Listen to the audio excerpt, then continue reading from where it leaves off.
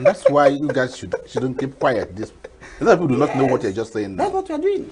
Then the governor is a workaholic governor. He came and bulldozed all the streets. Who are those working on those construction sites? People of ENUGU. Who are those working on the bridge construction, culverts? People of ENUGU. Who are those installing the CCTV cameras? People of ENUGU.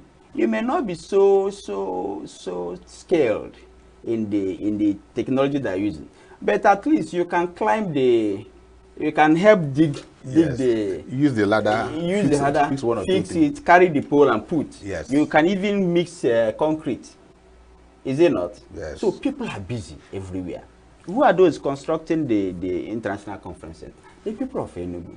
The people doing the ties, the people doing the painting. And then you find the petty restaurateurs No. around there supplying food and water and all that. Somebody who used to cook at Ogbe and couldn't finish his sell, so we'll come to international conference center and begin to sell there. And people are busy. That is actually how to rejig the economy. You don't rejig the economy by praying. You don't rejig the economy by shouting. You don't rejig the economy by speaking grammar. You rejig the economy by engaging in activities that get people busy. Because I'm going to ask you, because our time is ticking, I'm going to ask you a simple question. It may not be that simple, but of course, in the performance of these duties, and knowing that you took our revenue from 2.3, 2.4 to 5 billion now monthly, like I said before, it's a quantum leap. You must have faced some challenges. It is not all smooth as you are saying. Yeah, it's not at all. So, can you just share a bit of it? And how did you deal with those challenges? Oh my God! As briefly as those challenges, you can't even finish it. You can't. Yeah, I know they must be there. You can't. No matter how you try, you can't. Let me just say, the challenges you have is not actually the challenges of the outsiders. You also have massive challenges of internal people, internal sabotage, even within your office, who are telling you, Oga, this is not how we used to do it before. Don't know there's a change. Nobody believes in those changes. They will just say, this is not how we used it to do it before. I've been here for 20 years. Why are you changing it? Are you getting me? Yes. So when you stop contract, a word of contract for revenue, somebody comes to pay 2 million naira, goes into the field to collect 200 million. You say, no, please don't enter there again. No, somebody will come and tell you, who are you to say that? I signed this contract. You can't do that. I said, no. We have gone past this stage of awarding contract for revenue collection. The person can be our agent. He collects, and we pay percentage on what he has collected. I get it. But not give him a contract, he pays 2 million, goes to the field, collect 200 million. We cannot do that. So these are some of the challenges. So how do you survive the cabal or the cartel? No, I did not. It's not that I survived it. Everything is about the political will of the governor. Okay, I now get that. Anywhere you see all these kind of challenges, people coming to bring in their way, it's just about the political will of the governor. But you know that the governor of the state is so determined to assure revenue sustainability for Enugu State. And that is our saving grace. People may tell you that we are very stubborn, we don't hear. No, it has nothing to do with stubbornness. But the willingness of the government to make money, sustainable revenue for the state, that is everything that has helped us. But those challenges are not ending, I hope you know. They are not. Because even some of the community leaders still hold swears in the village. We are collecting 200 in the villages, village market on market days. When you go there, some will begin to call everybody they know in the state. Why should they come and collect this money from the poor women? I said, okay, let's go. Let's go to that market. You go to that market, you see that the village leaders are busy collecting money. That in the same market they say that the women are very poor. Okay, you just brought a sore point. I was going to, and that part of one of the biggest issues that somebody raised with me when he saw your flyer. Yes. He talked about what he called, quote and unquote, unfriendly taxation in Enugu State. He said, you will not go to the villages and collect money from them. And he gave an example. A woman selling pineapple in my village He said, the road to that place, I don't know whether you looked at the road you took when you're going to the place. You looked at whether they have electricity in the place you're going to collect the money. And so they are struggling to make a living. And you are now asking them to pay 200 when services, that's ordinary that you should make it a lot easier for them. You said, for example, in developed climes, that taxation was a normal thing. Yes, because every social services they needed to get already in place. You hardly find them still struggling with untied road and all that. No, I don't want people to go into that sentiment. The question is, if you continue to allow it to remain the way they are, and fail so to what collect, services do they get to collect money? What services do they get wait, for the money you're collecting? If you fail to collect money, yes, and you leave them the way they are, how will the place be developed? You need to. Have you made them a promise what you're going to use the money to do? It's not about making promise. The blind are seeing what is happening in those villages. That village where you see that you say the road is unmeasurable. One of the groups in listen. What happened in Naku? There is a smart school going on in that village. Where is the money coming from? There is a tier 2 hospital going on in that village. Where is the money coming from? Not all villages, sir.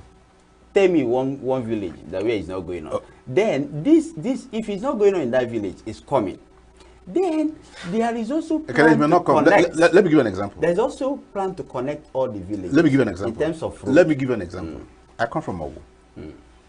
And there's a ward called ENUGU ward. Then went to Ogunta. It's almost 15 kilometers to Gueme. Okay. It's one ward. Good.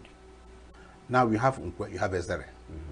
They may be about 10 kilometers away from these other communities. Good. One is closer to Uji River, one is closer to Lokpanta. Good. If you build a smart school in Ugueme, the man in Nenwenta and Ogunta will never see it because it's almost 20 kilometers away from them. That is something I will tell you. It has a solution. Tell me.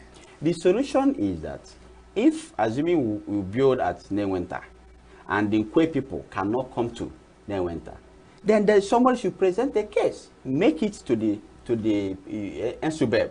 They will go there, see the terrain, and they again present a proposal to the governor to approve another smart. Do you know this matter has been present? I hope Anyama will be listening to us. When he appeared on my program, not this one, with Nwobodo, Yes. Obu Nwobodo, Yes. this matter came to the fore. And they said, in fact, it's a point they want to take to the governor. Because sometimes very good policies may not take into considerations local contiguity. So you find that place, you come to my own ward, Amole, Ubo, Owele, Ogugu ward, very big communities. So now we're having the smart school in Owele. My town is almost 7 kilometers to Owele. And Ogugu is almost more than 6 kilometers to Owele, the way it is cited. No, you can always make a case. My people made a case. I like this what you're saying. My people made a okay, case. so you had a similar thing in your place. Yes, now. In Amechido and Oluku, they are the same word. Okay. But Oluku had a challenge of survival over years. And again, they are also a bit far from Amechido. A smart school was approved for Amechido. This city, this town that had have challenges of survival over 2 decades, do you still allow them to continue to find it difficult coming to Amichilo for the smart school? Governor said no. Governor approved another smart school for Uruku. Do you know what you've done now? You have assuaged a lot of people's feelings. I'm telling you this, there are many wards. I'll give you an example. Mako, Budi ward in my place. If you know the distance between maybe where the smart school and where the other one Apart is. from distance, People didn't know. the smart school also has a policy that after a certain number of student intake, that smart school has to be separated and that smart school has to be built. There's a policy. The handlers of government or governance information management should take this down to the people. I'm telling you, I'm being very honest. It's causing some great disaffection, and these are unspoken disaffection that people may never know. But I thank God that you are here today, and you disabused. And you just told me the example in your own area. Yeah. So it's doable. It's doable. Okay, let me ask you.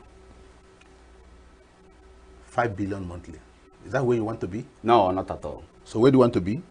Where I want to be is 21 billion. So what is holding you? What is holding me? What is holding you? Is ramping up some of our strategies currently. Like in our transport sector, informal sector tax collection, we have not. We are just moving a step. The way we are moving, we have a lot of fight back in the villages. Like some of the villages are not allowing collection in keke, collection in okada. I get me. Yes. So it requires going for enforcement. Where all this enforcement, our people need to buy into it. It's not all just enforcement, because we have more than 1,500 within the ecosystem. So asking us to employ more, it may be going beyond our capacity. And again, we have also advertised for jobs, which we have started the recruitment, because we need to inject new blood into the Internal Revenue Service. We'll get there. We will surely get there. Then the issue of capital gain tax, where people don't come to land to register their land for us to collect the land use charge. We need to go and meet them where they are building their houses. Yeah, because they said when you spoke earlier, you talked about affordable affordability. Yes, they're saying no, that's out of the way. That's why they're running away from it. No. They said to get CFO, get permission to do all those. That is just I don't think it's too exorbitant. It's a matter of well, if you know, matter of buying into what government is doing. You know what's happening, but if you know the current economy I of know, the country. but I also want to let you know that land is expensive in ENUGU. I can't see why someone should buy a land of about 100 million for the rich ones within the city, the metropolis, and we are asked to register it probably at 10,000 naira per square meter, and you say it's too expensive. Somebody goes to Abopa to buy a plot of land at 30 million naira, and we are asked the person to register it at probably 2,000 naira per square meter. You say it's too expensive because you are paying to the government. This is just the sentiment we have. I don't know where. But never mind. Let me tell you. I don't know where it went. What happened? You know, I used to be MD of Housing Corporation. Yeah, serious. 99. Okay. 2001. That's when the Gulf Estate was started. It was Tuba Junction and the rest. Go back and check the allocation to those plots. I already did a personal memo to the governor. Say governor does not sell land. Governor allocates land. Yes. No, find somebody who has an allocation paper in Gulf and find the amount that was paid for it. I don't know why they have commercialized it, but that's a story for another day. Our time is running. I'm going to ask you perhaps my final question, because you really enlightened me on a few things that have bothered me, and I do hope that our viewers will also agree with you. Okay, I want you to give an advice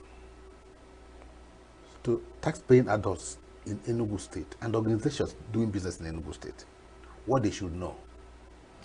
Let people not run with the idea that somebody said, I pay costs for my land in Enugu, and the Kenyan is coming to collect another one in my village.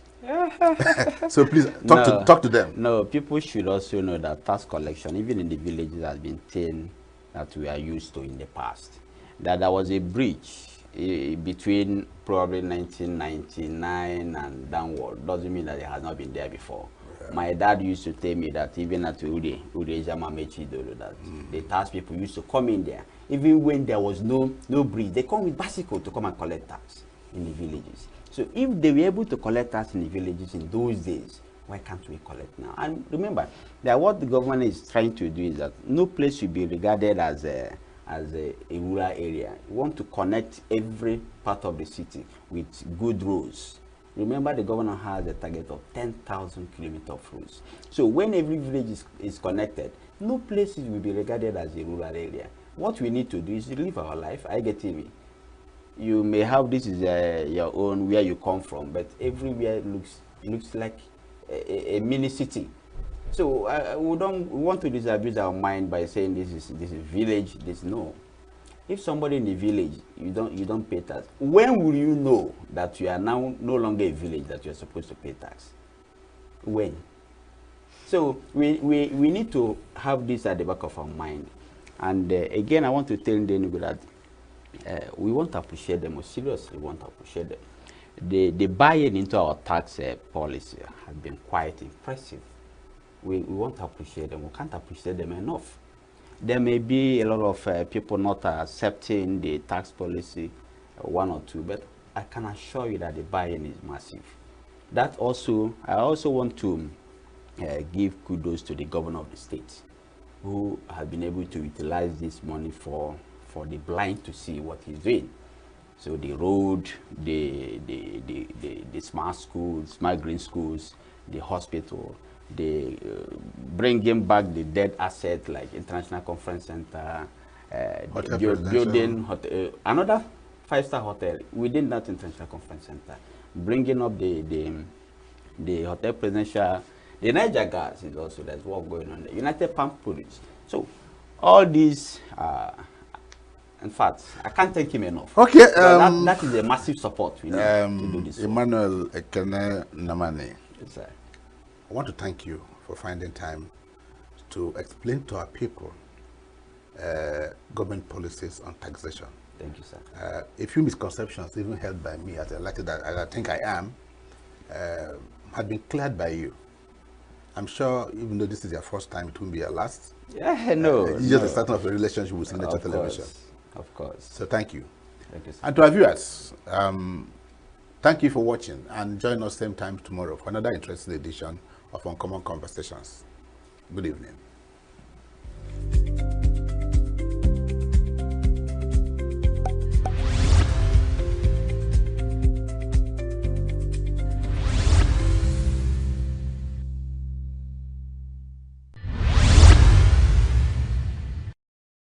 Why is it? How is it that the furniture market is booming? How is it? Why is it that the electronic market is booming? It is because of corruption. We have to face it head on. There is corruption in the land. Very serious corruption is embedded in our system. Why is it that in a country where a lot of our, the majority of our population cannot afford three meals, in fact 2 meals in a day? Where do people get all the money with which they are buying all the things that you mentioned? Furniture and electronics. Go to the automobile market. Go along Kubwa Road. Go around Nigeria. You see how people are buying obscene cars. Okay. And so on and so forth. When people are facing a real crisis of existence. Yes, you cannot legislate people to go and die. You cannot make a law that everybody that LG should file out and go and die in Nigeria. You cannot make a law that Honda should file out and go and die. How do you mean? What I'm saying is that even Dunlop that was here had gone. And other companies, why are they going? The environment of doing business in Nigeria is very, very hostile and bad. And we can handle it. We can change it. That is the starting point. It's not by legislating people to death or legislating corporations to go and die, because this is a dying field for corporations. We need to make because of corruption, because because friendly. Do you have rules to drive on? Do you have security? Do you have what do you have? No. Do you have the look at our credit system? I was a banker. Look at our credit system. How much access do people have to access capital for doing business? You don't have any access. Our banks are irresponsible. The banks in Nigeria are totally irresponsible. I was a banker, but I'm embarrassed about the kind of irresponsibility of our banks. They are just milking the people and are not helping the economy at all. The banks are the facilitators. They are the energizers of economic development. Without the banks, there's very little the economy can do. But the banks are not helping, and nobody's talking about regulation. I should suggest, I should rather say that the central bank should come down on the banks very heavily. Let them become responsible. In other crimes, you have banks handhold little micro companies, incubate them, and then grow them. In Nigeria, it doesn't happen at all. Yeah. The Nigerian companies, they lend only to the people who they think are big. But some people who are small sometimes before they become big. And what do those people do with it? Do they produce anything that we can see? But the small and medium scale enterprise sector, that's the engine of growth. If we don't encourage them, that's not where we are going. That there are things that this government, our government, must confront. For somebody to bring business in Nigeria is the thing that will help us to survive. So you don't allow you don't give the person any room of incentive. Nothing like an incentive exists in Nigeria. They tax people to death in Nigeria here. There are multiple taxation. The government does not care.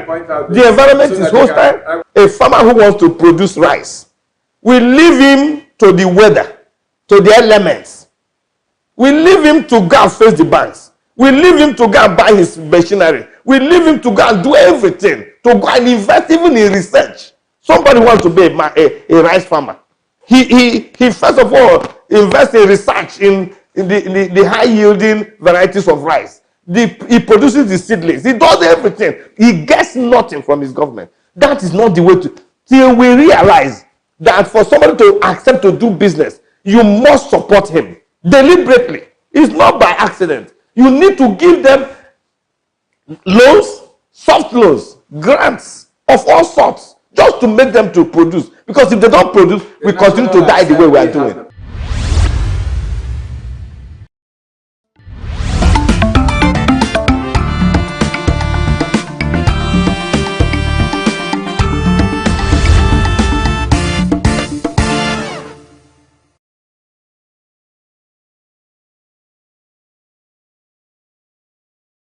When we talk about insecurity, it's not just on the road, because most times we might say, oh, this student has traveled and maybe the child was kidnapped. No, now what we are talking about now is um most of them, they might come to the school and abduct them.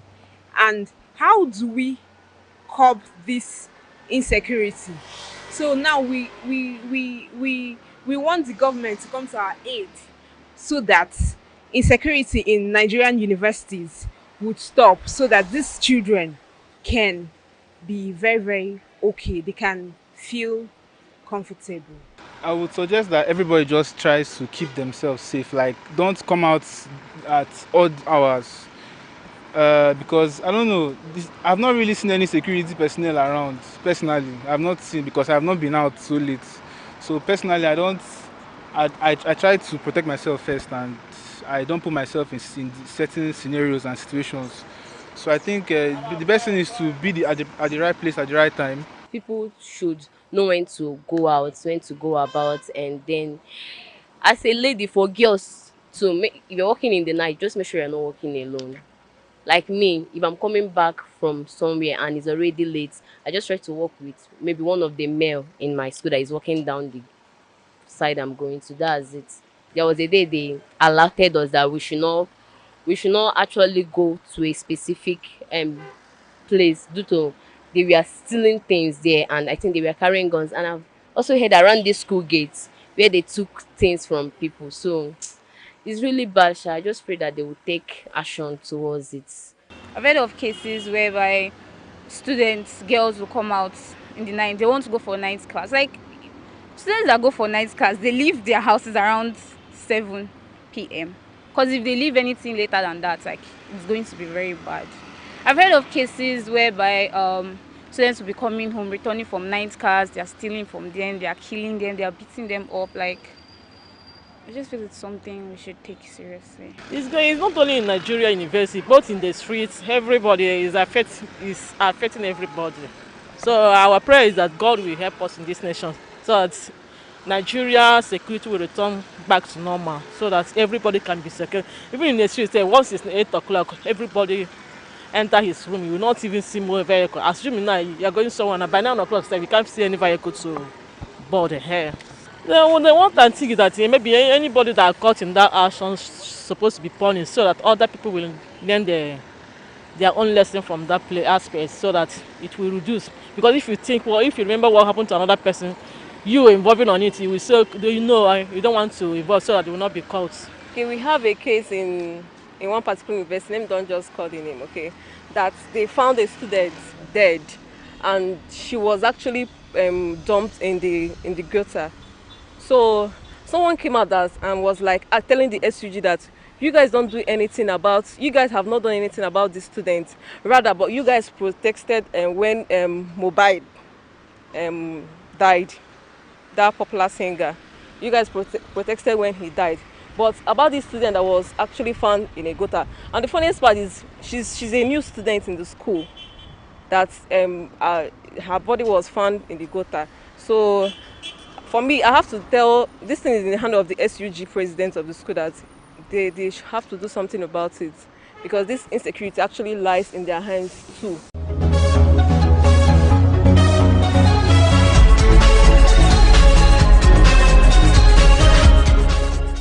There is a new fad in town.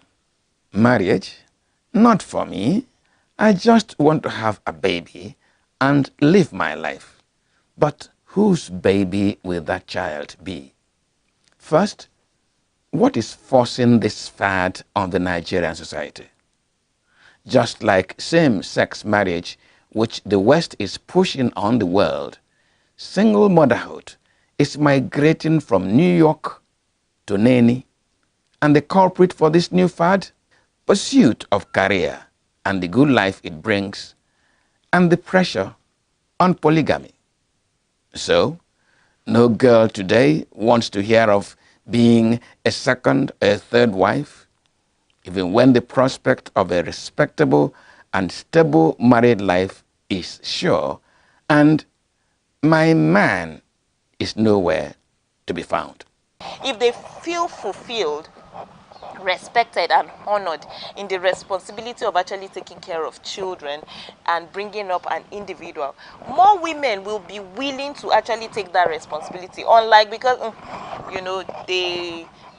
it's not a honor thing. Hey, you're a housewife, or you are only, it's not a honor thing. So a lot of them just wants to go for the career, go for all the other things, struggling with the men, because they feel that that's where the prestige is, as against, if I have brought up a very good child, my prestige is in that child, because my honor is placed on that child. To whom does the child of a single parent belong, since he or she does not have an institutional father? The child answers the name of her mother's father, but is he really his child?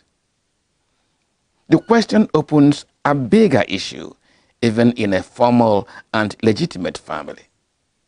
Between the man and the woman, who owns the child? From different passages to the Bible, a mention of children in the Bible is hundreds of times.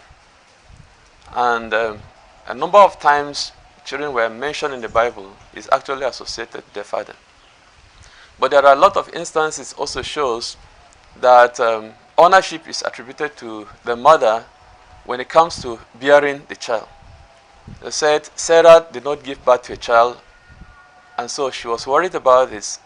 But we could understand that even Sarah herself was saying that she will want to bear a child for Abraham. Herself being a mother was actually concerned about giving a child for her husband. So by what she is saying, even as a woman, she's attributing the ownership to the husband. So there are a lot of instances in the Bible, you see a woman crying for a child. But at the end of the day, you will hear the same woman saying, I want to give birth to a child for the man. Islamically, the woman, she's having the upper hand, because the father rank is around number 5 when we talk about the arrangement of those that can take care of the child in a state whereby there is problem between the husband and the wife. So the first person is the wife, which is the mother, except if that mother is not responsible enough to take care of that child, thinking that the child should be given to her, maybe something bad or negative may happen in the upbringing of this child. And so the children are ascribed to the man, and the religions decree so. Outside of religion, our patriarchal society gives the children to the man. And so there is a Barack Obama, a Winston Churchill, a Vladimir Putin, and a Muhammad Buhari. But in reality, does the man own the child? And in contributing to the makeup of any human being, does the father play so much role as to be ascribed the ownership of the child? A child that is not good is for the mother. So the mother owns a child that is not good, but the father owns a child that is good. But the question people would ask is, who trains a good child and who trains a bad child? Who? It's the mother. So the father is just taking and identifying with something that has been trained by a woman as his own, like you said, by mouth. It is taken for granted that a person's genealogy should be drawn along the father line. And so, A begat B, and B begat C, all father lines. There is, however, evidence, both psychologically and medically, that though the physiological makeup of a person is 50-50 between father and mother, the emotional makeup of every individual derives more from the mother than the father. Again, if you go back to psychology, the woman owns more power on the life of the child than the father. If a child is, so let's look at adverse childhood experiences. When the woman is the one who has the problem, the child is more likely to grow up damaged than if it is the man who has the problem. So if a woman has a mental health issue and the man has a mental health issue, the woman would affect the child more. If a woman is being beaten in a household where there is domestic violence, the child grows up with a problem. If it is the man that is being, dealt with in the marriage, the children will still struggle and struggle. Maybe he's a man, he should be able to have power over himself. So a woman owns more power, and I think that's why I agree with you that women should be more empowered, because they are the ones who make up the society. No, I disagree. The the woman's contribution to making a child is not dominant. There has equal, even the man is the one that determines the sex of a baby. For example, if a woman is pregnant and is going to have a child, a male child, the man contributes the Y chromosome that makes the child a male. So the man determines the sex of a baby. Having said that, on the matter of intelligence, I doubt it. I debate it, even though there are studies to prove that. In my own case, and those of my siblings, we picked our intelligence from my dad. Perhaps because my mom was not as educated as my dad. But even naturally, I knew my dad has this native intelligence, even with or without his education.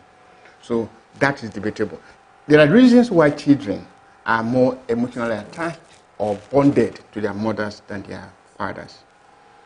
For instance, while in the womb, the child is carried there for 9 months. The father has no role to play. And the child gets used to the sound beat of the mother, of the hands of the mother. So much so that when the child is delivered and the child is crying and the mother carries the baby on her chest, the baby says, "This is home," because the sound of the hand becomes familiar. Then, having said that, the child is also fed. Doctors advise mothers to put their babies to the breast as soon as they are delivered to create a bonding. And this bonding goes on for 1, 2, 3 years. Besides, the father doesn't play, role in raising the children, because most times, most fathers are absentee fathers. They leave home in the morning, they return late in the night. So there's no time to impact their own,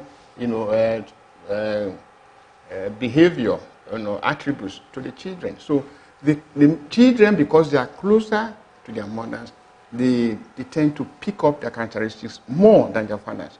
So it does not in any way, detract from the fact that the father is the owner of the child or contributed equally to the making of that child. So, is society fair to glorify the man than the woman? And why do people not answer Dr. Abdullahi Rukayat or Chief Mwabweze Ngwanze? Mothers' names are surnames. Part of the world, in Nigeria, we adopt the patrilineal system of inheritance. In places like Ghana, it is a matrilineal system. Now, there's a reason for adopting the patrilineal system, because we here marry our wives. We pay the bride price and do all necessary rights, and then you become our wife. So the product of such a union should be owned by the man who has a. It's like when I invested in a company and it comes out, and the profit comes out. I should benefit. So that tax belongs to me, not to somebody else. Who I settled the parents before I married home. I'm not saying mother does not have a part. They are also part owners. I'm not saying that. But the major owner, the have majority shareholder and minority shareholder. The majority shareholder of the child is the father. Maybe with the fad of single motherhood catching up, and with both medical science and psychology identifying the mother as contributing more in creating individuals in society, the mothers may have it, getting their due for all they do for society. And so here come Bola Ahmed Magaji, Peter Okute Agnes, Jeremiah Obafemi Mary, and Benjamin Nnamdi Rachel.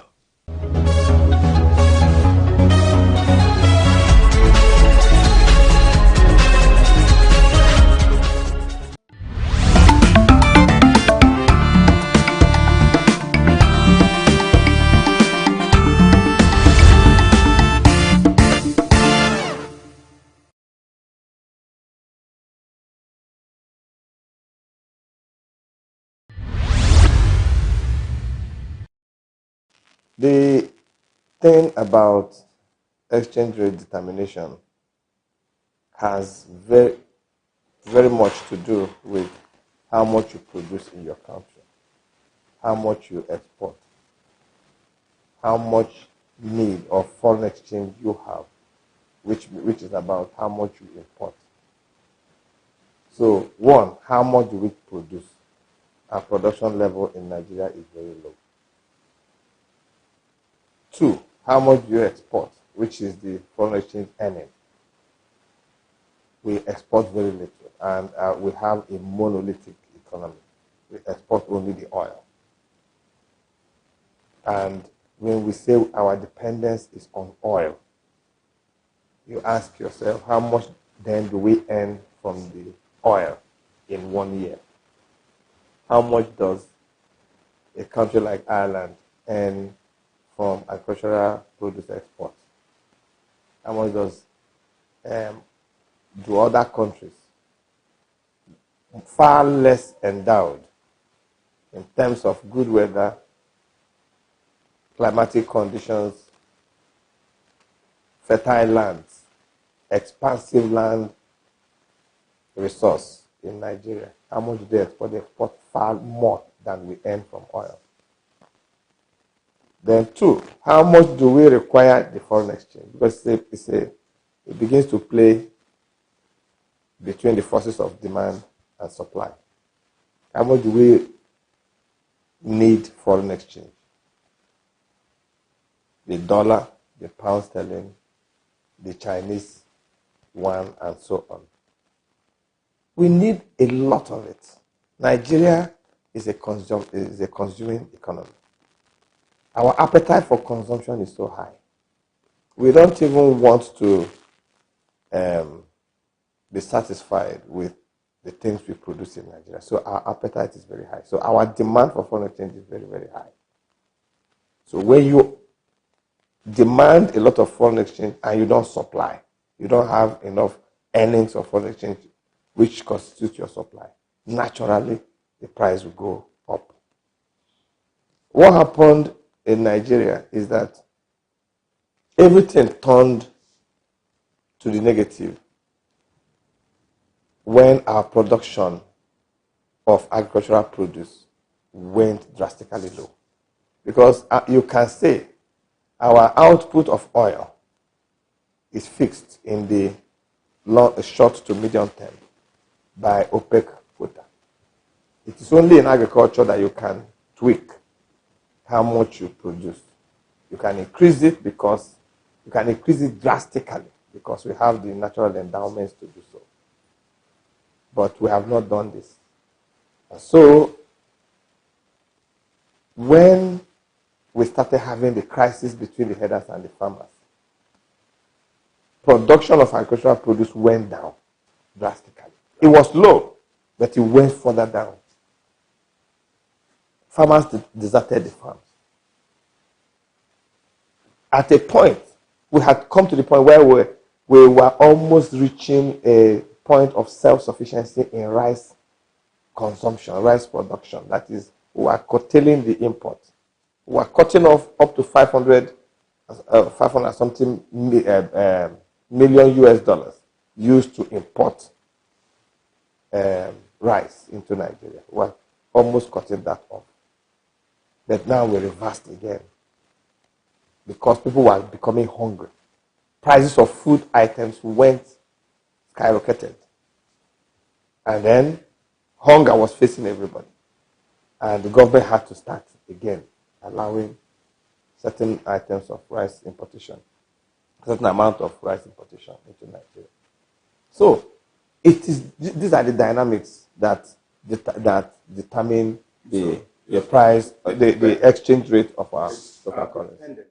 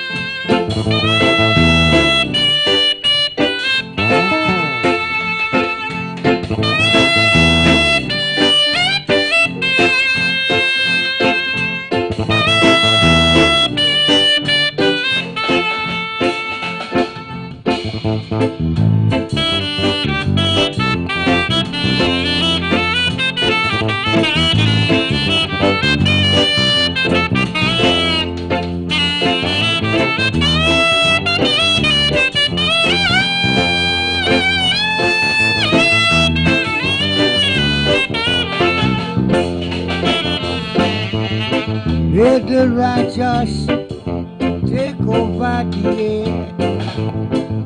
Let the righteous take over the world. Let the righteous take over the earth. Let the righteous take over this wicked world. Let the workers of iniquity be chased at the creation. Oh Lord, your righteousness. Oh Jah, your righteousness.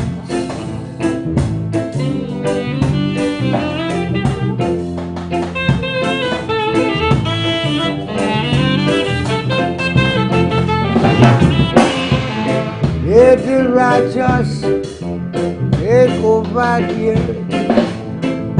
Let the righteous take over the world. Let the righteous take over this wicked world. Let the workers of iniquity be chased at the creation. Oh Lord, your righteousness. Honorable the house is your one. Oh righteousness.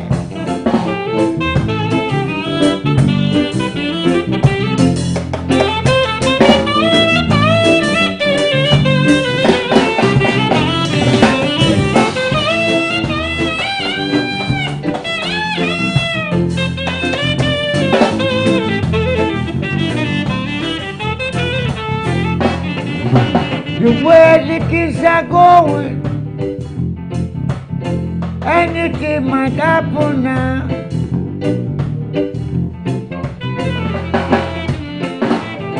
Unrighteous people, they turn it in upside down. Unrighteous people, they turn it in upside down. Oh, what a great confusion in this time and generation. Oh Lord, what a great confusion. Oh Jah, say what a tribulation.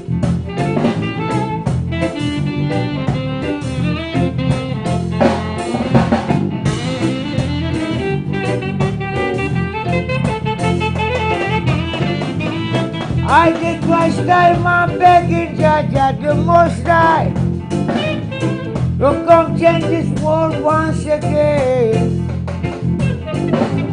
Let the righteous people take over the earth, like the water take over the sea. The birds in the sky take over the trees, over the earth. Oh, righteousness, over the world, oh, righteousness, over the earth, over the world, oh, righteousness, oh, righteousness.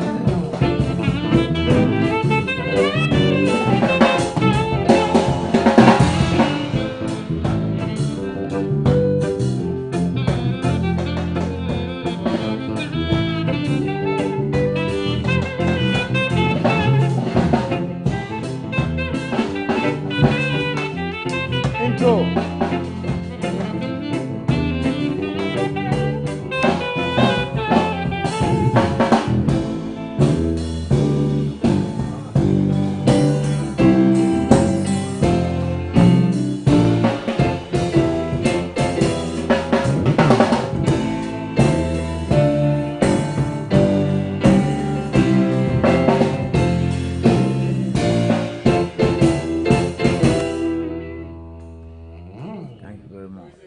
We say Rastafari. Yes, sir, yes, sir. Well, that's Jack Fashak. Yes, a phenomenon. I mean, the guy never changes. Yes, and that voice, you know, you could only liken it to one of the artists of blessed memory, Robert Nestor, otherwise known as Bob Marley. Great, man. What a wonderful night. What yes, a wonderful night. I'm feeling irie, as you know, the Jamaicans. We have to. So, Majek Fashek. Yes, sir. The rainmaker himself. Yeah, brother. Good to have you. One love. The prisoner of conscience. Yeah. Welcome. Please. Yes, one love. Hey. It's so nice to have you in our studios this evening, and with such lovely music. Thank you. It's been a long journey up to this point. Thanks to the Honorable EJ, you know, for inviting me. Yeah. To see the brothers, you know what I'm saying? Yeah. You know one question I've been dying to ask Majek. Majek, how does it feel to be Majek Fashek? Yeah, it's not easy to be Majek Fashek. You have to go through pain, trials and tribulation. And when you go through trials and tribulation, you stand firm, like, you know, the Rastafari, like you say, Rasta man. Yes. You know, there's no easy way out. You must go through trials and tribulation. Tell us a little bit about some of these trials and tribulation that you have gone through, that have made you Majek Fashek. Yeah, you have to go through pain, trials and tribulation. EJ EJ brought me first from America, Honorable. Yeah. You know, what's the name of your brother? Mahmoud and Obiora. You see, the trials and tribulation is going through temptations of life, you know what I'm saying?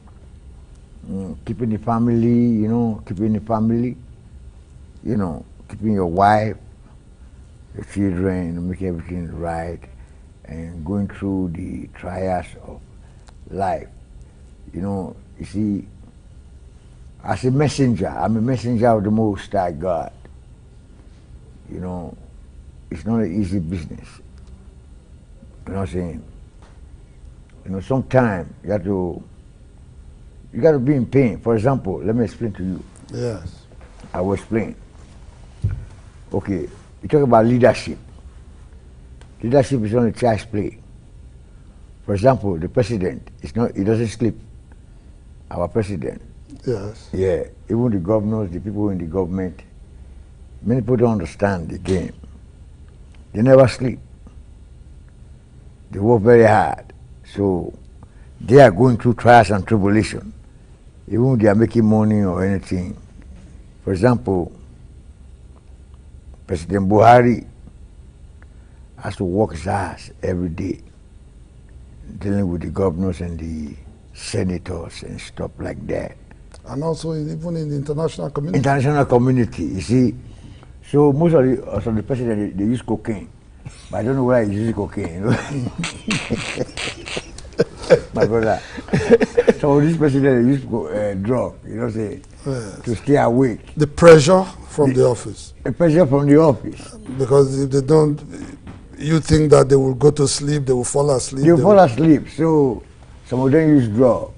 But I don't know whether President Buhari uses drug anyway. I don't think so. Our president does not. Yes. So most certainly does not. He doesn't use that. Yes.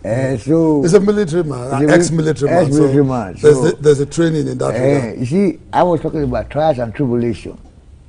The trials and tribulation, you know what I'm talking about right now. Leadership is a pain. Trials. So you see yourself like a leader? Yeah, I'm a leader of the Prisoners of Conscience, movement of Jah people.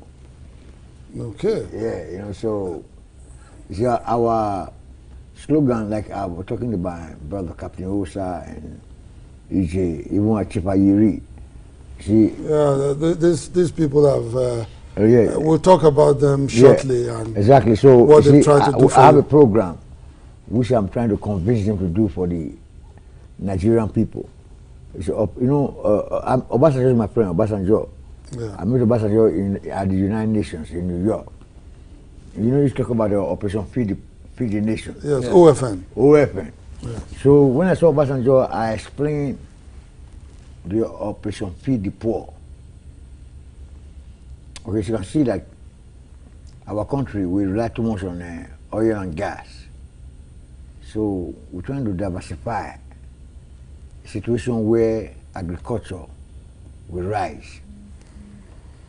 Because, the poor man doesn't need too much thing. He just need to have normal This meals, three meals a day, exactly. A roof over his head, and some clothes on his body. Take care of his wife and kids. Yes. You know what I'm saying? So our government must try not to underestimate the poor. Because if you can see from the background of all these great men, most of them were from the ghetto. I don't want to mention names. They came from the poor background. That's correct. And become somebody. So what I'm saying is that right now Nigeria situation, I pay for them. I'm supposed to be in the States, but I pay my dues in the States because I stay almost 25 years in America. So going to America will not solve my problem right now.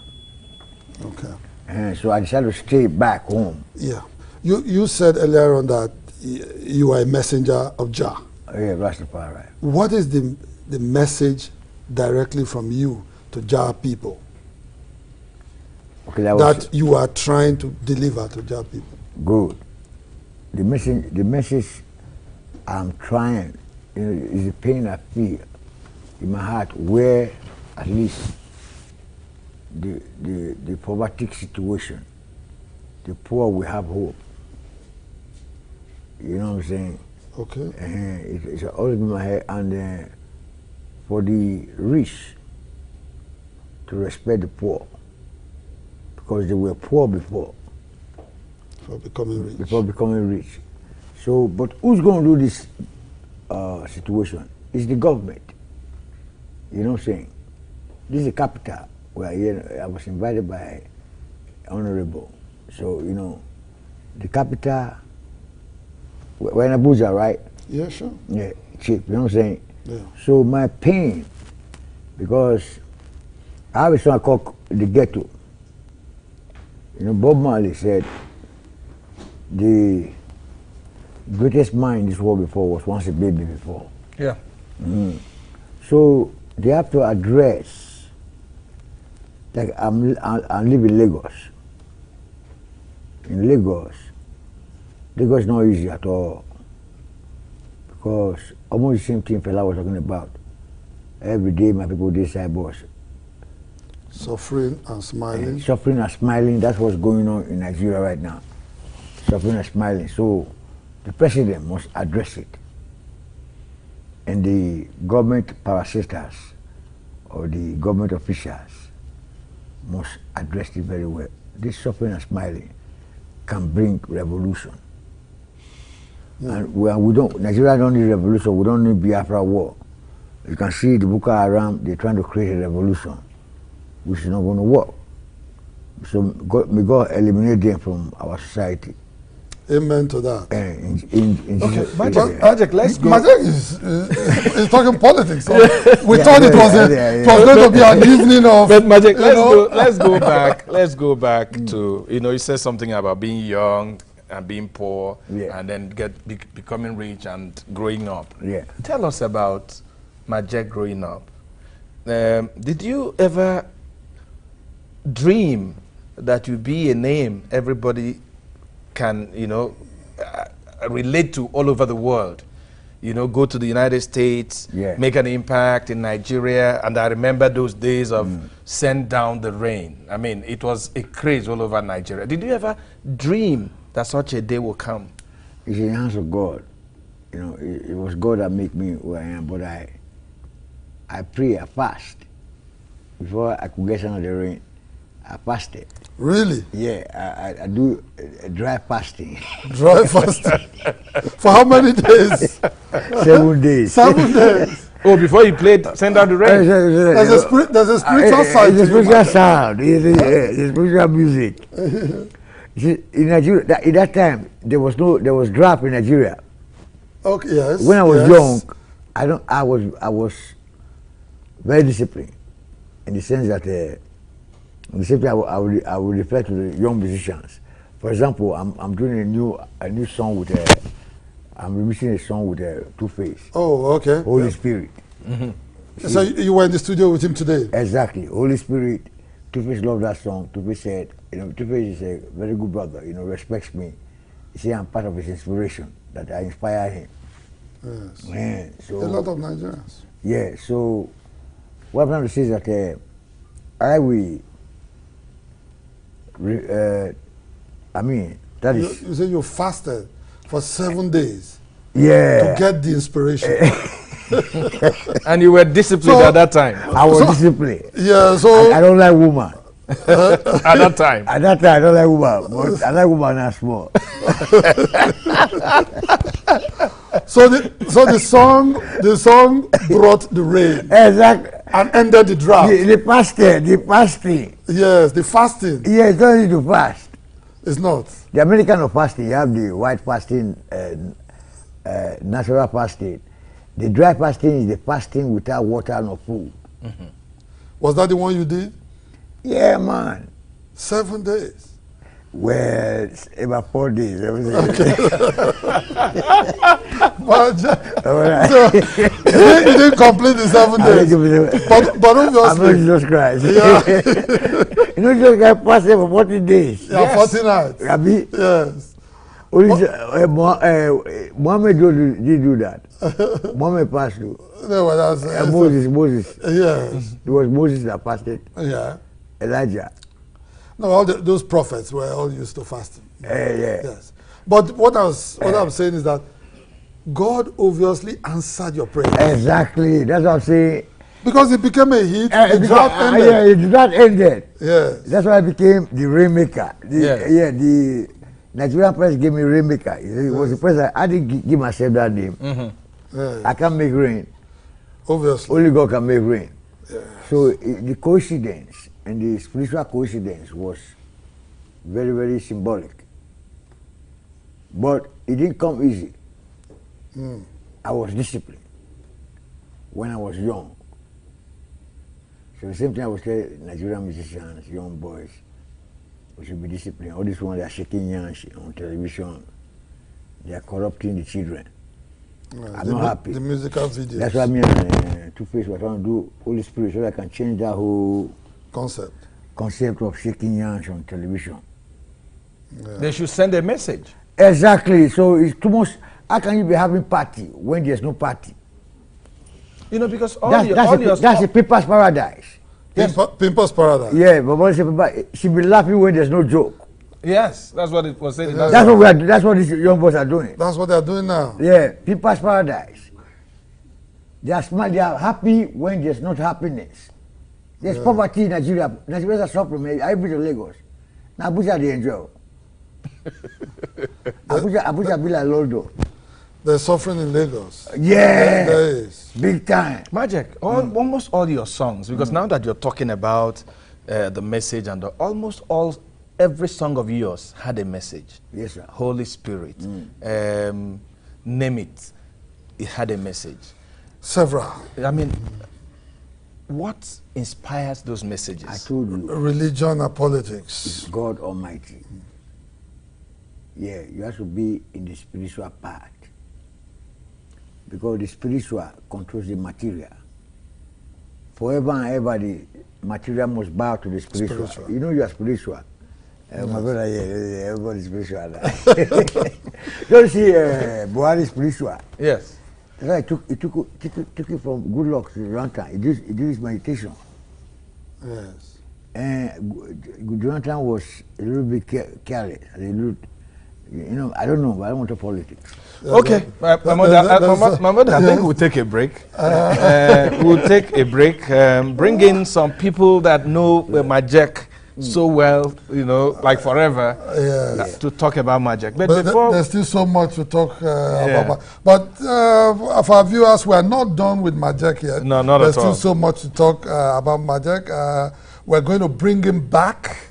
We just want to talk to some other persons. We're going to bring Majek back. But I thought he was going to the bandstand while we are bringing them in.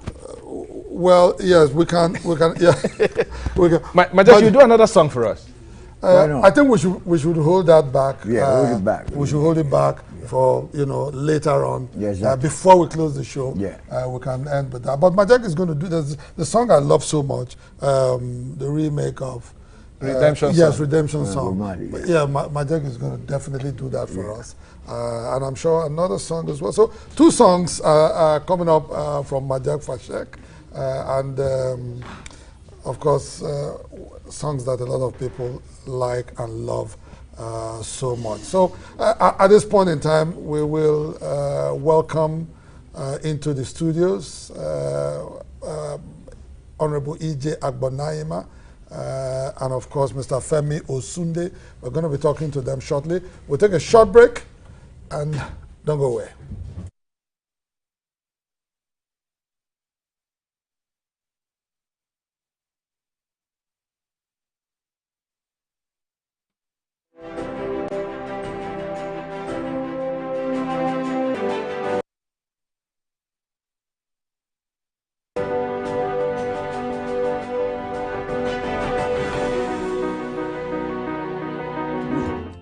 What do you have for him? Panika was with us for a while.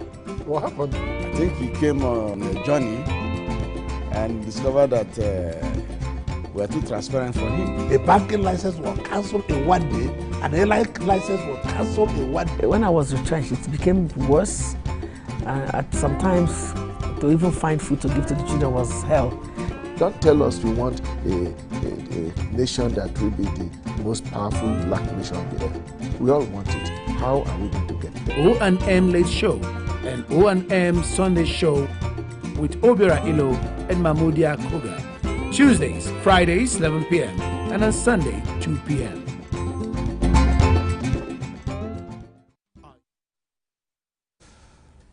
You're still watching the O&M Late Show, and tonight we have a wonderful guest, big guest, Majek Fashek in the house. But there are a couple of people that have known Majek for so many years.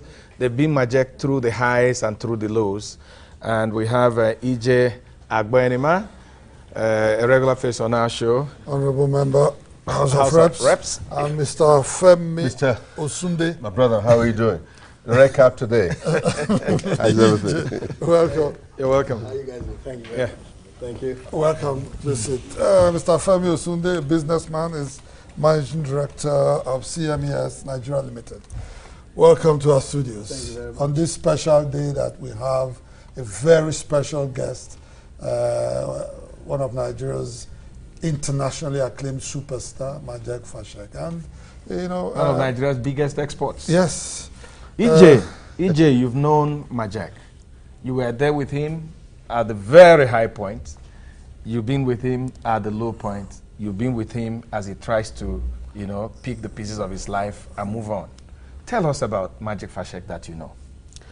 Well, like he rightly said, with God, all things are possible. All things with God. But with you and I, with we here on earth, many things are also possible, positively.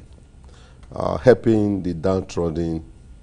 When you see your brother or sister going down, try to do whatever you can to raise him or her up. Not PhD, I call it PhD, pull him down syndrome. Majek Fashek, today, a lot of people will wonder what happened. It does happen. It has happened to many people, even in America that I lived for almost 27 years. And he lived there for many years with his children and his family, that people worship him. You know, looking at all, talking about Alan Record, you know, Mango, Bob Marley, record label, Sony, they were all running after him, begging him. He was signed. He had a major contract. But unfortunately, when you want to look at all international artists that are popular or those that are living and dead, you will see they might have passed through one things or the other in terms of going down and rising up again. Some goes down and never rise up. Yes. In terms of, you know, they engage because at the point start taking, you know, drug, drinking. Look at Whitney Houston. Look at Michael Jackson, for instance. Jimi Hendrix. Name it. And look at Bob Marley. You know, they were always trying to get high. It is part of the entertainment world. If you go to Hollywood, you will understand that that is the game of the day. But when Majek got to America, America played a very, I would say, positive role in terms of trying to help him because he became a superstar. Untouchable. When you watch him on some of the programs, you see thousands of American, black, white, red, yellow. You see them coming out, trooping out just to watch Majek. They just want to get hold of his garment and all that. But what happened? That is what I don't know. But today I am happy. What is important? It is not how far, it is how well. That Majek is back, and I'm happy to thank those who supported people like Captain Osa Okumbo, my brother, my friend Ayeri from Delta. And God also used me. When I saw the situation, I went to New York. When I was told what he was going through, I brought him to Houston to stay. You know, and at the time I brought him back to Nigeria. So I think Nigerians have someone that the world treasure. Bob Marley is no longer here. Lucky Dube is not here. This is the living legend still living. And we must do everything to protect this young man, to support him. And I'm happy what Two-Face is doing. Just left studio today, doing a very wonderful collaboration about Holy Spirit, the song. Holy Spirit. Once you hear that music, it thrills you. It's very spiritual. So Majek is back on track, and I'm happy that I have to thank all Nigerians who have been praying for him and supporting him, and the media also have done well in letting him know that he's loved by all. And giving him a second chance. Yeah, second chance, you can call it. I know you are from Edo State. Yes. Majek, of course. A lot of people don't know that it's just his mother that is from Edo State. But he has identified more with his Benin roots than, the Yoruba side of him. So the brotherly love, you are from Edo State, and a lot of people from Edo State, always look at Majek Fashek as a brother, as one of their own, and so tell us, Zasunde, how, people from your state, you people plan to sustain this rehabilitation of Majek Fashek to ensure that he rises again and become the superstar. Not rising again, he's already back. He's back. He's on track. He has risen. I will tell you this. You said Majek Fashek claims Edo State and all that. Mother is supreme. Identifies more. Mother is supreme. Okay. So when you were born, you're born into the arm of your mother. That's true. And you follow your mother when you were crawling. Even when you grow up, you're still following your mother. So you can see the trend. Majek Fashek, it's a national and international commodity, but we claim him as one of our own, and we're working very seriously with our brother, the Honorable, to provide a soft landing for Majek in Nigeria, to make sure that he gets back on track and get his career path on the way. Well defined, for him. Are there some immediate things that we are looking at? Some programs, some kind of arrangement that will facilitate, his quick journey back to the very top. Those programs and the plans and everything that we've got is still under wraps. We don't want to reveal them, but it's being spearheaded by EJ and some notable people, including myself. We are putting things together. You will soon start seeing what is being planned. Okay. How well is, there's been a lot of rehabilitation. How well is Majek cooperating with this program? Because Nigerians are looking forward to a sustainable program that will keep their darling Majek, on the superstar, road, and no going back again. How? Those of you that are close to him, how is he cooperating with that program? To be honest to you, Majek is a very humble. He's a humble person, and he's down to earth, and that's what keeps me always want to do whatever it takes to be there for him. He's full of humility and respectful, and he's not materialistic. Today, if it was someone else, Majek probably would be a billionaire. People have used him, made millions, even in America. Today, there's no city in America that they don't play Majek's music on radio. And he's still receiving royalty. But where does the money go to? It goes to, all those agents, ventures, collecting the money without him benefiting from it, up till tomorrow. And his record, his music are selling on social media. Just look at how much, if you go to eBay, how much people are buying. Look at the trend. So the man that they are talking about have nothing to show. But that is why today, by God's grace, we have a lot of people who have found, said, no. Look at what my brother did, Two-Face. He told me, he said, Majek is his mentor. And look, I was happy when I saw on television, channels, interview, you know, I was inspired that there's hope. There's hope. And I believe that there's a greater hope for the nation, and something good can come out of Nigeria. And Majek Fashek, like you rightly said, instead of oil, this is African Bob Marley that can make life for himself. And I want to also thank you for the wonderful support, and the AIT and O&M and yourself, and my brother, Akua. Also Akua he play music. I don't know if you know that. So he's also a musician. I love music. Okay. Sometimes we have to give back to people. That's what we're out here for. I think our band should be giving us some soft music with some Majek Fashek instrumentals while we wait to bring back Majek, talk to him again, and then some live performance from the Rainmaker himself, So, but EJ, want to thank you so much for everything that you're doing. Yes. Yeah, I also have to thank my brother, Femi Osunde.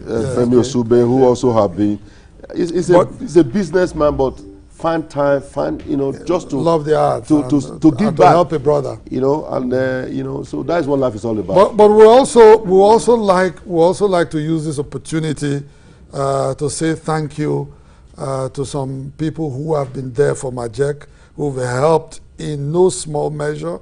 Captain Hosa Kumbo, Chief Ayere Mami from Warri, who of course found it within himself to ensure that Majek went to the last rehabilitation. And not only that, Two-Face, P-Square, and many of them out there. My brother this day, Nduka Begbana, and many a lot of people. We say thank you, to all of you. Thank you. Thank you to gentlemen here in the studios. Thank you so much. Thank you, Nigerians. EJ, you're going to close your eyes, right?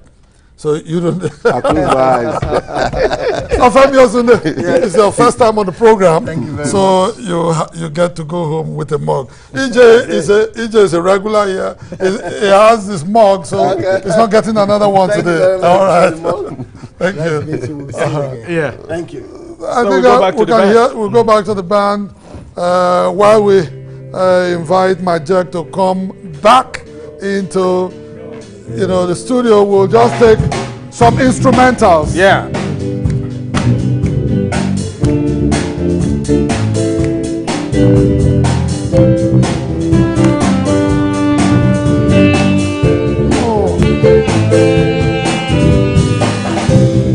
He wants to come on stage with his guitar, but he said it has to be on wire.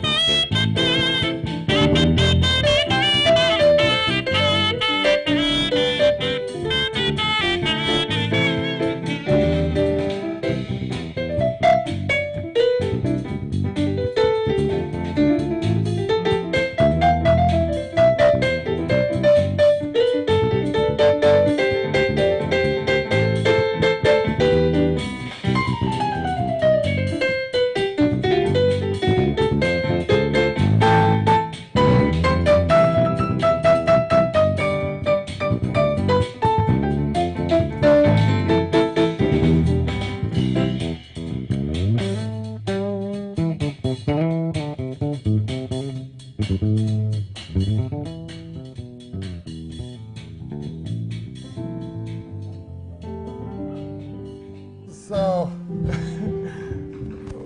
the band jamming. I wish we should just. Wonderful. Okay. Send down the rain instrumentals there. But we're back with Majek again in the studios, and Majek, we have the pleasure of listening to you do a redemption song. God is great. Yes. Songs of freedom. Songs of freedom. It's all I ever had. Yes. It's a very spiritual song. So let's go. Songs of freedom. It was originally written by the master. Himself. Master Bob Marley. Yeah. See, one good thing you know about EJ know the family of Bob Marley. I was very lucky. I've been to Jamaica. Yeah. I saw Bob Marley bedroom. Many people don't know that. Bob Marley is like Elijah. I'm Elisha. Okay. I have the double portion. You see, Elijah told Elisha, he said, Elijah said, because Elisha was the servant of Elijah. It's in the Bible, you see. Okay. Now Elisha was a true follower and very faithful servant to Elijah the prophet. You know what I'm saying? He make sure all the abagadabra, all the juju Elijah they do. That's what juju did. So when Elijah told Elisha, he said, God is going to take me very soon to the heavens. Then Elijah said, Father, how are you going to just go? What's my blessing? How are you going to bless me? Yeah. You know what I'm saying? I'm talking mysticism right now. Yeah. This is not cultism. This mysticism. Yeah. Well, cultism is a cult. Mysticism is mysticism. So Elijah blessed him. Elijah said, no, Elijah didn't bless him. Yeah. Elijah told him, when the Lord take me, if you see me, when the chariots of fire take me to the heavens, you will have a double portion of my power. And that's what happened to me and Bob Marley. People don't know. Whether anybody like that, I already stepped into Bob Marley, so I've done Bob Marley's work already. So I'm trying to be Majek. Yeah. Because I have a double portion. I've been in America, I've been on David Letterman. Yeah. Bill Clinton go to the Letterman. Yeah, sure. Yeah, you know David Letterman? Oh, yeah, sure. Good Morning America. So I entered Bob Marley school a long time ago. But I'm trying to be Majek Pashek. Okay. So which means I have a double portion of Elijah. I saw the bedroom of Bob Marley. So let's hear this.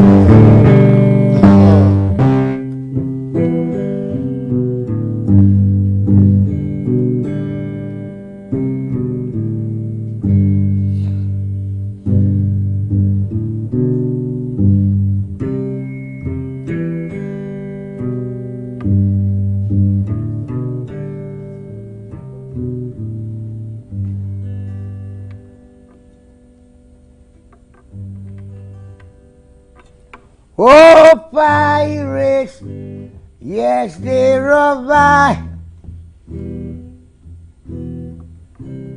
So that to the merchant ships,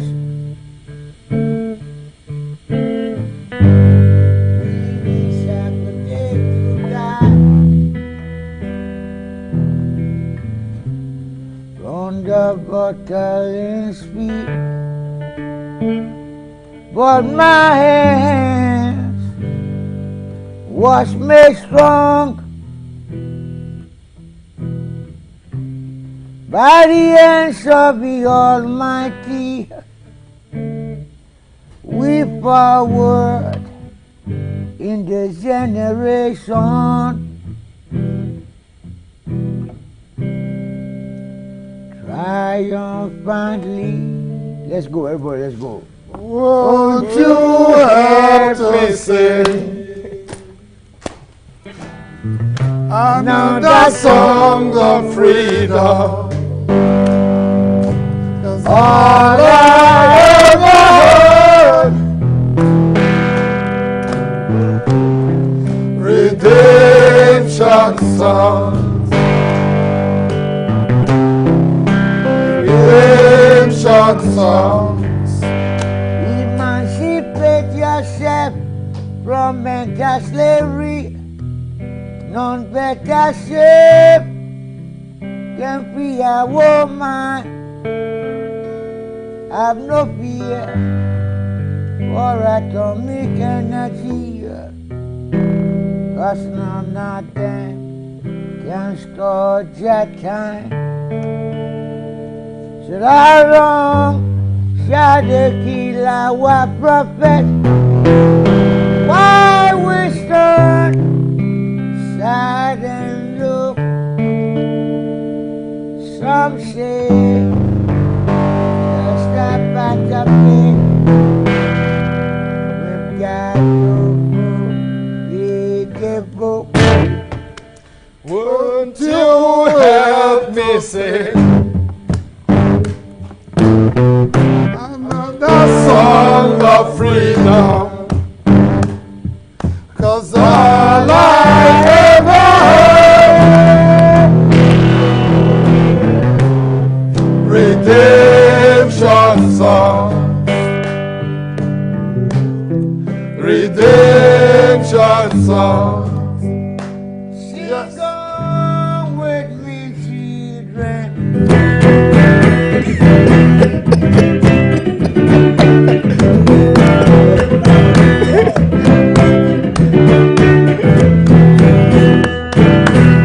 Come on. So Magic, what are we going to see now? You know, you rose up, you fell, you have risen again. What's that stumble? You don't fall. Okay, you stumble. I stumble. But Magic, I grumble. Magic, what went wrong? You know, a lot of people stay and put together. What happened to and you? What happened to me? Forget all this rehab. You see, EJ, the people with rehab, Captain Osa, it's not rehab. It's a mystical shit. It's a spiritual problem. You know, so my brother is a chief priest. He's a priest. He's my uncle. No matter what, I'm saying, you know, he spent money on me, you know, I don't care about much, you know. When Captain Osa took me to rehab, spent a lot of money. Nobody knew how Captain Osa did it. He an idiot. You know, I don't respect Ayiri, I use her brother. It's an underground system. So rehab, I have spiritual problem. Because I read the books I'm not supposed to read. Wow. You read the books I'm not supposed to read. But I hope you're not going to read them again. I'm not reading them again. The only thing, that's why I'm advising all the brothers that are reading some mystical books. It's just read only Bible. Yeah. Okay. All the only Bible. That's I'll stop there. Stop on the Bible. Or the Bible. Bible is a good book. I don't know about Quran, but Bible. Yeah, you know. See, books. Sometimes I read many books. You know what I'm saying? You know. See, rehab cannot solve my problem. You know, it's only God that can heal me. Yeah. So I get my healing from Jesus Christ. Mm. I'm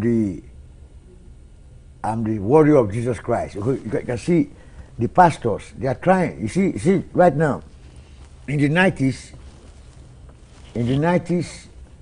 you have the, in the 90s, Nigeria was not very civilized like that. You know, are you listening, my brother? Yes, I'm with you. You know, but I must respect the pastors. In the 90s, in the 80s, 90s, Nigeria was still in darkness. But right now, as you can see... They brought people out from the darkness. Darkness, the pastors, the prophets, they brought back light to Nigeria. So, people that don't have hope... Now have hope. Hope. Now everybody's leaning onto the Bible. It's now the Bible. We are waiting for the Muslims to change their ways and stop terrorism. You can't, because Islam means peace, according to our President Obama. It's our president, it's our leader, you know what I'm saying? He's caucus, in a caucus. Yes. I read their books, in a caucus. Don't read it again, man. I won't read it again. Don't read it again. So, see, now, the people that are holding back the progress of mankind are the Muslims. I'm sorry, I'm not trying to criticize That's the violent ones. Yeah, the violent The Muslim. violent ones. Yeah, Yes. the violent Muslim. And Muslims supposed to be peace. So when the Muslim and the Christians, right now the Christians are doing their part, bringing peace. So the Muslims must unite with the Christians so that it can be peace. all over the world. And that's peace Just all like over that the song world. you did a Holy song like Spirit. Holy Spirit. Yeah. That's what we are doing now. Say, peace to the world. 7 angels are coming to come and destroy the world. So we have to be ready. Prepare your mind. Your reward shall be on that day. Your You know, reward. Majak, your lyrics. I think that's where we are very living. inspiring. Yes, that's where we are living. Yes, there's a beautiful song Majak is still going to do for us to close the show today. That is African Unity. African Unity. And I think the band should be getting ready because Majak is coming over. But you know, it's your first time on the show, so we will leave this with you. It's a small present we're giving to you for being on the show today. Let my boy Uzo. Yeah. Give it to Uzo. No, okay. Uzo, Uzo will come. Anyway, you are going to the band to give us. Yes. Uzo, my boy. Okay. Yes. So. So. If you want to promise, over here. I came all the way from. Okay. From Lagos. Who's also you hold this for the Rainmaker? Yeah. Because it's going to the bandstand now. And I think we can start hearing some of those the instrumentals. So Majak, so you we go will back take you to the band. Thank you, sir. Thank you. Yes, Africa Unity.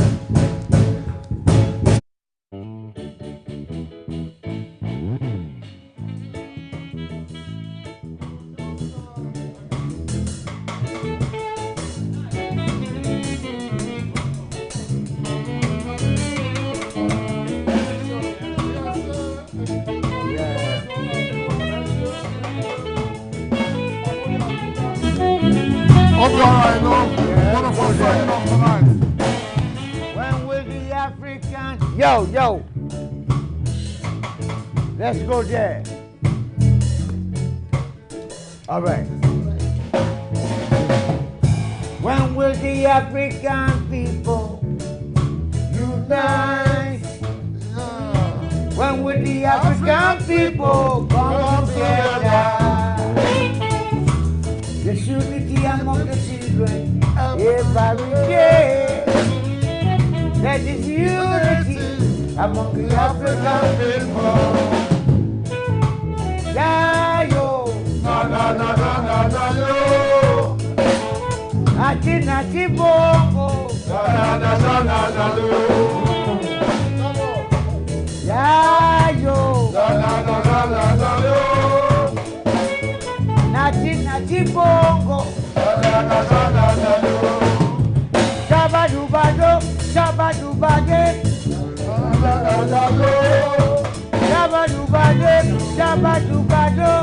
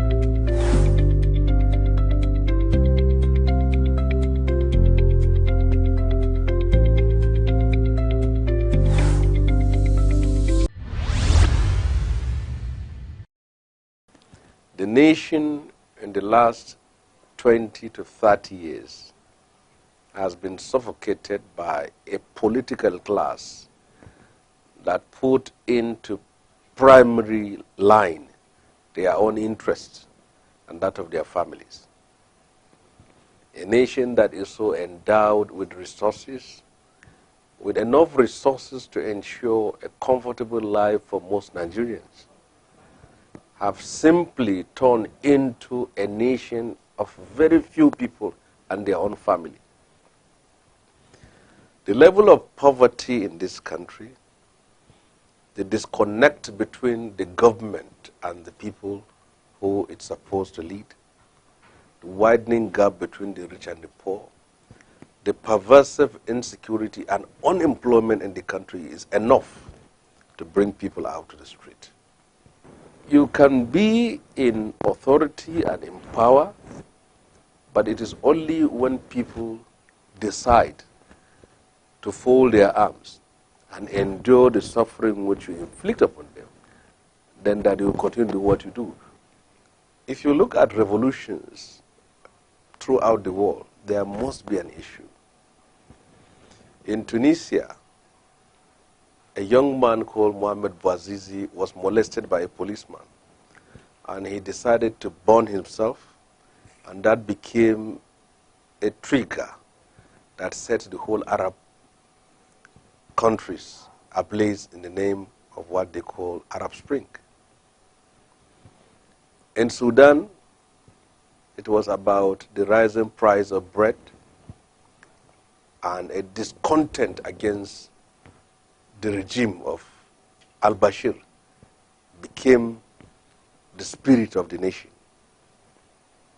People thought that from 2015, there will be a new spirit, a new order, a new government that will conduct the affairs of the state differently. But we have seen promises upon promises made by the present administration has never been fulfilled. And that is why I believe that our suffering, our hardship, our penury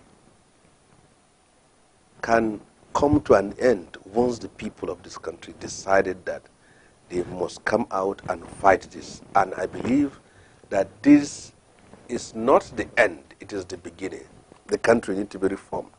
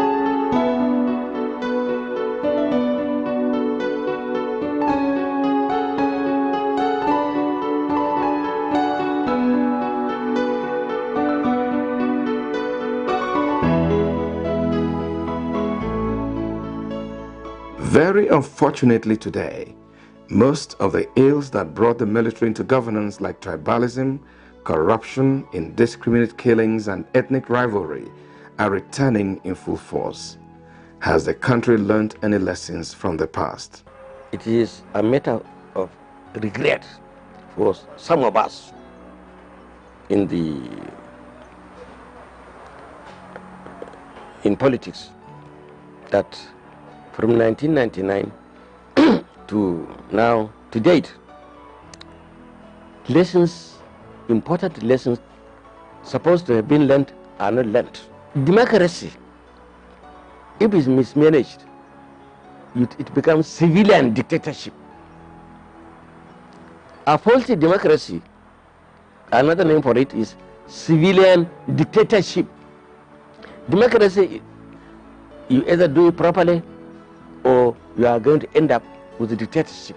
The separation of the powers has not worked. Judiciary, executive, and the legislature. It has not worked at all up till now. And once it's not working, then there'll be dictatorship somewhere along the way. And this is why the governors in their own states, they became unaccountable, because the state assembly, which is constitutionally to check them, have failed to check them. Or they can't check them because of the usual compromise. Rwanda was made up like this. The people saw it coming. Ethnic, religious warfare. Nobody there to stop it. Chaos finally coming in, dovetailing into anarchy. We saw Bosnia-Herzegovina. We saw the former USSR, United Soviet Socialist Republic. People say, oh no, it can't break up. Today, how many countries came out of USSR? Even Sudan here, less than 4 or 5 years ago, broke up into Southern Sudan and Sudan. Nigeria almost broke up between 1967 and 1970. It took one who has said he was going to carry out a bicycle expedition against the Biafrans from the Nsukka axis. 3 years to know that you can know when a war starts, but you may never know when it will end, and the consequences.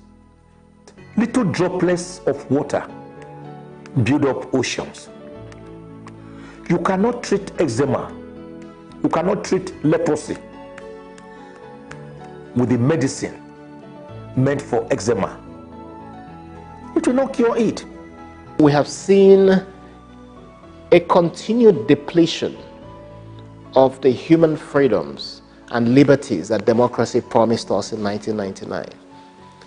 And the quality of leadership in the country has also continued to diminish, leading to the point today where the levels of the things we fought against are beginning to increase. The ethnicity issues, and don't mind the talk about fight of corruption, a lot of that remains.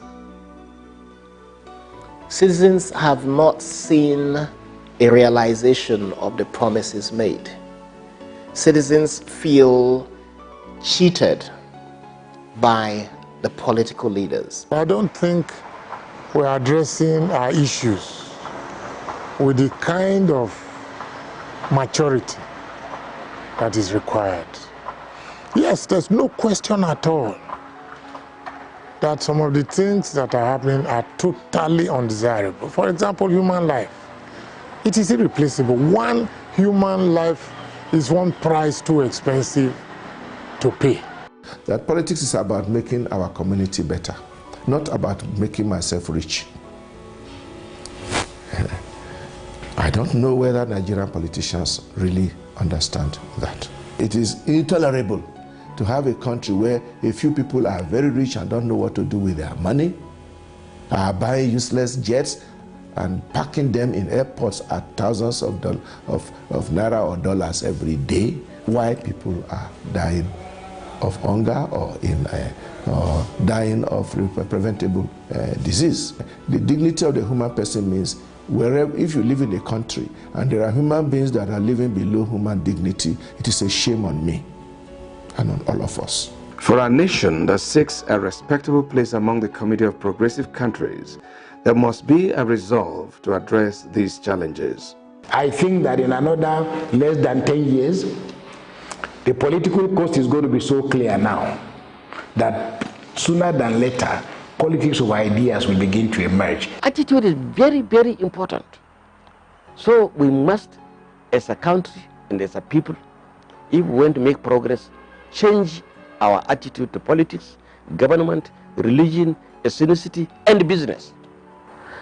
The other thing is that no country, no race, no ethnic group, whatever, can progress and prosper without some kind of moral or ethical code of conduct. It will be tragic if we do have an undemocratic system of government come in this country. And I don't know if the country will survive that. My hope is that the political system will be able to function in such a way that the elections will help determine the choice of political leaders. The electoral process has to be able to filter out politicians that are not delivering, and citizens should be able to vote in candidates who represent their aspirations, and those candidates must understand that they need to respond to citizens' expectations. We, the elite, are the ones creating these issues. The ordinary Nigerian, strangely enough, seems to be wiser than us, seems to be more stable than us. We are provoking them every day. But they have now started to realize the power that they have. Even they realize that some of these problems cannot be solved overnight. They still groan about hunger. They still groan about these things, but they know, they realize that things are being done and that tomorrow will be better. So democracy, no fear, no problem. It has come to stay. The important thing is that Nigerians should be united to say enough is enough. We do not want further bloodbath. We do not want further divisiveness. We do not want further ethno-religious crisis. We do not want further elitist conspiratorial collaboration to subdue us, to marginalize us, to repress us, to oppress us. Enough is enough. If God can take care of Abacha, and if I can put it that way, after the Civil War, Abacha's era was another dark. And if God can see us through that, I believe God will see us through any situation. The process of nation building takes time. And provided we are making progress, democracy is not a destination. It's a journey. Are we on the journey? If we are, there will be ups and downs.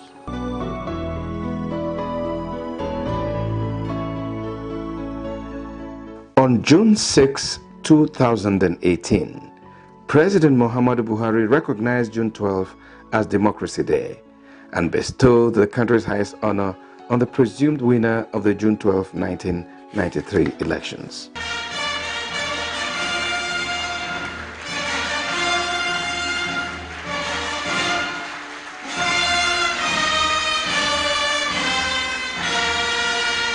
Today, I am very happy to be present and to preside over the commemoration and investiture marking the formal official federal government recognition of June 12 as National Democracy Day.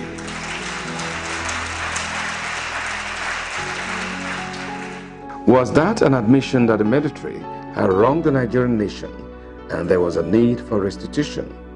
Was President Muhammadu Buhari opening a new chapter in our conscientious pursuit of the ideals of democratic governance? No matter the signals that the old symptoms that undermined Nigeria's democracy are becoming evident again, the patriotic commitment of Nigerians to democracy and good governance may hold the assurance that Nigeria will surely become Africa's poster nation of democracy, stability, and all-inclusive development, if only we learn from the mistakes of the past.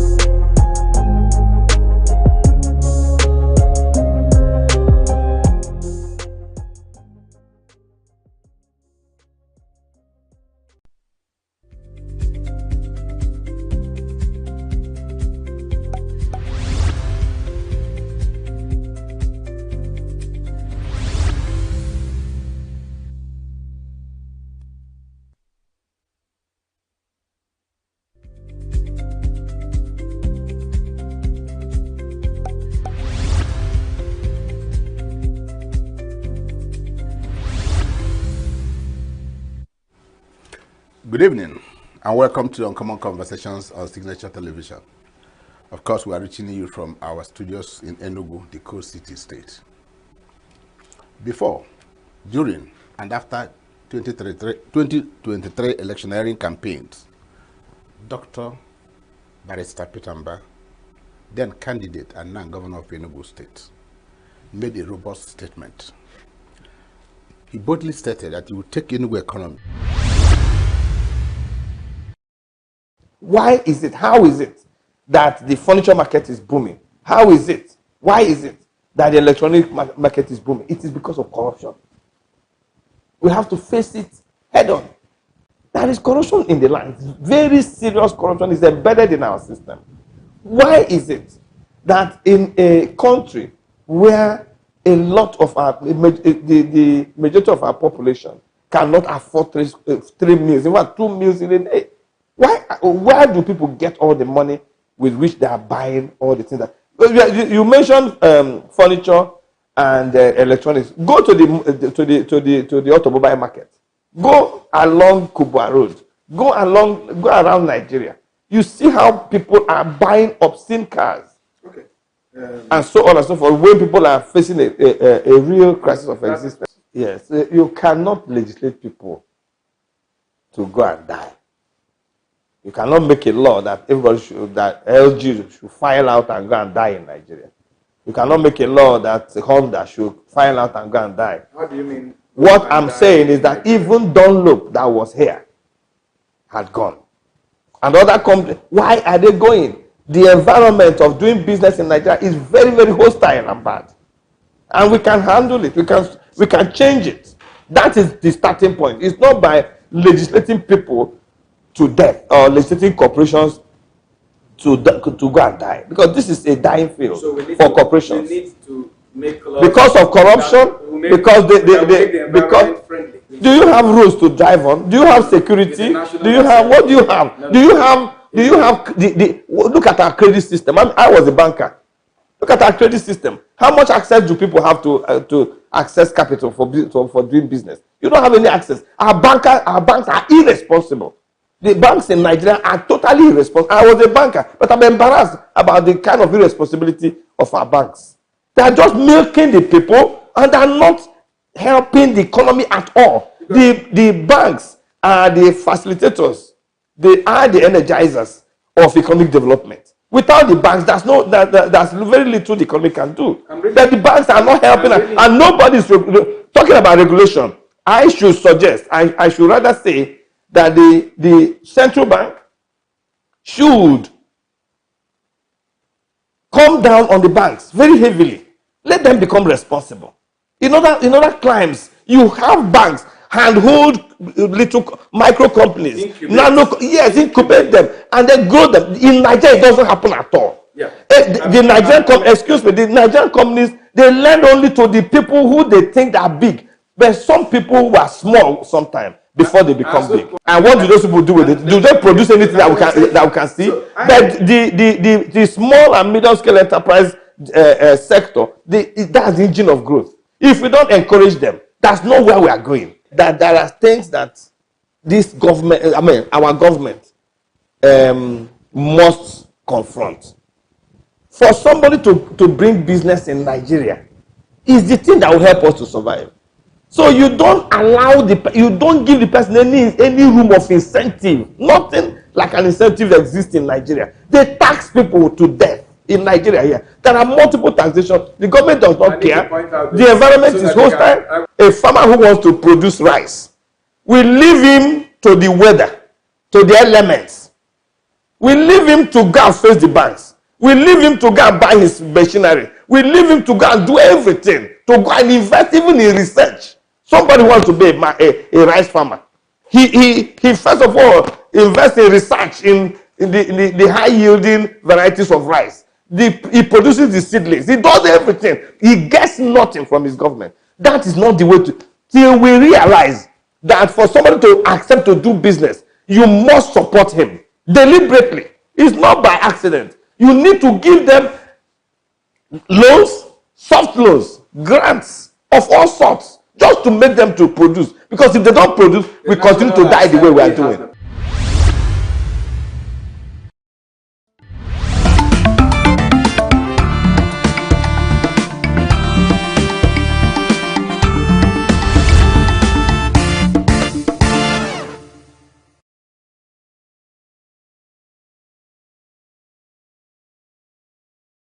When we talk about insecurity, it's not just on the road, because most times we might say, oh, this student has traveled and maybe the child was kidnapped. No, now what we are talking about now is most of them, they might come to the school and abduct them. And how do we curb this insecurity? So now we want the government to come to our aid so that insecurity in Nigerian universities would stop, so that these children can be very, very okay. They can feel comfortable. I would suggest that everybody just tries to keep themselves safe. Like, don't come out at odd hours. Because I don't know, I've not really seen any security personnel around. Personally, I've not seen, because I've not been out so late.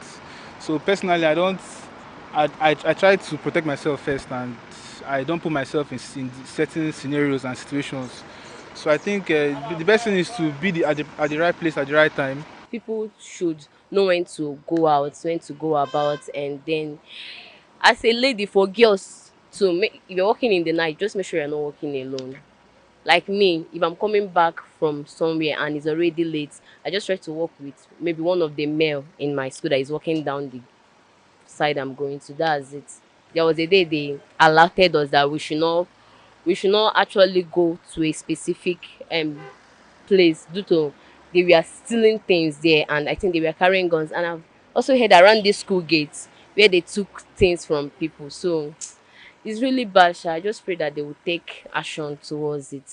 I've heard of cases whereby students, girls will come out in the night. They want to go for night class. Like, students that go for night class, they leave their houses around 7 p.m. Because if they leave anything later than that, like, it's going to be very bad. I've heard of cases whereby students will be coming home, returning from night class, they are stealing from them, they are killing them, they are beating them up. Like, I just feel it's something we should take seriously. It's not only in Nigeria university, but in the streets, everybody is affecting everybody. So our prayer is that God will help us in this nation, so that Nigeria security will return back to normal so that everybody can be secure. Even in the street, once it's 8 o'clock, everybody enter his room. You will not even see more vehicle. Assuming now you are going somewhere, and by 9 o'clock, you can't see any vehicle to board the hair. The one thing think is that maybe anybody that caught in that action is supposed to be punished so that other people will learn their own lesson from that play aspect so that it will reduce. Because if you think, well, if you remember what happened to another person, you involving on it, you will say, you know, you don't want to involve so that you will not be caught. Okay, we have a case in one particular university, let me don't just call the name, okay, that they found a student dead and she was actually so someone came out and was like telling the SUG that you guys don't do anything about, you guys have not done anything about this student, rather, but you guys protested when Mobile died, that popular singer. You guys protested when he died. But about this student that was actually found in a gutter. And the funniest part is she's a new student in the school. That her body was found in the gutter. So for me, I have to tell, this thing is in the hand of the SUG president of the school, that they have to do something about it. Because this insecurity actually lies in their hands too.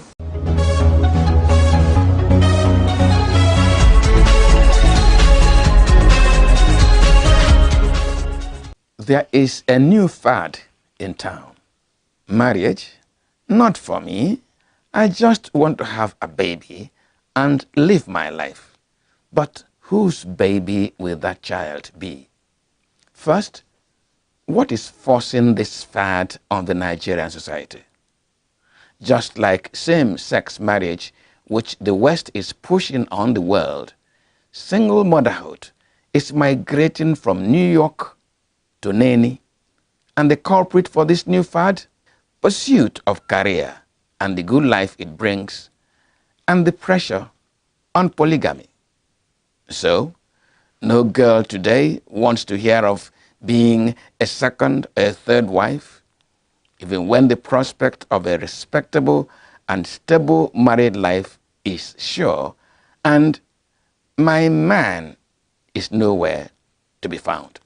If they feel fulfilled, respected and honored in the responsibility of actually taking care of children and bringing up an individual, more women will be willing to actually take that responsibility. Unlike, because you know, it's not a honor thing. Hey, you're a housewife, or you are only, it's not a honor thing. So a lot of them just wants to go for the career, go for all the other things, struggling with the men, because they feel that that's where the prestige is, as against, if I have brought up a very good child, my prestige is in that child, because, you know, my honor is placed on that child.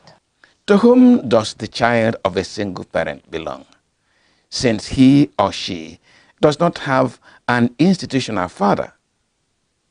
The child answers the name of her mother's father, but is he really his child? The question opens a bigger issue, even in a formal and legitimate family. Between the man and the woman, who owns the child? From different passages to the Bible, a mention of children in the Bible is hundreds of times. And a number of times in the Bible, you see a woman crying for a child. But at the end of the day, you will hear the same woman saying, I want to give birth to a child for the man.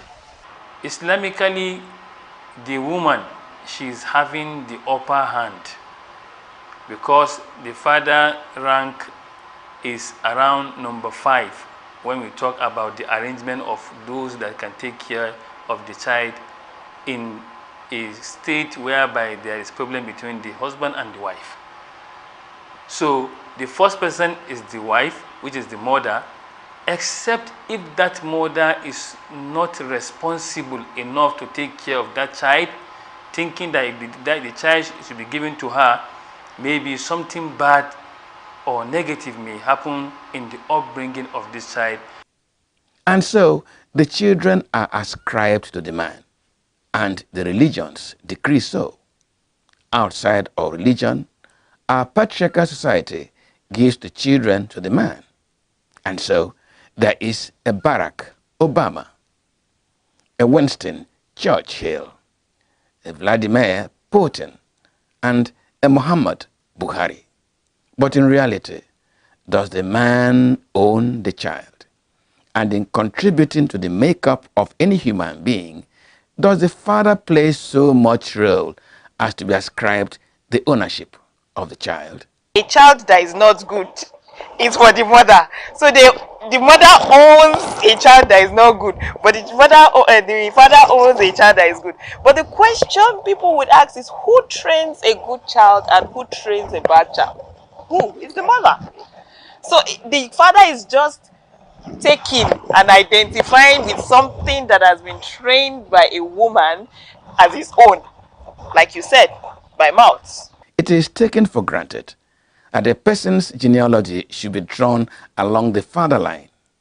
And so, A begat B, and B begat C, all father lines. There is, however, evidence, both psychologically and medically, that though the physiological makeup of a person is 50-50 between father and mother, the emotional makeup of every individual derives more from the mother than the father.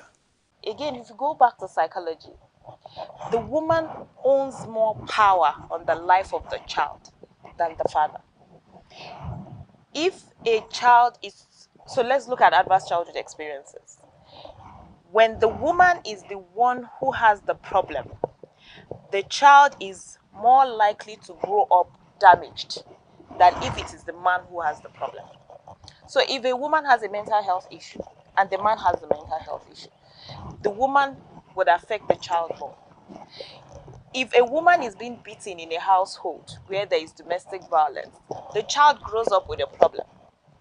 If it is the man that is being, dealt with in the marriage, the children will still struggle and struggle. Maybe he's a man, he should be able to have power over himself. So a woman owns more power, and I think that's why I agree with you that women should be more empowered, because they are the ones who make up the society. No, I disagree. The woman's contribution to making a child is not dominant. There has equal, even the man is the one that determines the sex of a baby. For example, if a woman is pregnant and is going to have a child, a male child, the man contributes the Y chromosome that makes the child a male. So the man determines the sex of a baby. Having said that, on the matter of intelligence, I doubt it. I debate it, even though there are studies to prove that. In my own case, and those of my siblings, we picked our intelligence from my dad. Perhaps because my mom was not as educated as my dad.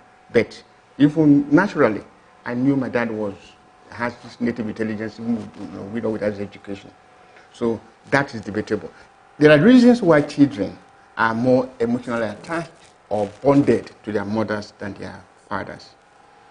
For instance, while in the womb, the child is carried there for 9 months. The father has no role to play. And the child gets used to the sound beat of the mother, of the hands of the mother. So much so that when the child is delivered and the child is crying and the mother carries the baby on her chest, the baby says, "This is home," because the sound of the hand becomes familiar. Then, having said that, the child is also fed. Doctors, advise mothers to put their babies to the breast as soon as they are delivered to create a bonding. And this bonding goes on for 1, 2, 3 years. Besides, the father doesn't play, an active role in raising the children, because most times, most fathers are absentee fathers. They leave home in the morning, they return late in the night. So there's no time to impact their own, behavior, attributes to the children. So the children, because they are closer to their mothers, they tend to pick up their characteristics more than their fathers. So it does not in any way, detract from the fact that the father is the owner of the child or contributed equally control the making of that child. So, is society fair to glorify the man than the woman? And why do people not answer Dr. Abdullahi Rukayat or Chief Mwabweze Ngwanze? Mothers' names are surnames. Part of the war in Nigeria, we adopt the patrilineal system of inheritance. In places like Ghana, it is the matrilineal system. Now, there's a reason for adopting the patrilineal system, because we here marry our wives. We pay the bride price and do all necessary rights, and then you become our wife. So the product of such a union should be owned by the man who has a. It's like when I invested in a company and it comes out, and the profit comes out. I should benefit. So that tax belongs to me, not to somebody else. Who I settled the parents before I married home.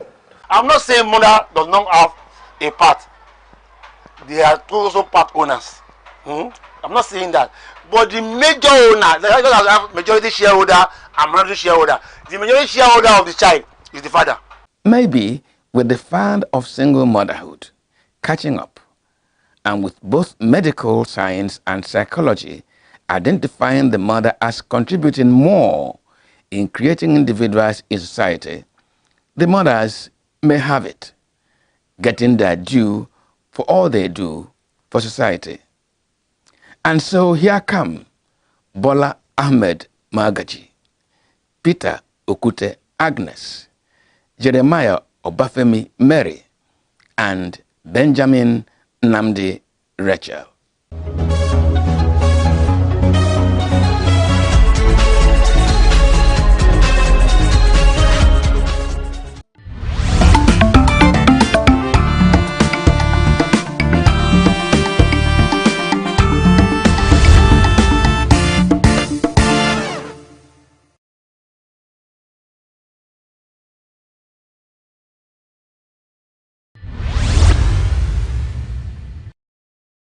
The thing about exchange rate determination has very, very much to do with how much you produce in your country, how much you export, how much need of foreign exchange you have, which is about how much you import. So, one, how much do we produce? Our production level in Nigeria is very low. Two, how much do you export, which is the foreign exchange earning? We export very little, and we have a monolithic economy. We export only the oil. And when we say our dependence is on oil, you ask yourself, how much then do we earn from the oil in 1 year? How much does a country like Ireland earn from agricultural produce export?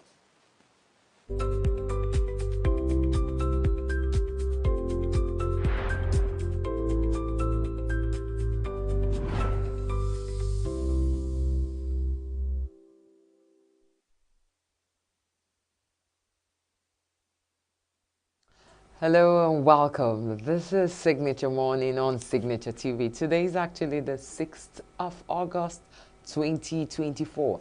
How is your Tuesday coming up? I want to believe it's very bright and shiny. Yes, today it's another day to breathe again, to think again, to dream again.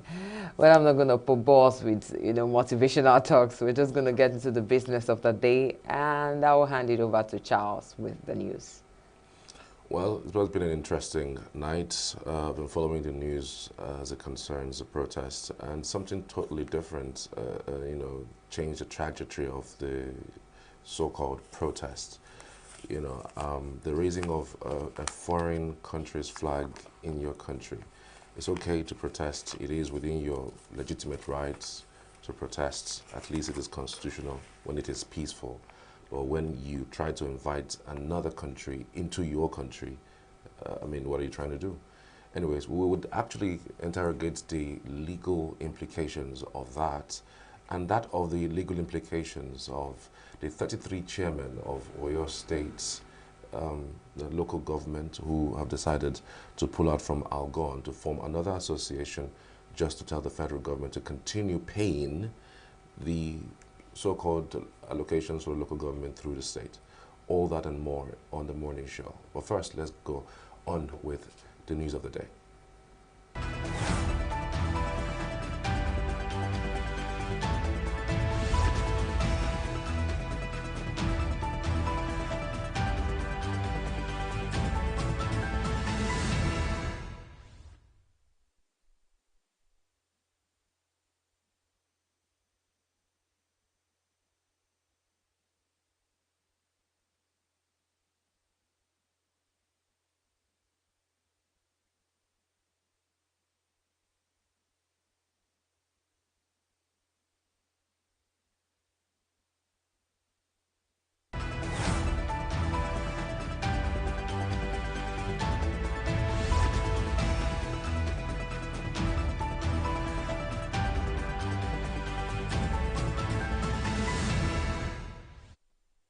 Welcome to Global News on Signature TV. I'm Charles Pius. In the headlines, Tinubu orders crackdown on those flying foreign flags.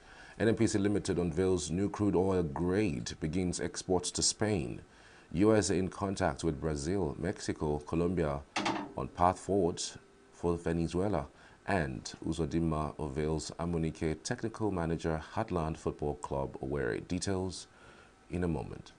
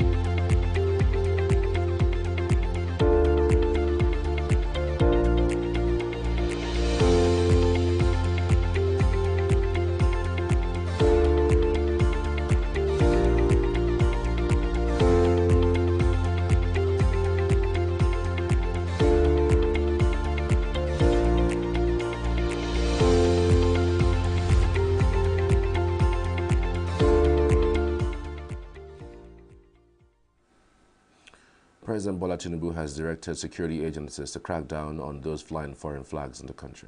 The Chief of Defense Staff General Christopher Musa said this while briefing State House correspondents after the National Security Council meeting. He said the service chiefs briefed the president on the current security situation in the country and that the briefing was necessitated by the ongoing nationwide protests, which resulted into violence in some states. He also said that the situation was more worrisome with foreign flags being flown within the sovereignty of Nigeria, which was unacceptable.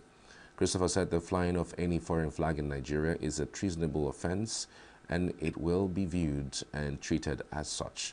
He also said that they were following up on those who are sponsoring this act. President Tinubu had in a national broadcast on Sunday pleaded with the organizers of the national or nationwide protests to suspend the action as it had gone violent in some states with the attendant loss of lives and destruction of property. He also warned that he would not sit and watch some people used by opposition politicians to truncate democracy in the country. The presidential candidate of the Labour Party in the 2023 elections, Peter Obi, has expressed disappointment over President Bola Tinubu's Sunday broadcast to Nigerians concerning the ongoing nationwide protest. Obi said Tinubu's address appeared disconnected from the harsh realities faced by the people and failed to address critical issues that initially triggered the protest. The speech, he said, either reflects a lack of awareness among his advisors regarding the scale of anger, hunger, and hardship in the country, or a deliberate choice to disregard it. The former Anambra State's governor, in a post on his X handle on Monday, strongly advised the president to distance himself from sycophants and surround himself with individuals who will present the unvarnished truths. He said it is the responsibility of the government to identify criminal elements attempting to disrupt the protest through looting and other unlawful behaviors and to protect those genuinely exercising their democratic rights. He said he should begin by addressing pressing issues such as the exorbitant cost of governance, measures to tackle corruption, the high cost of living and directing these resources effectively towards critical areas like health, education, and poverty alleviation. He urged the president to reduce the repetition of how that the country is, which every Nigerian is already aware of, saying he should rather team up with others in leadership position, not just to witness the protest, but to alleviate the suffering of the people.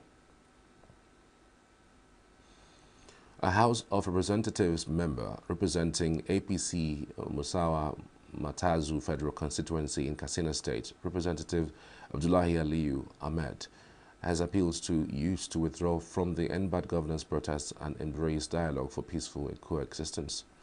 This was disclosed in a statement made available to newsmen by the Special Assistant on Media to the lawmaker Sadauna Francis in Katsina on Monday. He said the legislator, who is the chairman, House of Representatives Committee on Interior, said the call became imperative in view of the fact that some people hijacked the protest in many places, looting and vandalizing public and private property. Aliyu Ahmed added that already the demonstrators' voices had been heard by authorities, hence the need for them to halt the protests and wait for government action. While assuring that government has put in place various measures to address some of the nation's challenges, the lawmaker solicited the support of all Nigerians to move the nation forward. The lawmaker, who noted that the rights to peaceful protest was enshrined in Section 40 of the Constitution, however, said looting, killing, and destruction of public and private property were detrimental to national growth and development.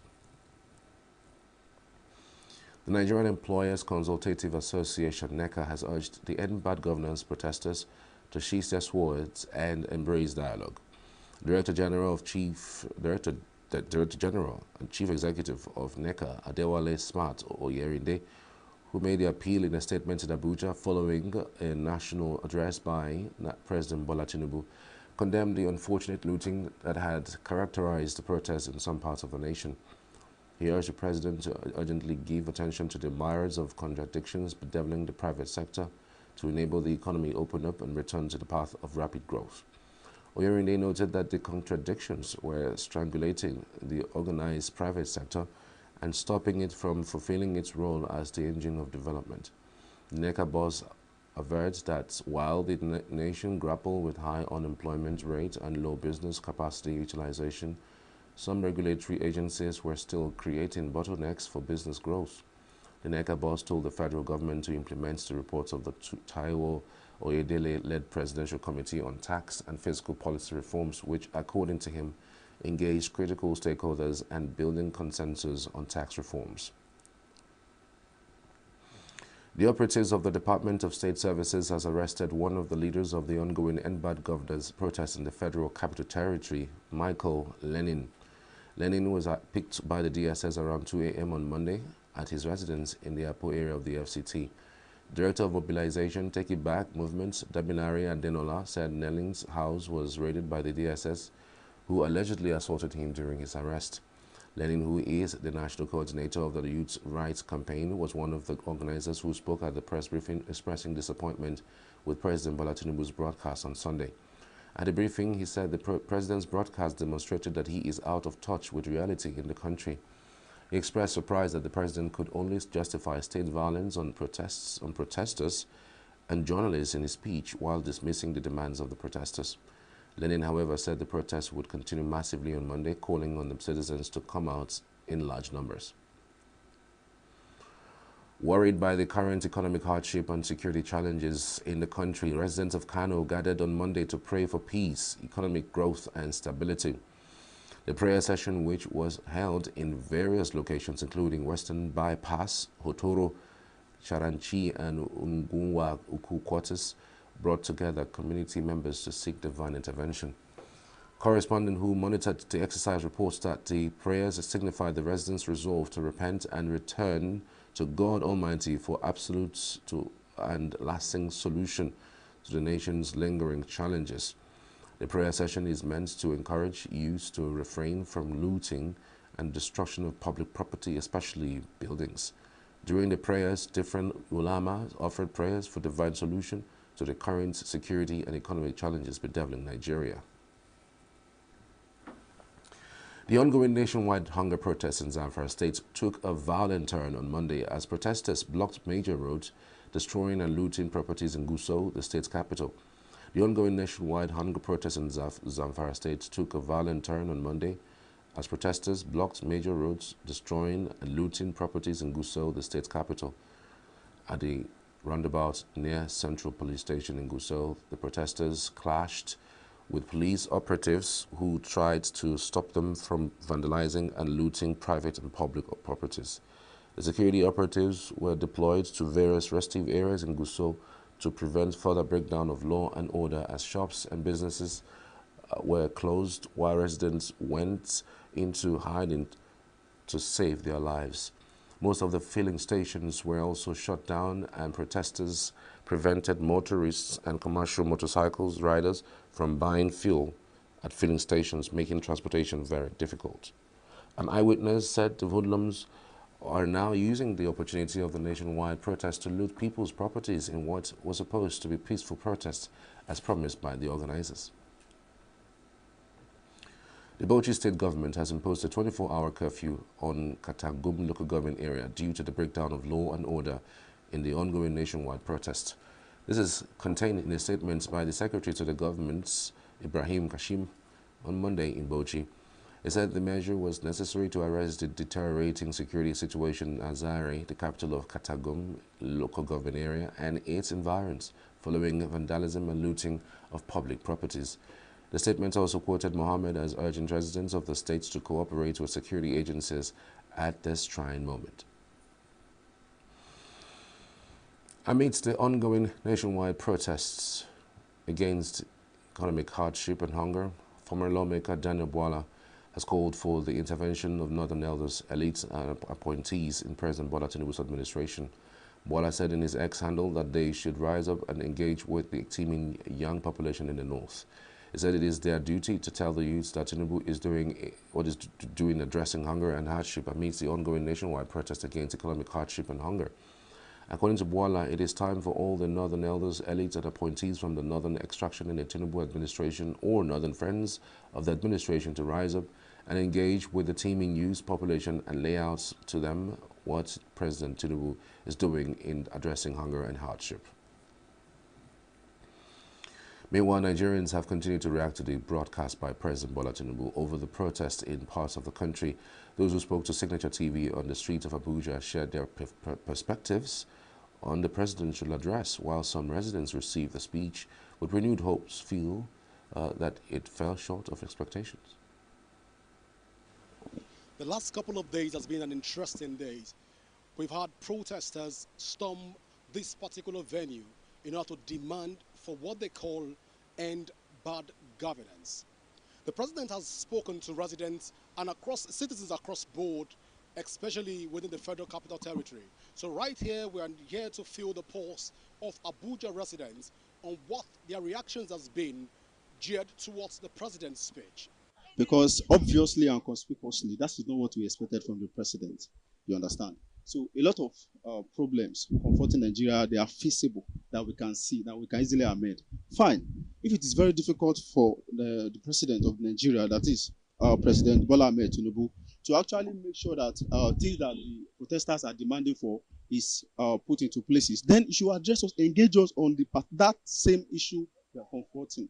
Not saying another thing entirely. It is a taboo. It shows that there will not be changes. And you see, we have a lot of scenarios by which people are dying, people are crying, people are clamoring, people are hungry. What do you want them to do? You see, the problem of this country is actually three. If we can solve these three problems, they are the problems of the country and they are the solution to the problem.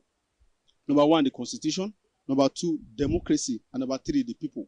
What we're expecting the president to address, not what he has addressed. The president's speech is an empty speech. And the speech he did, it was as if he was telling us about his 1 year. I can say he was only talking about his 1 year anniversary. The protesters gave him 15-point demand. And he didn't address, he was supposed to address the demand one by one. He never addressed it. I've been born. The position have been lying to us since I've been born. I just expect him to come out yesterday and say, please, I just spent 1 year.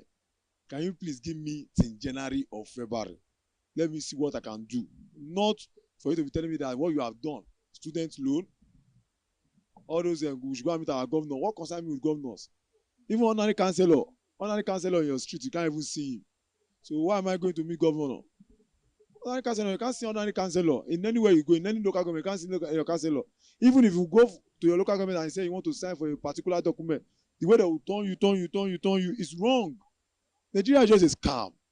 The message have been passed to the presidency about the protests. He is aware about it, because when people said Mr. President should say something, I said Mr. President don't need to say anything about it, because he knew very well that Nigeria are going through stuff and the economics is in shambles. And I think they should give you some time, because if you really want to say anything, that it should be able to give a timeline that between this so month to this so month, we expect the economy to have changed to so things, and we try to say between now to December, this is what we intend to do. Or, for example, if you talk about the energy, if we want to go that way, or the final should back in full swing, and we expected that the price of product that is, if it is 100%, we expect it to drop maybe to 50% or to 40%. But as long as politicians, if you're expecting that the pressure was much for him to say anything, what did he say? Nigeria end up disappointed. Well, he has done his own bit about it. He has told the nation what he has done to push the effects of the protests. So let us give them more time to see what is going to happen. From my own understanding, there are nothing we can do now to reverse this thing, the problem we are facing right now in the country. There are nothing. It will take a long walk before these things can be reversed. And I also can tell Nigerians, it's only patience that we can have to wait and also follow the government as they are proceeding. But for now, these mistakes will take a long time for them to be corrected. Beginning of this government, removal of subsidy was a very big error. We would have at least set up some modalities, understand what the previous government had they run the subsidy before removing it. The various feedbacks you're getting from the Federal Capital Territory, you can see that Nigerians really mean well for Nigerians. And we hope that in the coming days, the president will get to also improve on some of the standard of living and meet up to the demands of Nigerians. I am Godwin Sunday, reporting for Signature TV. Nigerian Defense on Monday issued stern warnings to citizens agitating for military rule in the country. The Chief of Defense Staff, General Christopher Mustafa, who gave the warning while addressing journalists shortly after an emergency meeting with President Bola Tinubu, also said that those flying the Russian flag in Nigeria have committed the treasonable offense. Some northerners, while protesting for the NBAD governance, were flying the Russian flag, while others were heard calling on the military to take over leadership via coup. Addressing the call for coup, Musa said the military had accepted democracy and regime change would never be allowed in Nigeria, warning those behind the call to desist. Still to come, ENUGU government trains 3,000 youths, women on food processing. NEL Fund disburses July upkeep stipends to 20,371 students. Do stay with us.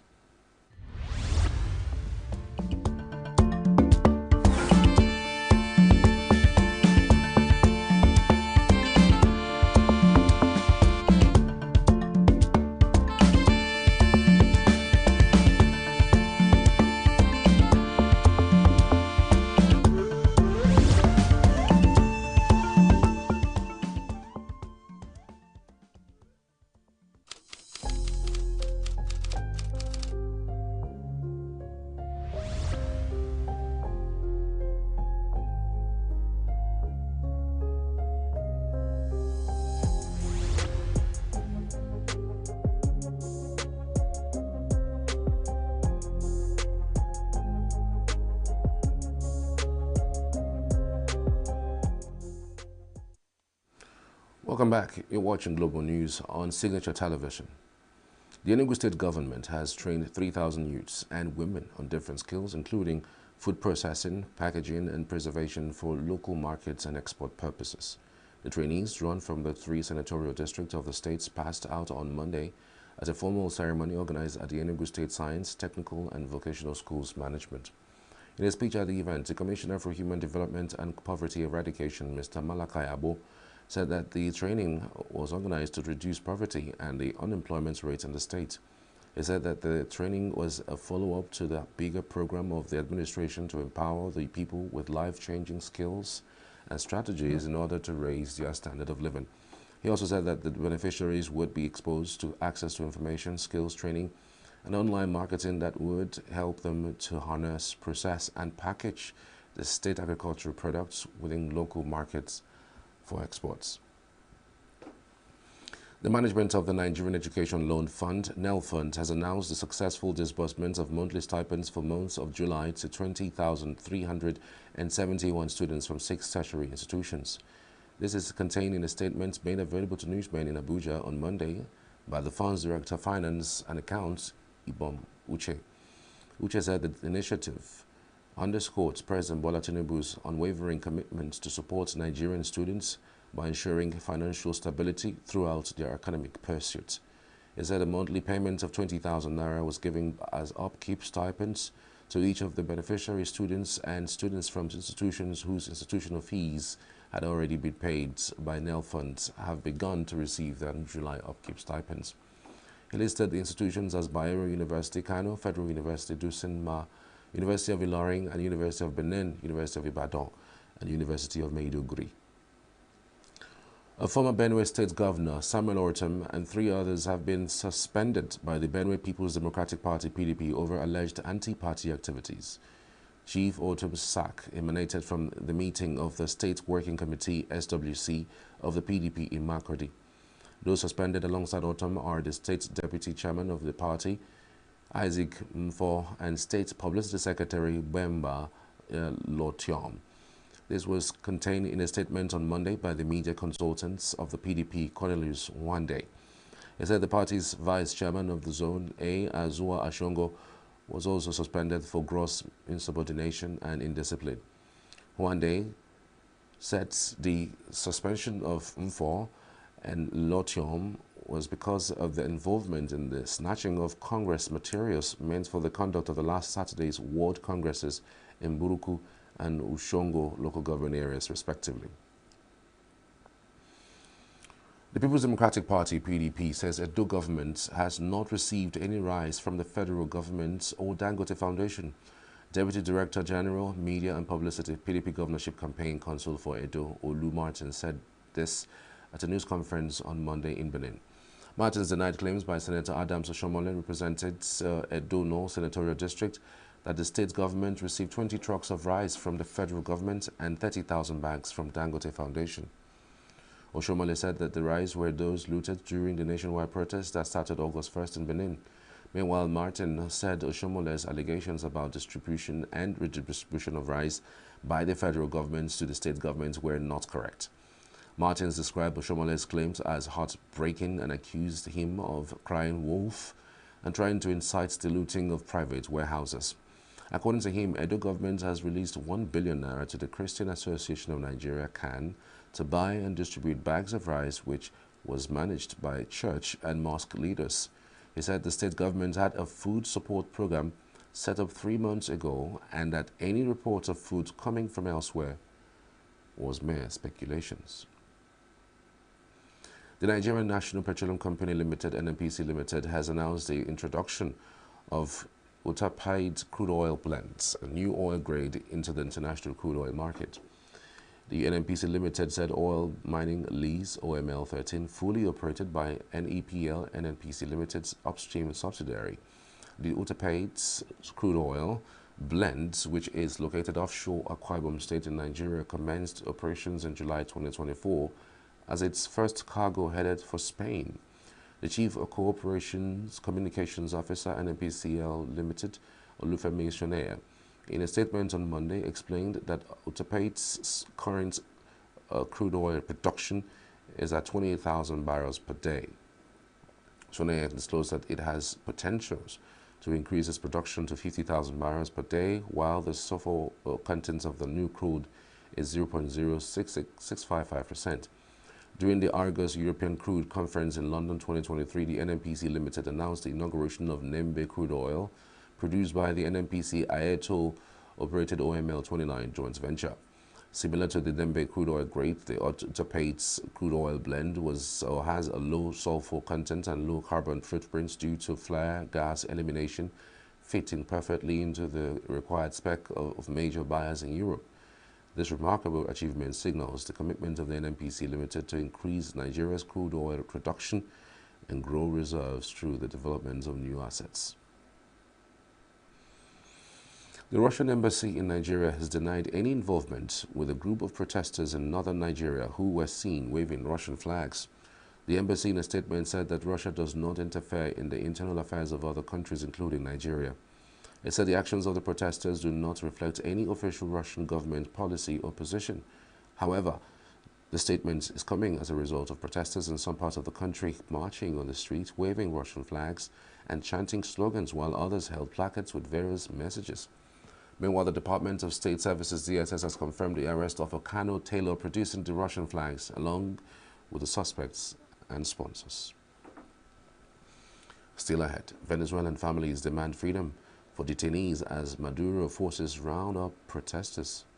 Turkish Foreign Minister reveals plan to join South Africa's case against Israel at ICJ. Stay with us.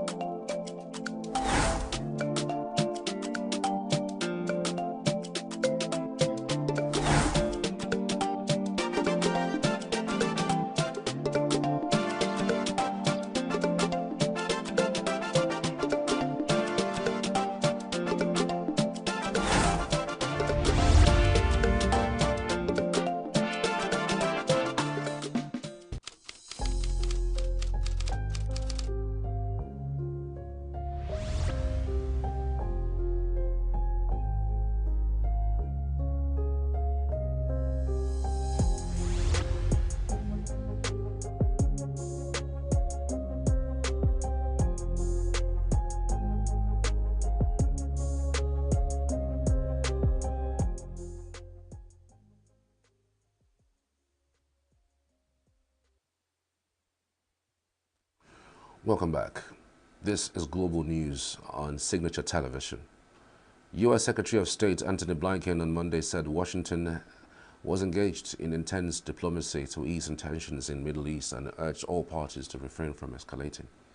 Speaking after his meeting with Australian Foreign Minister Penny Wong, Blinken also said it was crucial that a ceasefire deal in Gaza is reached and called on all parties to find ways to come to an agreement.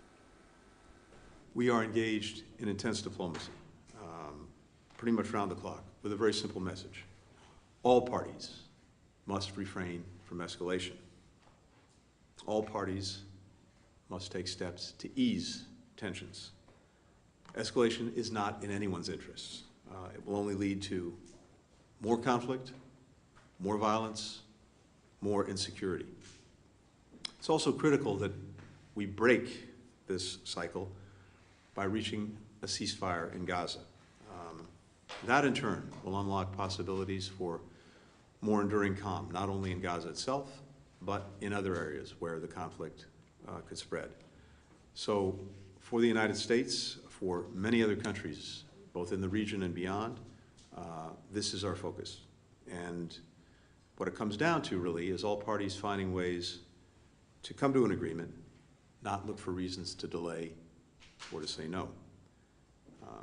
It is urgent that all parties make the right choices in the hours. The U.S. Department said on Monday that it has been in contact with Brazil, Mexico, and Colombia on a path forward for Venezuela following disputed elections. Brazil's government, like Colombia and Mexico, has called for the release of full voting results following Venezuela's July 28 election.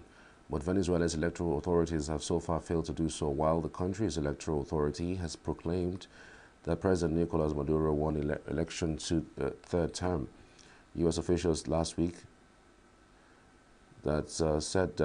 that electoral manipulation had stripped Venezuelan President Nicolas Maduro's claim of re-election victory of any credibility, and Washington left the door open to fresh sanctions on the OPEC nation. where we are today is we are in close contact with our partners in the region, especially with Brazil, Mexico, and Colombia, about a path forward. We continue to urge the Venezuelan parties to begin discussions on a peaceful transition back to democratic norms. We continue to call for transparency and the release of detailed tally votes, while recognizing it's been over a week since the election, and any release of those votes would require close scrutiny given the potential for tampering or manipulation in that time frame. So, this is a question about respecting the will of the Venezuelan people. And as we concluded, and you saw in the statement that we released last week, when you look at the tallies that the opposition made public, it's clear that even if every outstanding vote came back from Maduro, it wouldn't be enough to overcome the advantage that Edmundo Gonzalez had, and obviously saw the report in the Washington Post concluding the same thing over the weekend. And so we're going to continue to push for respect for the will, or the will and the votes, actually. Relatives of people detained in Venezuela's post-election unrest demanded justice for their loved ones outside detention centers in Caracas on Monday. Some families have stayed outside detention centers Zone 7 since last week, when protests erupted after Venezuela's electoral authority, blasted by critics as favoring the ruling socialists, proclaimed Maduro the winner in last Sunday's vote. The published election results sparked widespread allegations of fraud and protests. Subsequently, security forces cracked down on protests, which Maduro's government labeled as part of an attempted U.S.-backed coup. Venezuelan security forces are targeted as those who they say committed violent crimes during recent protests over the disputed election in an operation informally called Knock Knock. That advocacy groups say has left protesters fearful. 3 advocacy groups told newsmen that security forces are working intensely to capture protesters, including minors, who they say are not being provided with lawyers and who have in some cases been charged with terrorism. Maduro told supporters on Saturday that some 2,000 people had been arrested during the protests. US-based Human Rights Watch has reported at least 20 people have been killed. Palestinians in Khan Yunis held a mass burial on Monday after Israel returned 80 bodies it had previously taken from various graves and locations across the Strip. The bodies, which were buried in the Turkish cemetery in southwest Khan Yunis, marks the 3rd such transfer of remains by Israel to the International Committee of the Red Cross amidst its ongoing military operation. Israeli airstrikes have made major cemeteries in Gaza dangerous to reach. So, mourning families are burying their dead in informal graveyards dug in empty lots amidst an intensifying siege. The bodies will be screened and examined in an attempt to determine the causes of death and an attempt to identify them. Hundreds of Bangladeshis gathered to celebrate in Paris, Place de la République, on Monday after Prime Minister Sheikh Hasina resigned and fled the country. Demonstrators cheered and waved flags, with many saying that their country was now free. Credit, the 100% credit we want to give to those martyrs, their families, and all the students who has been injured and taking medication in the hospital because of their sacrifices, because of their blood. We are celebrating here today. We try to never go Bangladesh, but right now we go Bangladesh, inshallah, very soon. Inshallah. Thank you very much. Hasina's exits came after hundreds of people were killed in a crackdown on demonstrations that began as protests against job quotas and swelled into a movement demanding her downfall.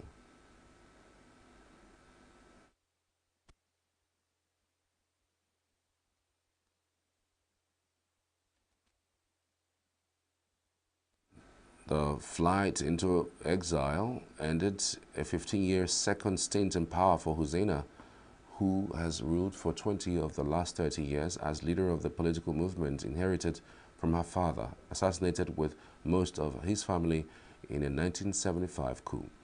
General Waqar Uz Zaman, Bangladesh's army chief, announced Hasina's resignation in a televised address to the nation and said an interim government would be formed. Bangladesh has been engulfed by violence since students' protests last month against the quotas, which reserved some public sector jobs for veterans of the country's 1971 War of Independence from Pakistan, seen as favoring allies of the ruling party. The protests escalated into a campaign demanding the overthrow of Hasina and were met with a violent crackdown in which about 250 people have been killed and thousands injured. Tropical storm Debbie drenched northern Florida on Monday afternoon as it flooded towards Georgia and the Carolinas, where forecasters expect the downgraded hurricane to bring a week of torrential downpours and catastrophic flooding. The deserted town of Suwannee, a small fishing village near the Gulf of Mexico, was buried under the water, and neighborhood streets turned into rivers as Debbie dropped buckets of rain in on the Gulf Coast. The National Hurricane Center said it lost some of its wind speeds after slamming the state around 7 a.m. on Monday morning as a Category 1 hurricane. It made landfall near Saik-Shanti in the Big Bend region, about 70 miles, that's 115 kilometers southeast of Tallahassee, delivering hints of the 80 mph, 130 kilometers per hour. The Hurricane Center predicted Debbie would move offshore into the Atlantic by Tuesday night, then re-strengthen and come back inland to drench the coast of Georgia and South Carolina later in the week. Turkish Foreign Minister Hakan Fidan held talks with his Egyptian counterpart Badr Abdelati on Monday at the Tahrir Palace in Cairo during the second day of his visit to Egypt. In a joint press conference, Fidan announced that Turkey will formally submit its declaration of intervention in South Africa's genocide case against Israel at the International Court of Justice in The Hague on Wednesday. The talks focused on enhancing bilateral relations, coordinating efforts in Gaza, and preventing further regional escalation. They reiterated their shared goal of ending the conflict and achieving peace through a two-state solution. On Sunday, Fidan visited Rafah crossing and aid warehouses in Arish, inspecting aid operations and supplies.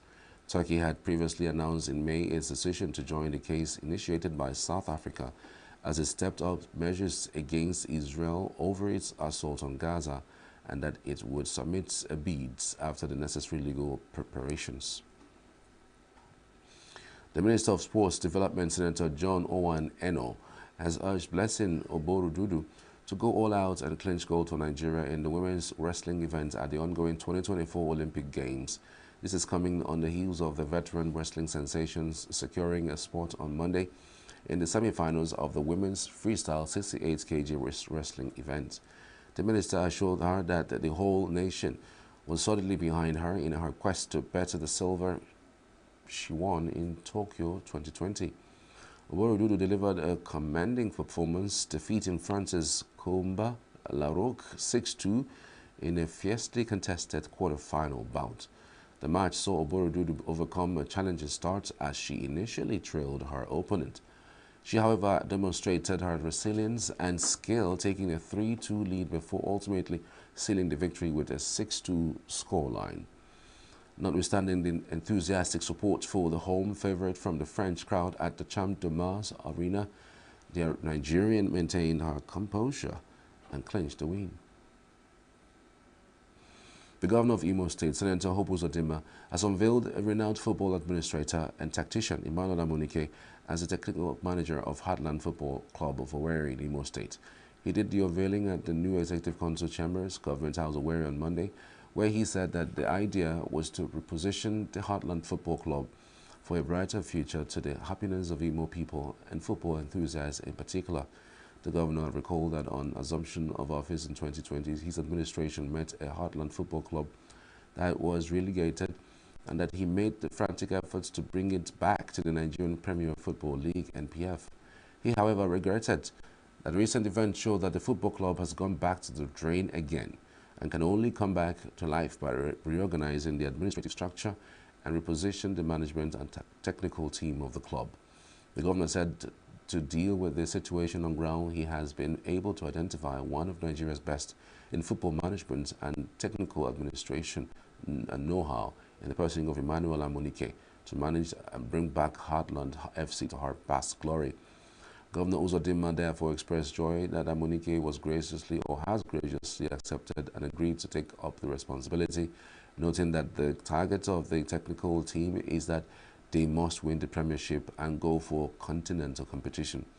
The governor assured that his government is committed towards providing the necessary needs that will enable the technical team succeed and put joy and smile back on the faces of our people and bring back what Heartland FC used to be.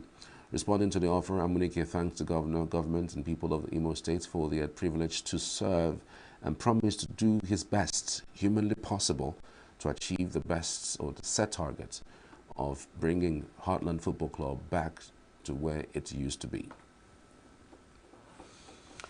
And that's the news this hour. I'm Charles Pies. Thanks for watching. The morning show continues right after this. Do stay with us.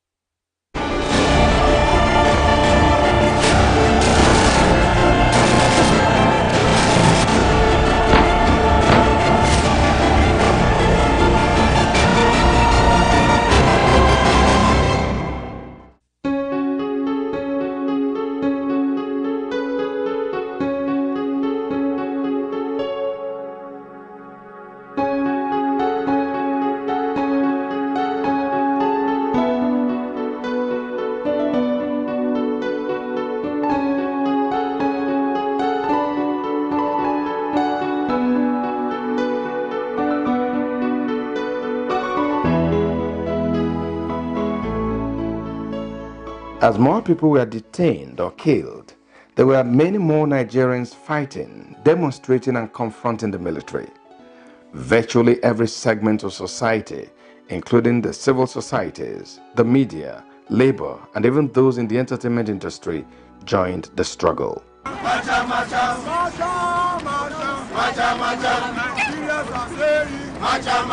Months before he passed away on June 10, 2018, I got popular reggae artist Ras Kimono and his close friend Oris Wilike to talk about those dark years of military dictatorship that icons like Fela and Nicola Kokote fought until they died.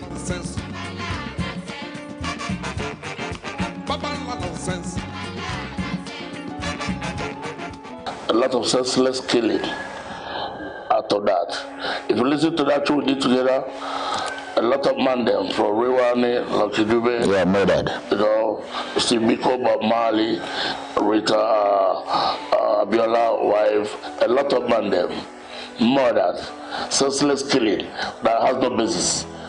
So we'll talk about the senseless killing, and we'll talk about the backstabbing, and how do we keep moving forward. We were not afraid to go to jail. We were very bold. In fact, many people today will say you guys were really strong at the time, because most people that were coming out doing crusades to campaign against the military, most of them ended up in jail, people like Ghani and all that. But something was working for us because we were using music. And so, like my friend would say, they couldn't understand the depth of what we were talking about. We were saying worse things than what those that were doing the campaigns were doing. But because it was music inclined, God kept that ability to assimilate what we were talking about far from them. And so I'm trying to say that music is a powerful tool. We realized that, and we knew we could use it effectively well, and it worked. Many assassinations took place under the Abacha regime, but the one that perhaps shocked Nigerians most was the murder of Alhaji Kudirat Abiola, wife of the acclaimed winner of June 12 elections. The assassination of Kudirat Abiola on the 4th of June 1996 was a sore point in the anti-military struggle and the struggle for the actualization of the June 12 mandate. With the incarceration of MKO Abiola after his historic declaration at Ekpetedo, Kudirat Abiola became the backbone of the struggle to actualize June 12. But unfortunately, on this spot where I stand, on June 4, 1996, her life was cut short. Kudirat Abiola was at the forefront, marching, We went to Ife, we went to several places. She was not even sleeping again. And she would always say something. And she's very fluent. I mean, she always could switch Yoruba, Hausa, English. Very, very fluent in Hausa. So she will grant different interviews. Then she will always insist that even if she's killed or with threat to her life, she will not give up.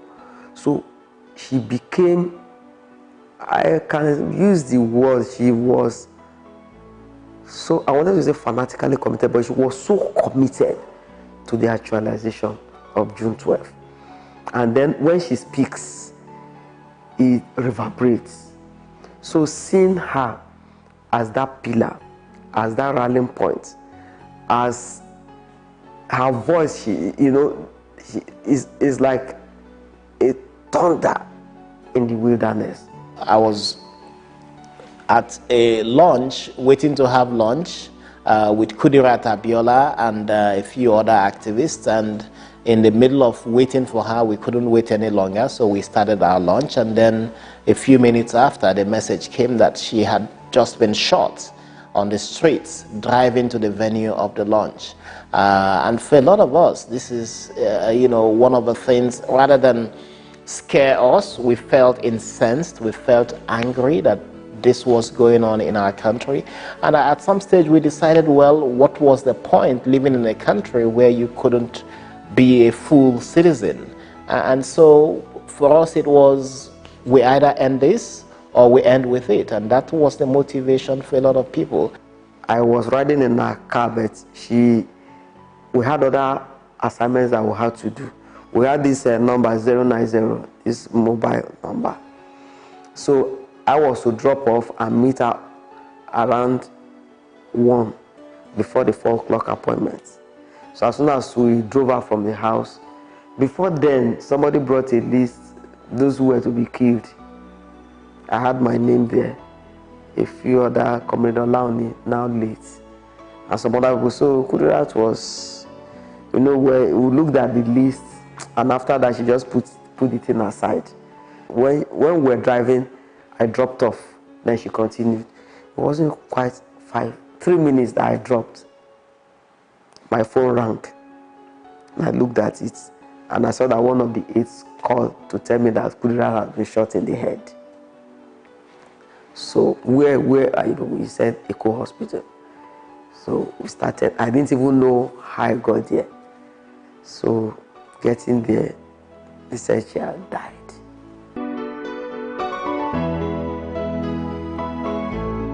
Hafsat Abiola Costello is the daughter of Kudirat Abiola and founder of the Kudirat Initiative for Democracy, KIND.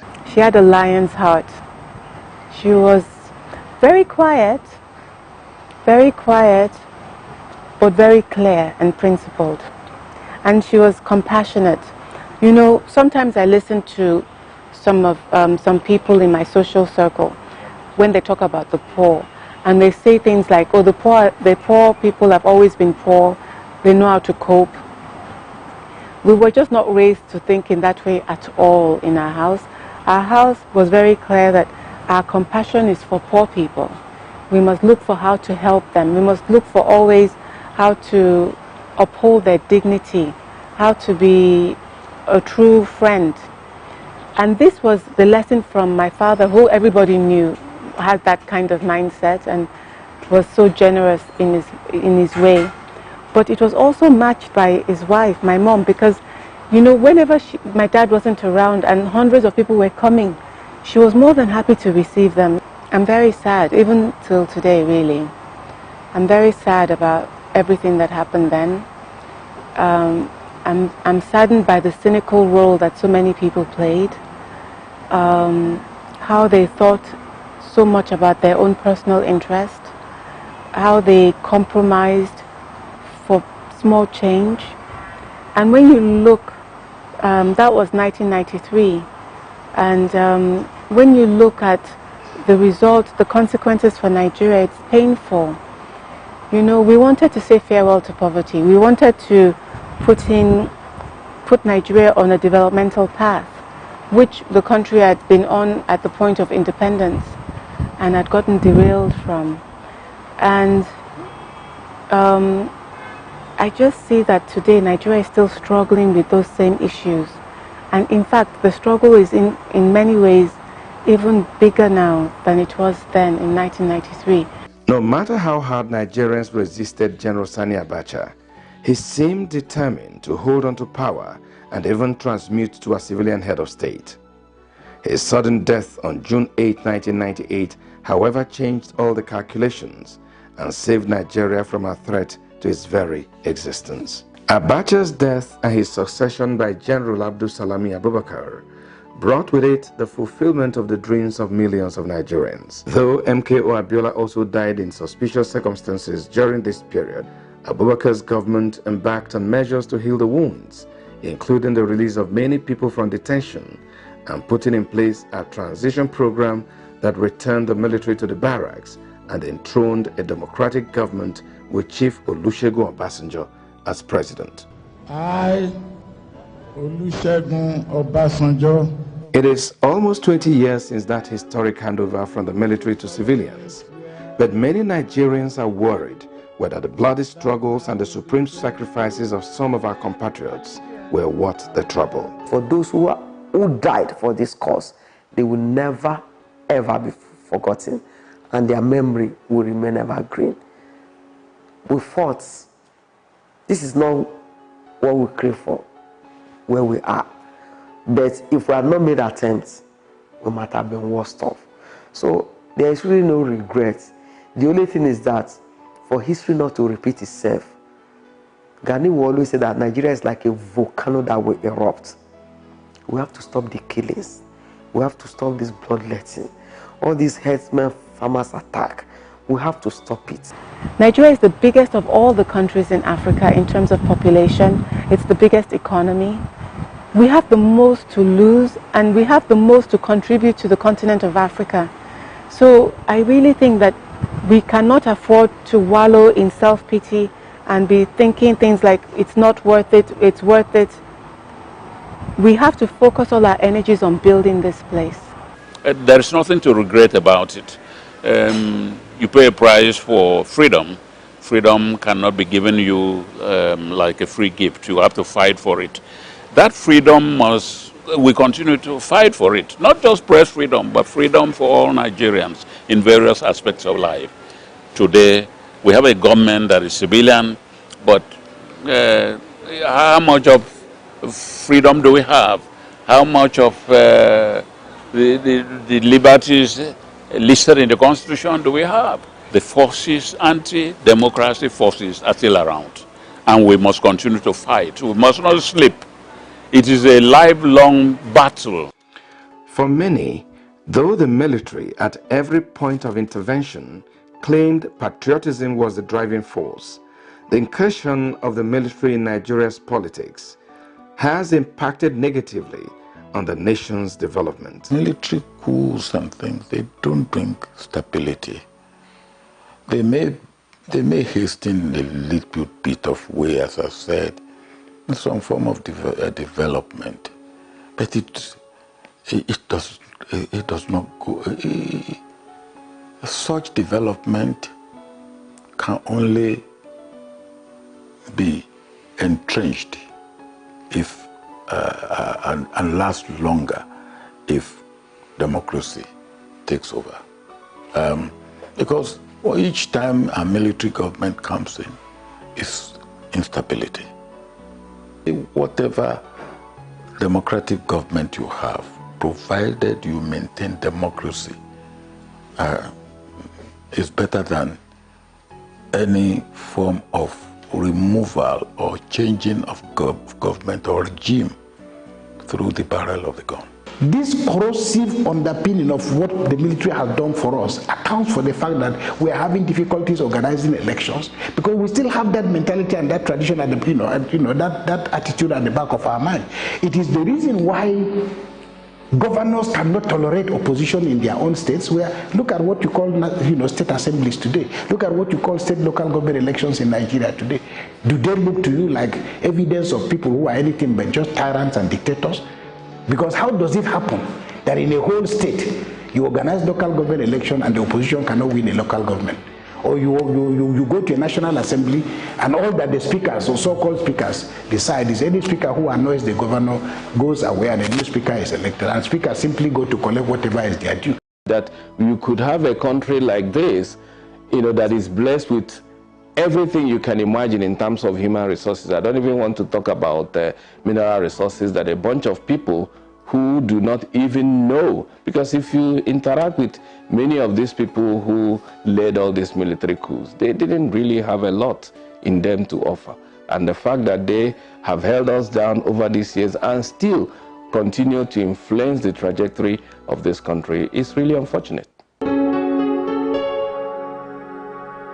Has the country learned any lessons from the past? Democracy, if it's mismanaged, it becomes civilian dictatorship.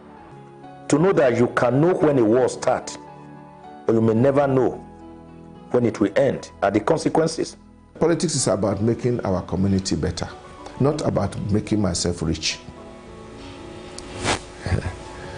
I don't know whether Nigerian politicians really understand that. I think that in another less than 10 years, the political cost is going to be so clear now that sooner than later, politics of ideas will begin to emerge. The electoral process has to be able to filter out politicians that are not delivering, and citizens should be able to vote in candidates who represent their aspirations. The elite are the ones creating these issues. If God can take care of Abacha, and if I can put it that way, after the Civil War, Abacha's era was another dark. On June 6, 2018, President Muhammadu Buhari recognized June 12 as Democracy Day.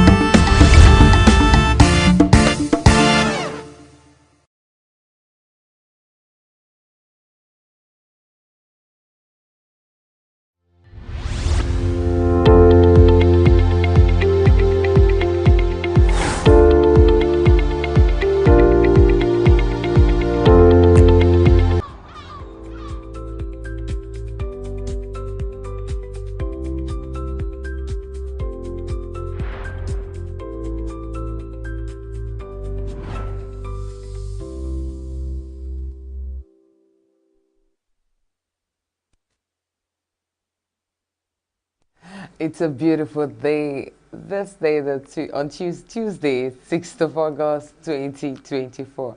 I guess I'm a little bit excited about the whole thing happening. The fact that we're still alive, amidst the chaos, amidst the troubles, amidst the battles. Someone actually tweeted, a friend actually sent a message and said she bought a tuber of yam for 10,000 naira. And by the time she cuts it to cook, the whole yam is spoiled. And she said something has to happen, but at the end of the day, there was no bloodshed. That's more important. And I'm glad we're here to do this with you today, Tuesday. Like Charles highlighted, there's a lot of things going on. The fact that there's LG autonomy, we thought that local governments are going to be excited, as in the chairmen are going to be excited, but the fact that some are pulling out calls for concern again. Yesterday was actually a Coal City International Cup tournament, the semi-finals, that was held in Enugu, where all clubs across the globe were invited, and the last four played yesterday. Should I say yes, to qualify for the finals. We're still waiting and brewing on the scores. It was an amazing turnout. Some teams, in fact, the teams, someone actually predicted that when they are playing pre-season, top teams actually take last, you know, than the people that just come and just trail along. But we'll watch and see. We're about to enter into a new season, a football season, and there is also the Champions League, the Confederation Cup, and Olympic playing sides playing as well. So we keep our fingers crossed. It's been one short but fully packed news that Charles delivered to us in form of global news today, and we hope for the best. I always say, keep the love alive and let war cease. All right. I did a social experiment over the weekend, as a matter of fact. I was watching someone online say that they bought yam, a tuber of yam, for over 8,500, and I was surprised because, I mean, the tuber of yam cannot go beyond at least 2.5. I mean, that's the last time I bought yam. That's to tell you how often I go to the market. So I did a social experiment. I said, let me leave the city of Enugu and go to the suburbs. So I drove all the way to ENUGU markets. You know, that market, ENUGU Nike market. That market's along the Enugu Nsukka Express Road. I just went there, and it was their market day, incidentally. I didn't even know it was a market day, but I just went there. It was on a Saturday, just last week Saturday. And I was expecting to you know, see things a little bit cheaper because I'm out of town. I'm not within the city. Yeah. I mean, I should be able to get something a little bit, you know, better. So first things first, I didn't see yam. Get the Like, I didn't even see. But so anybody I ask, where can I get yam? They point me towards a certain direction. Okay, ask another person, same direction. Ask another person, the same direction. I said, okay, this direction at their point, maybe there's yam there. So I stepped up and I walked through that direction, and I instantly found where they sell yam. And because of how many the yam was, I was like, yeah. So these things should be cheap now. They just asked them, how much is like this bunch? Because it was like they put it in a bunch of 4. 4, right? Yeah. And the woman said a bunch of 4 is like 35,000. Okay, I was saying, maybe is it not everything, like not this roll? I'm talking about like a bunch of 4, just a bunch of 4. It says 35,000. I said, are you serious? So this thing is true. I wanted to be sure that it was true. But beyond that, even tomatoes, rice, staple foods, what have you, they're quite expensive. Very, very expensive. I mean, even if you go outside your location, maybe you want to go and get something better, because I'm sure that market's a little bit cheap, and so people buy things from there and then come to town to sell, and then they get the difference because, of course, they have to sell to make gains. So for the first time, I felt pained about some of the things that most people are complaining about. It's so sad, and I think that now that we have removed subsidy on petrol, well, removed, maybe still there, that amount that has been removed, the difference that the government now has, I think we should now channel that subsidy to food. Because it is only when someone has eaten that they will think of work. If you don't eat, you probably cannot do anything. So that subsidy right now, I think for the major thing that the government can do is to, you know, redirect that subsidy to food, not give it to governors to redistribute. Can that money be channeled maybe directly to farmers? Can that money be given to people who actually produce this raw food? And this issue of farmers' herders clashes, thank God that the issues have a little bit dwindled, but we still have some issues. Some people still get scared of going to the farm to cultivate stuff, because as soon as they finish cultivating, they tend to be eaten by, cows, and then they don't have anywhere to even report the cases to. So as quickly as possible, the government should do something about food prices in the market. I understand that they are now selling rice for 40,000 naira, but recently I just heard that you have to go and register. And there's also a dichotomy that, look, it's workers under the government coffers that can buy rice for 40,000 naira per bag. And I'm wondering, so is the federal government only talking to or redirecting these issues to only workers under its coffers? What about those who are private workers, who are also looking to feed off cheap goods and services that the government are actually? Just wondering what it's going to look like in a couple of days. It's okay to protest, really. It's nice to protest and show your grievances, but what I'm beginning to see that is quite worrisome is flying another country's flag, in your country. I'm wondering, did this flying of another country's flag, let me call it the Russian flag, just happened recently, I think yesterday, and the government really didn't feel good about that flag, given that it is a treasonable offense. It is something that anyone will be worried about, any country will be worried about.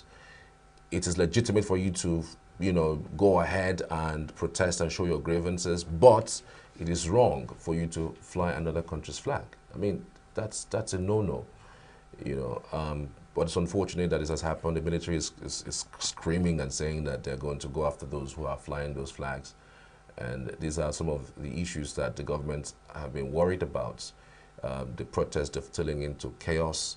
I saw a video of protesters taking over armored vehicles and armored tanks off the police and driving it and screaming on top of it. That is unbelievable. Like, is that still a protest? And I don't know, that particular flying of flag is only in the northern part of the country. And if you want to put it on the scale of things, Northerners are the people who, they are really cool, good people who know their rights. An average Northerner has a radio with them, and they follow the news, they follow BBC, they follow radio, and they follow everything, when it concerns the news. So you could say there's a level of education, there's a level of government followership, and, there's a level of, knowledge that they have, and they're able to even dispose when it comes to engagement with the government. Because even under the current administration, under the last administration, you would think that we had a very bad time with the last administration under Buhari. Yes, we did. And at some point, people came out to protest. There was quiet in the north. Absolute quiet in the north, in the north. And then you would wonder why they are coming now to protest under a government that, seem to, in some quarters, doing well with some of the policies that they're doing. So I really don't know where it's going to lead us. The organizers are saying the so-called protest continues. The government is saying, you know what, this protest should stop. There's some violence that have been recorded in some parts of the country that we must withdraw from this protest. And I wonder where it's going to lead us. But then let's go on with the headlines on the dailies this morning.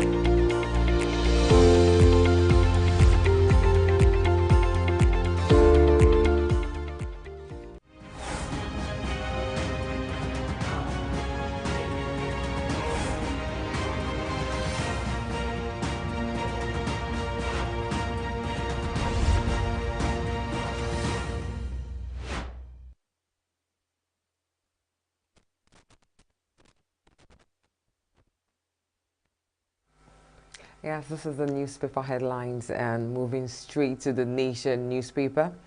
It says, flying foreign countries flag treasonable.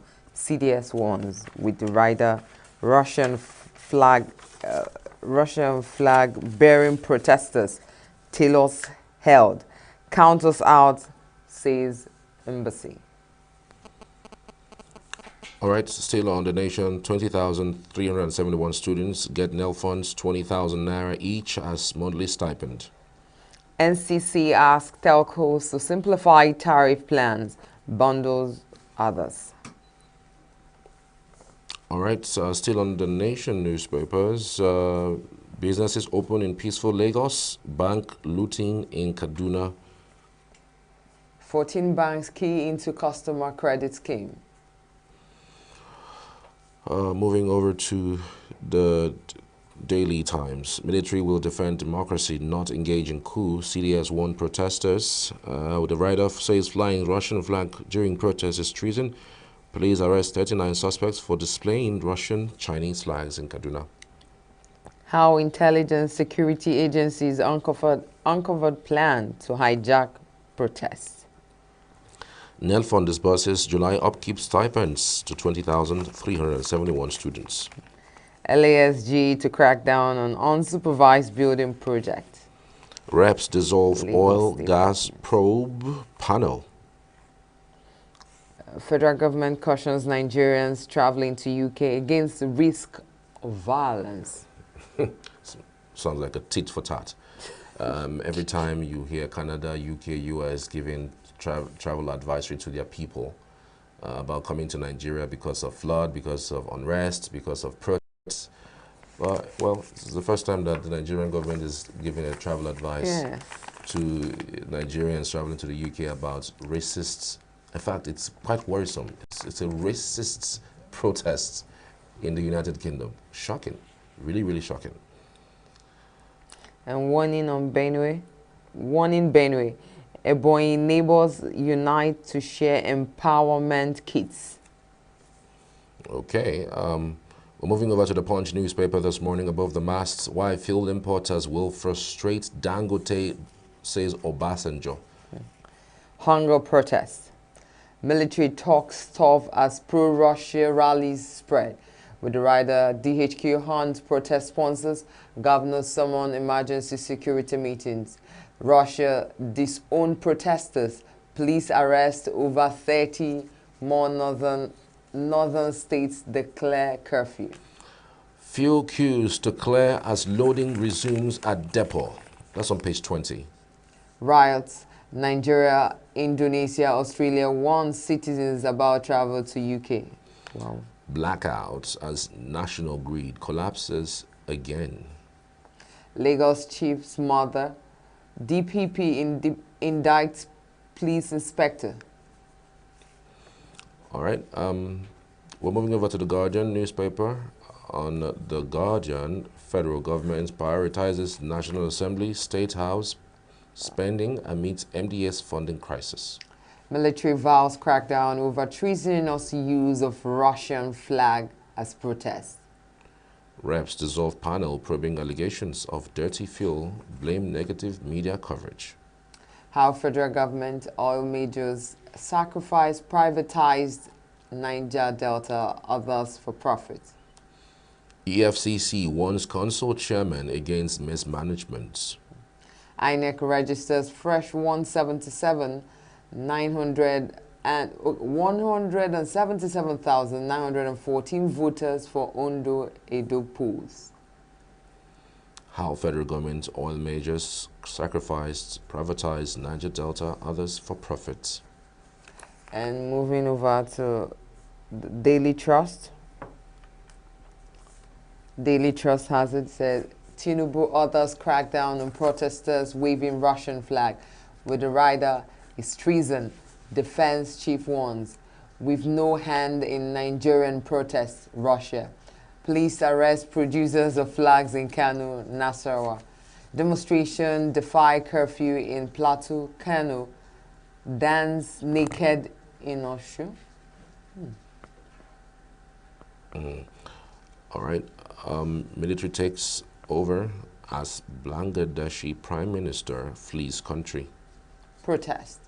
Please squeeze Trust TV producer.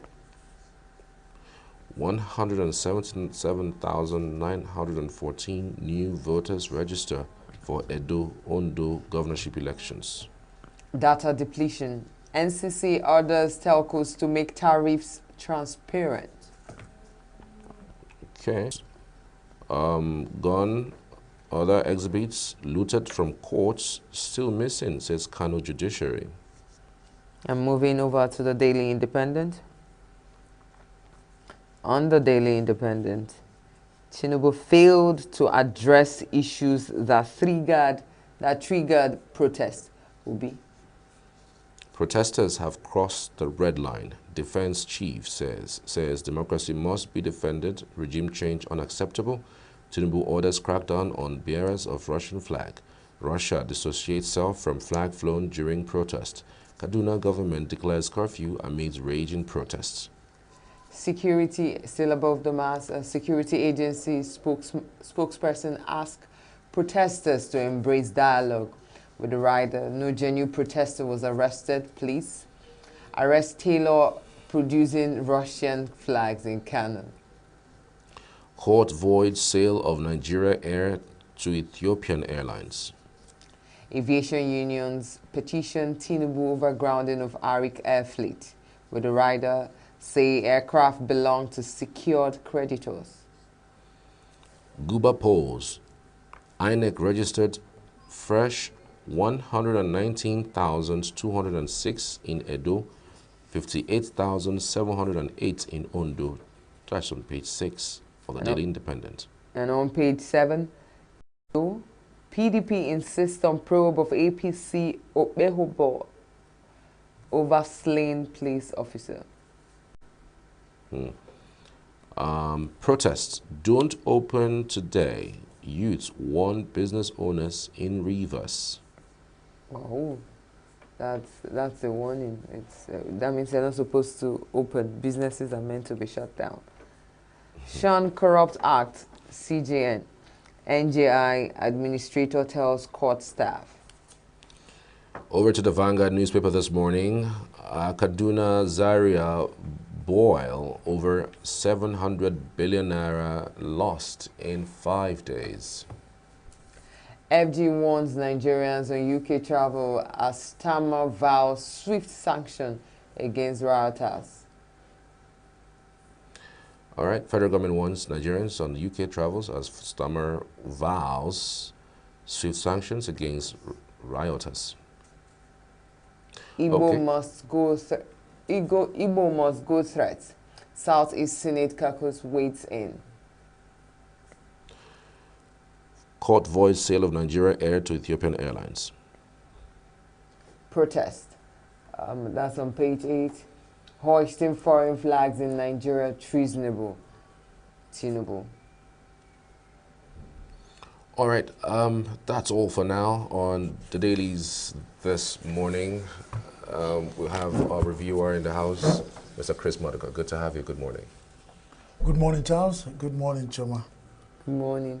It's another bright and early day here, and we give God the glory. Like Choma is a very religious, he prayed and prayed and prayed and said, thank God for a new day. Did you echo? Charles, are you religious? I'm wondering if prayers really do work in Nigeria, because, I mean, if you look at countries that pray a lot, Nigeria is at the top of the list, and countries that hardly pray, in terms of development and success for its citizens, they are getting it right up there. So you wonder if truly prayers work. That's the devil's strategy of making Nigeria not to pray. What do you lose praying? And maybe Nigerians are praying amiss.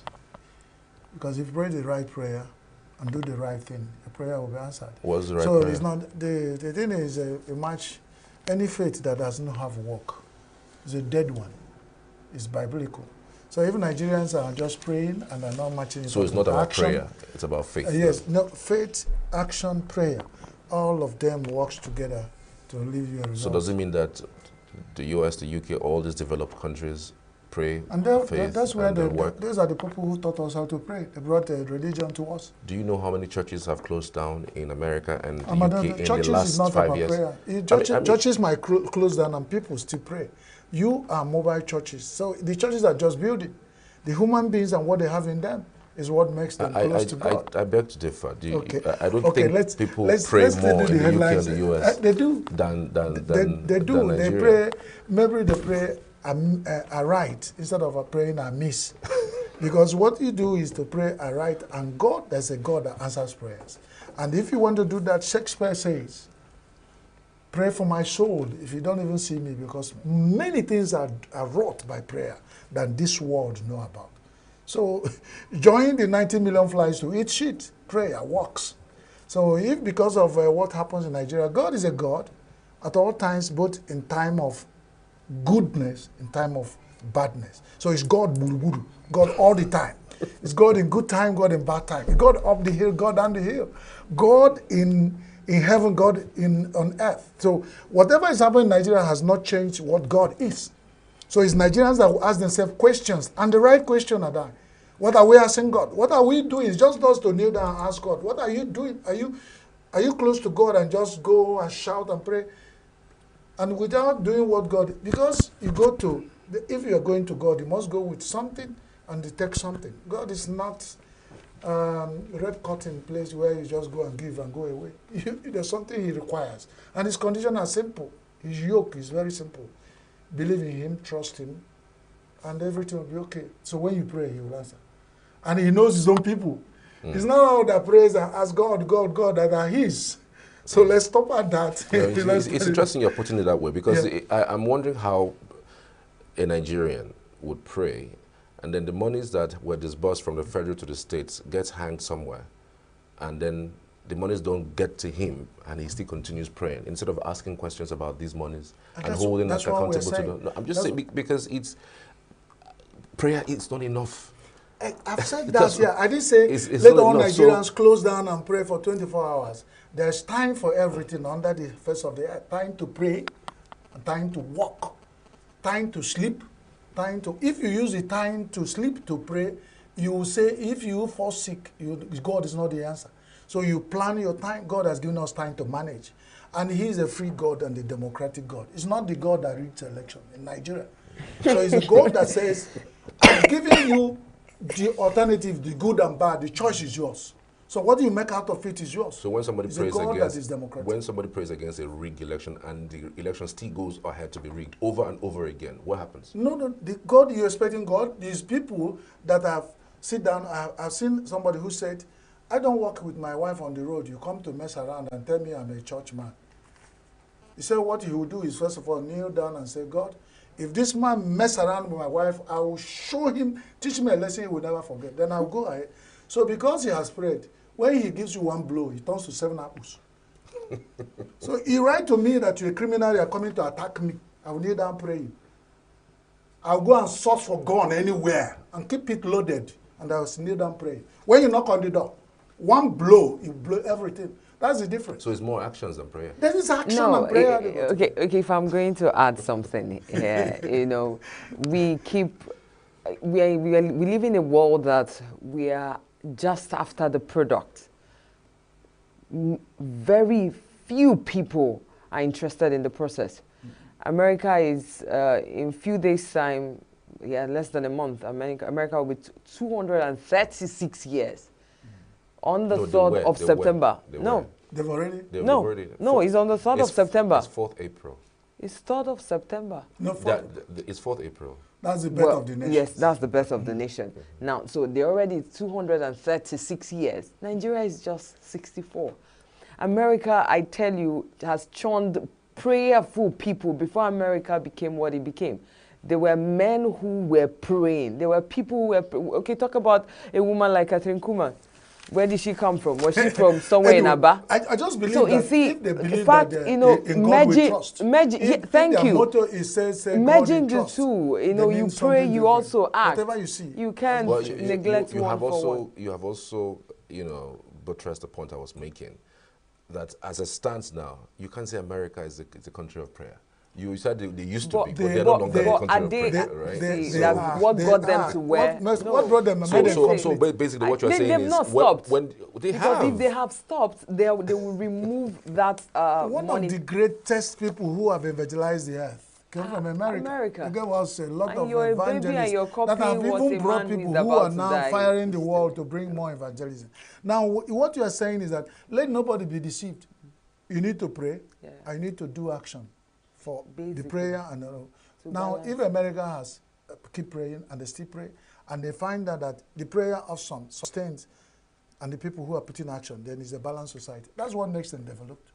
They have found out, they put on the weighing scale and put prayer where it belongs and put action where it belongs.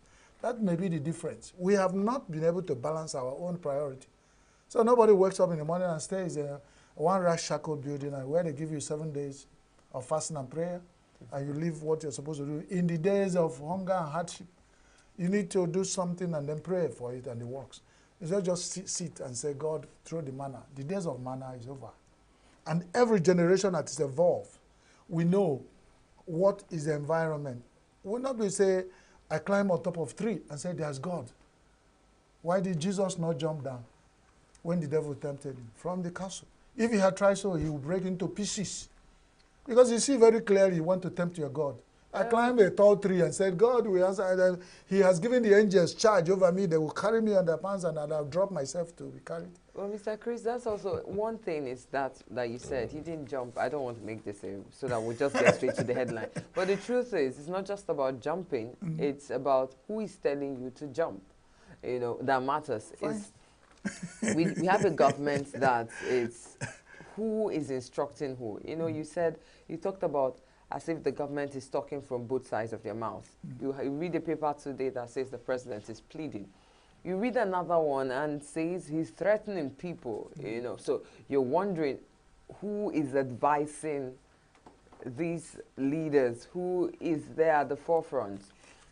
Well, somebody somewhere has narrated and said that God is using whatever is happening to punish Nigeria. So until Nigeria need to go back they need to go back Nigeria? To God. If you go back to God and say, if people who are called upon by my name, if people who are called upon by my name will humble themselves and seek my face, I will answer them and heal their nation. So that's for the Nigerian to think about. If you think you can heal Nigeria by yourself, go about. Depend on the power of men, which it has limits and destroyed us. And you ask yourself, China, they pray. They pray to who? They pray. To who? You ask me, what is the origin of religion is that people pray to a force. You can call it different names, but they are praying to a force they didn't see. That force is still what Paul called the unseen God. Even some people build shrine and left it after building for all the Asherah and the Baals. They kept one particular shrine and said for unseen God. Right. The unseen God is what everybody in the world is worshiping, and they worship in different ways. Right. So and that's what makes it God unique and mysterious. Okay, so basically you are saying that it's not one God. No, somebody can pray to different gods and God, still succeed. God remained God. You can call it a different name. So don't go back to your Amadioha and all those. Even Amadioha in African traditional religion is an agent of God. So they said, I studied African traditional religion, and they argued that Nigeria, Africa is not polytheism, that is monotheism, that they worship one God. They only worship Chukwu Abiyama, using different agents. Right. I'm not against prayer. Let's just be clear with but this. Your argument is showing that you are. My point is, those who have shown that they are religious, haven't shown cause for development commensurate with that's what we resources miss. that they have. When we miss it, religiosity is not about pure prayer, worshiping God in truth and spirit. Religiosity is outward show. So outward show. Religion does not support development. Religion that is true religion that recognizes God as the true things supports. Because when you follow such a religion, it will tell you this is the role of man to God. This is the role of man to society. This is your role. So you divide role, not carrying what God has given you power to achieve. That he put water in this cup to drink. You now pray that God will come down and fill this cup for you to drink. A good religion will tell you where the limits are. What God has given you power to do, you do for yourself. Absolutely. If to make Nigeria better, God has given us wise and beautiful nation. Endowed this nation with natural resources, 34 mineral resources that can survive us on a commercial quantity. Absolutely. Is very under the effects of this. Nigeria alone. You're right. And we are suffering. Meaning? Who said that our blessing of God should turn to curse? He said, God forbid. Somebody is responsible. Good. But somebody is responsible. Human and beings are maybe responsible. all of us. I'm not pushing it to anybody. Nigerians, I said, they better begin to reflect and let's hold ourselves. Because Nigerians are good at pushing. Even me sitting down here, my mouth may be running. I have my own fault. If Nigeria has not gotten to where it be, I share from the fault. Because you see a nation going down the drain. Some people who did anti-hunger and hunger protest, they were people, they said Nigerians. And some of them, there's a very video I saw. Somebody carried a placard that he was supposed to be protesting against me, that he was shouting, I'm hungry. But what he wrote in the platform and the card, his holding was different. So meaning it was not probably briefed. So his mind and his stomach and everything is working differently. Somebody has told him, go and kill these people. They're saying, but he said, I'm hungry, I'm not using this money. And he's still holding a card that says, no protest. So that's the problem we have here. So thank you. You good exercise. We have tried to, you want to know whether it's only reviewing newspaper. I review the Bible too. I review the Bible too. So can we go on now? Right. I mean, let's stick to the protests, basically. I mean, protests have turned a new leaf. People are seen carrying foreign flags, and the military are not taking that lightly. They've even arrested the person who's been producing that foreign flags. I'm even shocked that I'm seeing that there's even a Chinese flag inside that so-called mix. I'm also shocked things. because I thought it was only a Russian flag initially. Yeah, but again, there's something that triggered this. During the broadcast of the president, there was this flag on the left side of the president that it was the same thing. The so-called blue, white, and red. No, white, blue, red, yes. That's Nigerian. Blue, white, and red. I've been seeing it anytime a president is addressing Nigeria. I'm confused as you are now saying. At the point I told myself, I said, maybe it's because he's commander-in-chief of Nigerian army. It might have to link with the color of the Navy, the army, and all the security forces. He's in charge. So hold on a second. No, so I'm wondering, that was the same color that those people were flying. So I'm a bit miffed. I was thinking maybe because it's a military, those people are calling for military takeover. That's how I read it. But all of a sudden, I now really checked the Russian flag. It's actually the same thing, but it's our military flag. If you check all the flags of the world, countries in the world, they find some similarities. There are some people touch up their own with little different. Right. That if you go to quiz, they show you some. You might even mistake it for another. So it's only those who are involved and know because I am so much concerned about hunger and hardship in Nigeria. Even if I see Russian flag now, I see Chinese flag, I can't recognize it. I can only recognize Nigerian flag. And if I hold it strongly, I'll be praying, God, this hunger and hardship to stop. Let us be very sincere. Now, the people carrying the flag, like you said, may have picked it from somewhere. Whoever made them carry that, they say, whenever fight has started, you don't decorate it. I don't hit you and say, I turn my back, you say, hit me here, not hit me on the face, and it's a fight. No, if I hit anywhere, that can give you injury.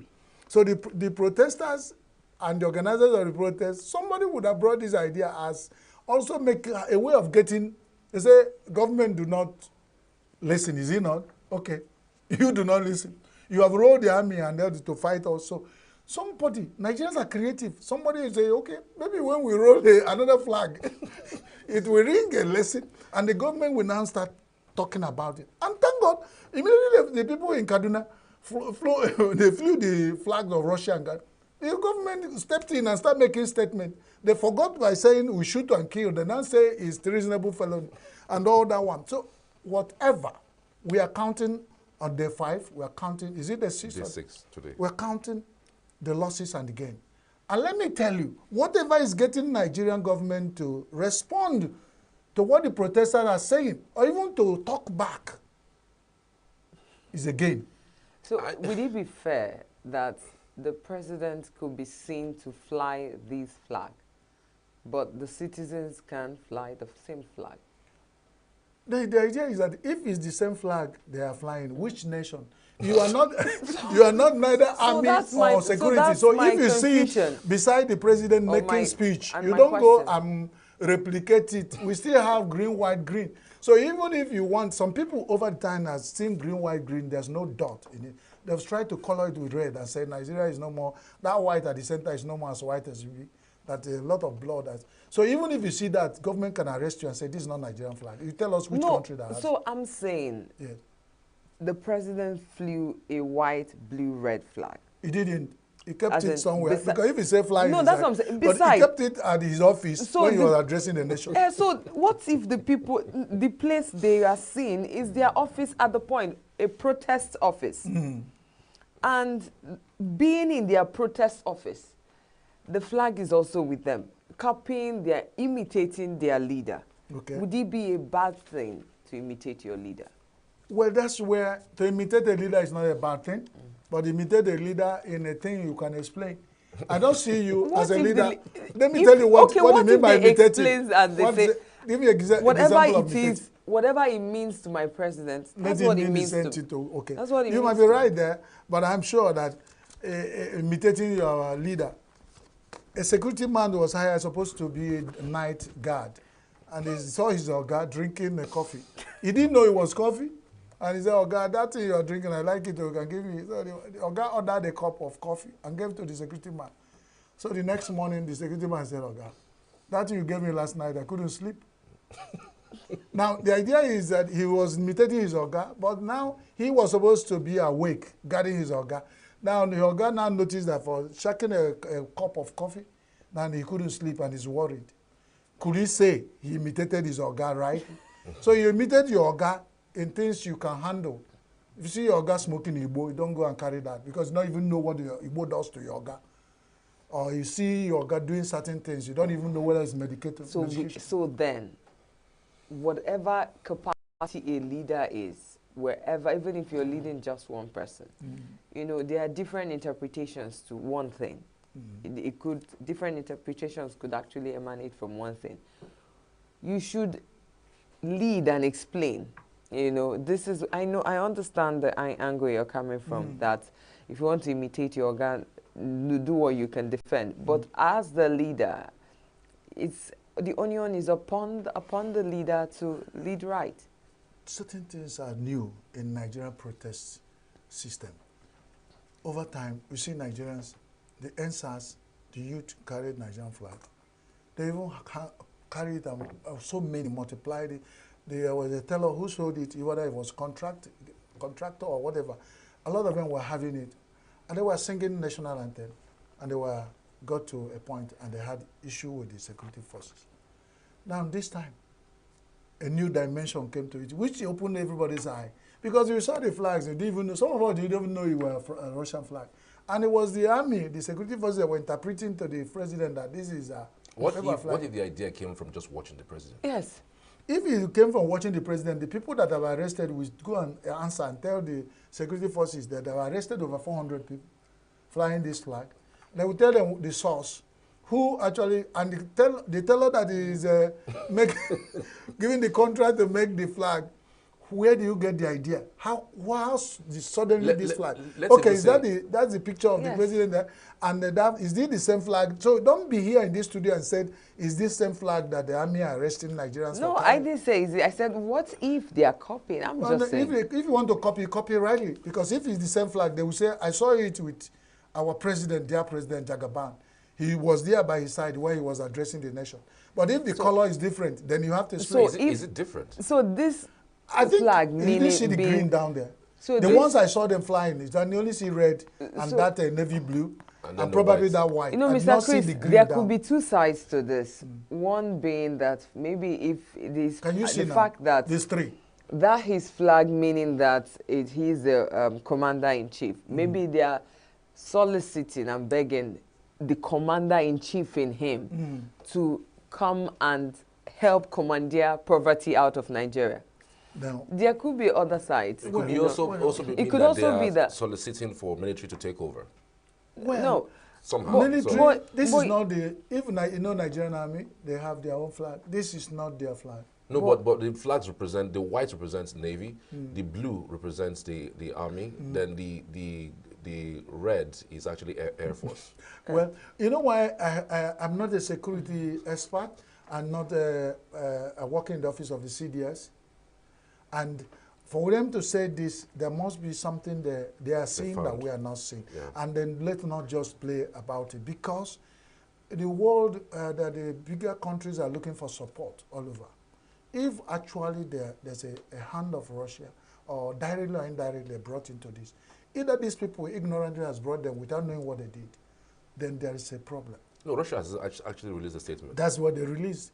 That's what it released. But you know, the statement of countries can be, when it's not working out, you can disclaim. Yes, they have disclaimed this idea, the idea need to be investigated properly, not the way Nigerians do things, just arrest. Because the people that they handed over this flag, where they just had something they will carry and march the street and say, Bamuso, Bamuso, we know agree, we know. But they may not know the meaning of what they are doing. Yeah. So now is point that at every time, everything that happens in Nigeria gives us the opportunity of learning new things. Even me has been educated with this. Because some people, we go, you know, here we go, these toys they sell at traffic that have all the flags of Nigeria, of the world. And some people will buy as many as one and pin them in the, and put them on the top of their, you know, inside their car, display it, and you know, it's beautiful when they are driving this flag.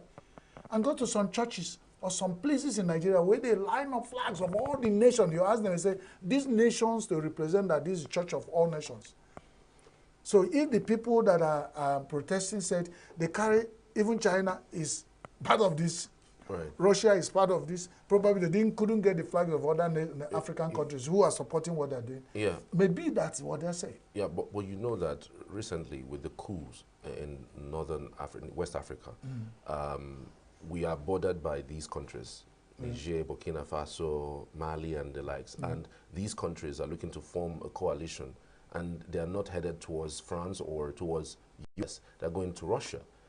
So Russia's influence in that regard may also be what the army is reading as to. You have proven the point why Nigerians are not taking it with kid gloves.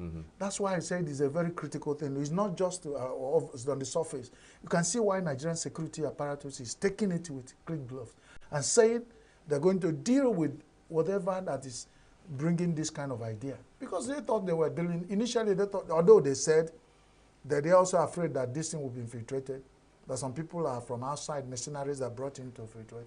Whichever thing they're saying, some of the happenings we are seeing recently is proving the security apparatus right, that they foresee, therefore saw that this will happen. And now our question is, what did you do? They were at a point just busy calling names, pushing it on people who are sponsoring, and even the IG said this, they know that mercenaries. And on this same review, newspaper review desk, we have said, this is not the time to open mouth because it's a highly security issue. Begin to act, begin to make moves to arrest or stop those moves, or begin to go beyond the point. This is another angle to Nigerian protests, because it means that tomorrow you might wake up and have another protest. You might find the flag of all the nations in the world supporting protest. And then now it's even good that they begin early to say it's only China and Russia you can see. So whatever Nigerian security system will do to nip this at the bud is supported. Because, you know, the hard, it go hard. So are you saying that, are we trying to insinuate that other nations are helping us realize the fact that the country is in hardship? There is no Tea Party anywhere. All the nations of the world are looking for allies. And these allies, democracy, both at local and foreign level, is a game of numbers. How many people do you have who are supporting your cause? We have had issue in Nigeria where they say some countries who we depend on are supporting the LGBTQ. And they have even threatened to sanction us if we do not join to support them. So you must know what your parents has kept. And they have the background of your parents before you go for moonlight play. If they are very poor people, you go to moonlight play, open your mouth and then push down somebody's food. Who will pay? So you must know who is backing you up in every situation. Are you curious that this flag flying is only in the north? There's nobody who did protest in the south raise that flag. It was only in the north that this flag flies. The southeast didn't protest. The northwest couldn't have tried. Probably this message. The northwest, Kaduna had that flag. Kano had that flag. That Nancy said, the Kaduna has been bleeding for a very long time, and they've been calling the whole world. You see how they're calling the whole world to stop the security issue that have been, worrying Kaduna, of how things were happening. So many things that were happening. And not be surprised that these are the point that now say part of this is a statement, directly or indirectly, to say we lost confidence. That how we wish. Because, there's something that will happen. You say, how I wish is President Bola Tinubu that is my uncle or my brother, so that if he is, all this I'm going through won't be happening. It may be a wish that these people say, how we wish we are just in China or in Russia where things are rosy. Because it's always, another man's garden is always greener. There may be, directly, innocently, might be what these people are feeling. I'm not standing for them. They might have committed offense because they say ignorance is not an excuse for any offense you committed. So, but it has given you, become an eye-opener. If you commit offense, you say, I didn't even know this is the extent of what I've done. So you begin in the future to plan and reply, know your limit. So that is a very clear case. So China-Russia flag being flown in Nigeria during protest is a bad omen. It's a bad omen. And one could also say, maybe is it possible that we are soliciting for the help of these other people to Whichever come help way, either way, because you are dreaming of Japa, even though I wish I'm there, or you are using direct, indirect means to call for this nation to come and support you. The government of Nigeria felt slighted in that regard, so much that they say it's treasonable. The lawyers can explain how is it treasonable and what is happening. And then, because let it not be selective. Only when people fly another countries, like you say, treason. Let treason be traced to all treasonable offenses that people have committed in Nigeria, and begin to arrest them one by one, so that it gets to this level. You don't say, after all, somebody did something near this in the past, we arrested him. We are not just arresting you, because you can even say, give a dog a bad name to kill it. So it's not because you are protesting for hardship. We are arresting you because constitutionally, over time, legally, people who have committed the same offense have been arrested. So and they have been charged for the same offense. There is this interesting headline. Well, some people might, overlook it. But in the wake of this protest, I think it's on page 20 or something of the Punch, that says, blackout as national grid collapses again. The nation is in somewhat a state that we can't fully explain. And there's going to be blackout added to it. What will be the reaction of people? Or what do you think will be the reaction? If it's the blackout and the national grid that's collapsing, then maybe the fifth time in a row. And truth to, let us be very frank, the Nigerian the electricity companies and the people in charge have always fought tooth and nail to restore power within. There was some of them didn't last up to 24 hours. The only thing you'll be saying is not linked to, because the people who were working in those depots, in those power sector, did not join the protest. So the organizers of protests might have been very free of being accused of sabotaging even the power grid. So if it's just another collapse caused by technical hitches, we just pray that it won't last long, because we have technical hands of people who are round hole in round peg, round pegs in round hole in these sectors who can handle it. And they've done it over time, I we've seen. So let them get back to work and make sure that it's not double wahala for that body. When we are coming out of one trouble, we enter another. That's all we can appeal. I don't see it's collapse of the grid in Nigeria has become, until we consolidate and become power. It's over time we'll be collapsing like this until we learn how to make it not to collapse again. Mr. Chris, on page 27, Yeah. federal government is asking workers to register for 40,000 naira bag of rice. Over time, palliatives has given us some sort of support has given to Nigerians without data. And they only quote figures. So if federal government is saying, let all people who collected this rice, it might not, people, there's only civil service in Nigeria, those even the ones that pay tax because they pay on the source. So those are the ones we are planning with Nigeria, those are the ones who know how many they are. In as much as we have ghost workers, but at least in Nigerian civil service is the one to the extent you can say, hey, they are on the average of 500. Maybe they are, because of ghost workers, they become 600. But then you can, these are only places. So the government wants over time to work with a sector where when they are giving this support, there will be a clear empirical form to say this is the number of people who benefited from the system. Because when you carry rice and sign, the thing will be replicated and put together, and the Nigerian Bureau, what do you call it, the Bureau, NBIS, will be able to publish it and said, in August 2024, due to hardship and hunger strike, the government of Nigeria gave out rice to maybe 60 million Nigerian workers. And it's empirical. Some people can quote it and use it for research and future development. But if you go to the marketplace and start wrapping two cups of rice and throwing in the marketplace, that one is throwing salt inside the ocean. They want to see so that they can also come back when a president will address us again and say over 60 million Nigerian workers benefited from 40,000 naira rice, brought down from 80,000 naira to 40%. It is some actions that they can hold with tangible evidence. But if with this idea of some politicians will load the rice and say they are going to their constituency to share. Yesterday I saw in the newspaper where a trailer load were captured by DSS being diverted.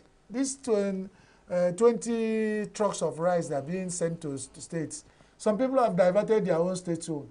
So if you do things like that without data, I support federal government in this. Come and sign for the rice, pay 40,000 naira, carry it. The multiplier effect of every civil servant in Nigeria and people who benefit from it, there will be some element of so-called. It is going to help. And government will now say we did it. Instead of going in the blank space, the people are crying and you are standing before them and throwing sweet. I've been in places where somebody who is doing birthday throwing sweet in the crowd and people are scrambling. Even in scrambling for one sweet, some of them had to give headbutts to each other and they collapsed and they started resuscitating them. Let the support be directed to individuals with evidence of who they are, organic human beings. And then government can claim it. Instead of these firefighting, like go to the marketplace, there's fire, you blow. When fireworks people, you say, how many tanks did you use to quench this fire? All right. They can inflate. Nigerians are good at inflating. They can inflate figures. We use 400 million tanks of water to quench fire. They use only 2. But when there are evidences, when they begin to lie, say, in Osun State, we have this number of workers. And these people, these ones were already retired. These ones were the active ones. These are the ones who, that their signatures are there. This is it. We gotta go. If we want to go, we gotta go. Thank you. Thank you so much. It's been one interesting conversation we've had on the show this morning. I'm sure that you would also want to contribute on the show. Remember, you can drop your comments on all our platforms, specifically on YouTube, where we're broadcasting live from. You can drop your comments on any of the topics you have raised today. We'd always love to hear from you. We're back shortly. Do stay with us.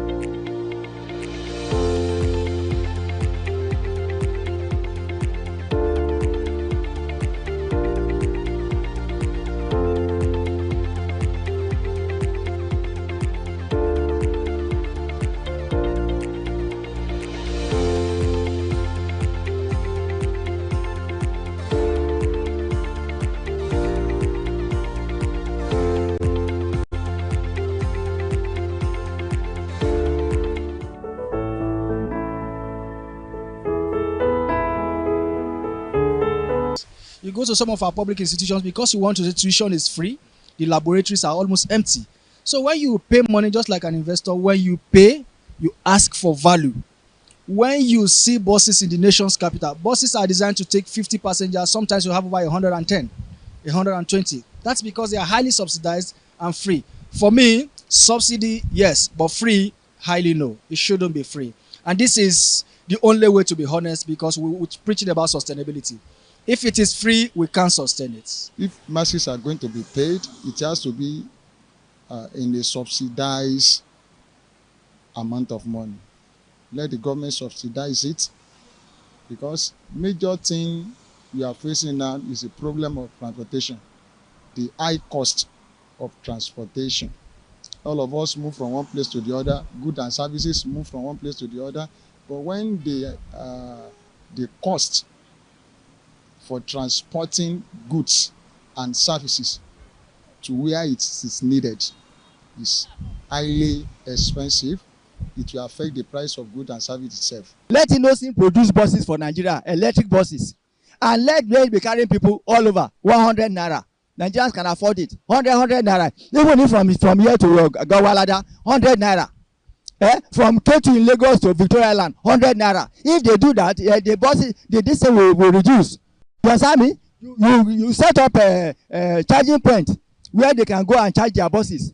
Like in Lagos now, they have a depot for the buses. Let them go there and charge the buses and be carrying people 100 naira. It will reduce the economy. A state like Ebonyi State budgeted 68 million to buy SUVs for their state House of Rep members. So if that can be budgeted, state like Benue, Governor Ilya was saying the budget for House of Rep members to acquire a car is 60 million. That means Nigeria is wealthy. I think transportation can be made free, but I don't think these people that are making money from this would like to stop right now. The transport sector is a huge sector of the economy, but then the everyday increase in prices, remember, has not made people to be happy.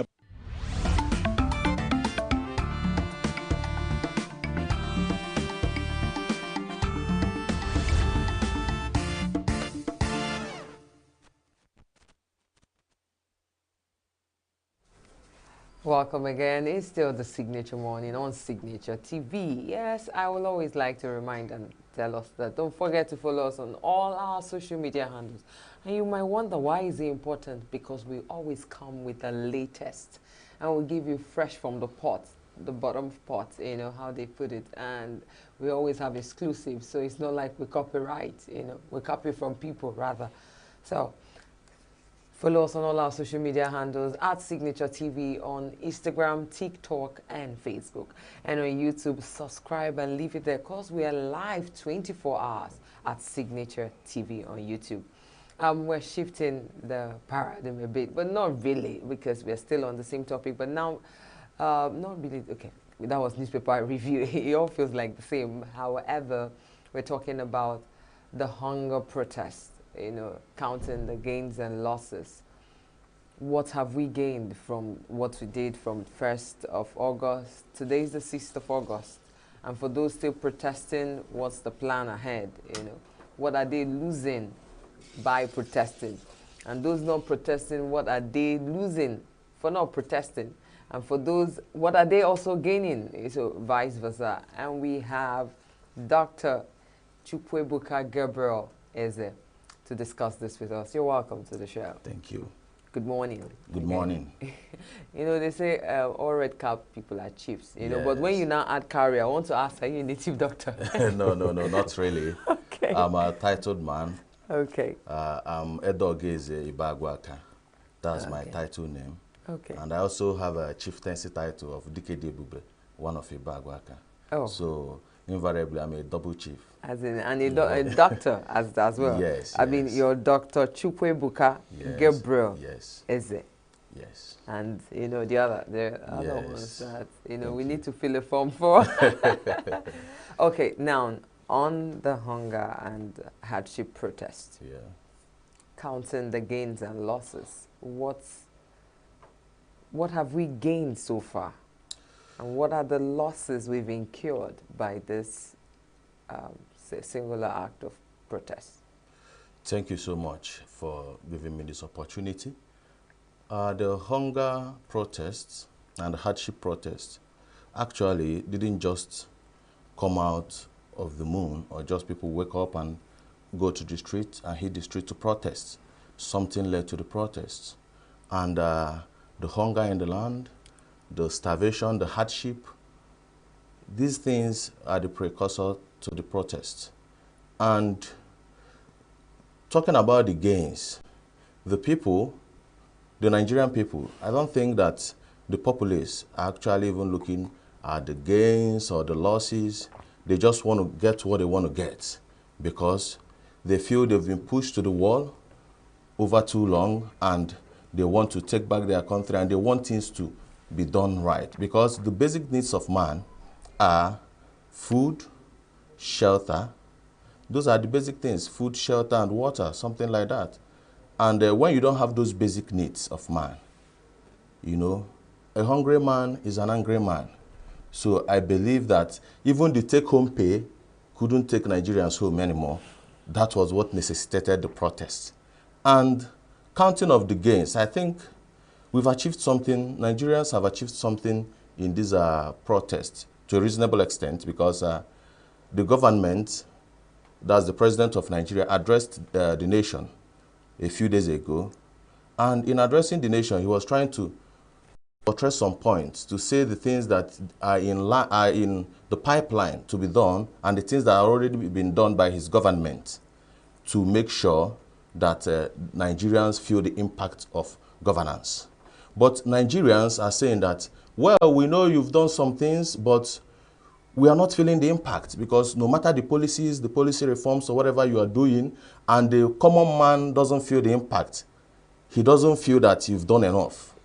Because whatever reforms the government is putting in place, without affecting the simple commodities that the common man purchases in the market, without affecting the security, without affecting the basic needs of man, to make the common man get it at a very cheap rate, a common man doesn't feel that he has been impacted by the government. Let's take it some step backward. But all right, you know, you did mention that the president came out a few days ago to address the nation. Yes.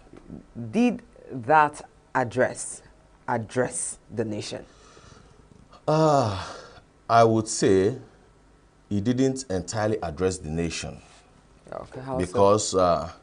The protesters and Nigerians at large, they felt that the president didn't address the issues at hand because they had their demands, such as reversing the petroleum pump price to the former price, giving Nigerians a living wage and not a minimum wage of at least 300,000 naira, then curbing corruption, reforming the EFCC to curb corruption, releasing the NSAS protesters that are still in detention, and even cutting cost of governance and making the legislature unicameral, like only having one federal legislature, not having Senate and House of Reps, that all these are wastages.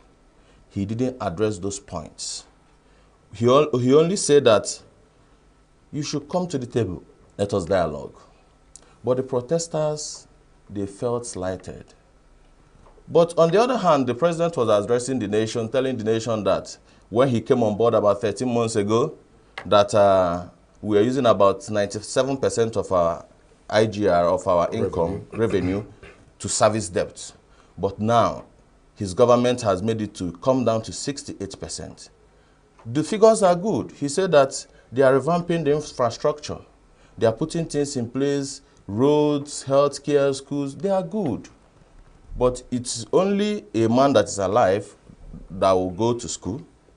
It's only a man that is alive that will make use of those roads. Yeah, but again, do you think that demands are quite outlandish, especially as it concerns the one for making the legislature unicameral instead of bicameral? Because if you are to take that move, you have to go through the constitution. You have to amend the constitution. It's not a one fell swoop thing. The president cannot come and announce and then it happens. because you're going to fall against the Constitution. So that particular one is outlandish.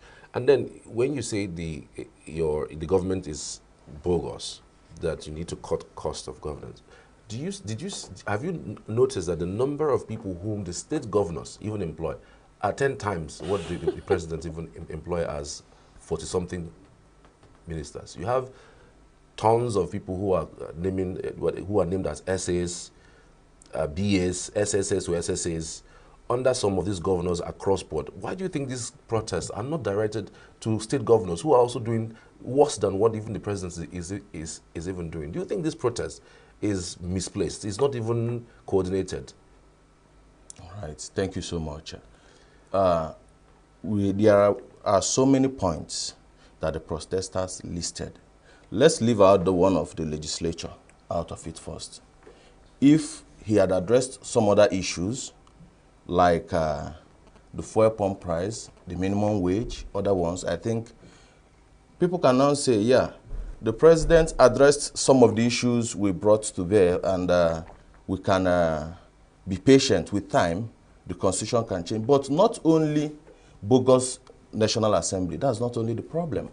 We also have problem in the states, and the protest is not directed towards the president of the nation. It's against bad governance. It cuts across 36 states, the governors, the local government chairmen, everywhere in Nigeria. Nigerians are protesting of hunger and starvation, bad governance. The president responded because he's the chief, commander-in-chief. That's what I'm saying. That yes. It looks like it's just him. No. Because everybody is looking at the seat of power. The one that is happening under your cocoon, you're not even addressing. You're not even speaking about it. None of them. I've watched all of those videos where the protesters keep saying things. None of them have ever mentioned a state governor as something that they have done that is wrong, that they should cut down on the cost of their own governance. Why is that? Everybody is pointing at the president. Everybody is pointing at the president. Why not talk about you, governor, where you stay, where you live, where most of your taxes are even paid? You know, in Nigeria, we practice federalism. So, and Nigerians have always believed that leadership is the problem. If the president gets it right, the governors will be forced to get it right. You can't say that. But it's natural. The states have their own legitimacy. They voted the governor. Yeah. So you cannot say if the president gets it right, the state will get it right. So sometimes the state governor can get it right, the federal government will not get it right. Sometimes the presidency will not get it right, the governor will get it right. They are independent of the influence of the federal government.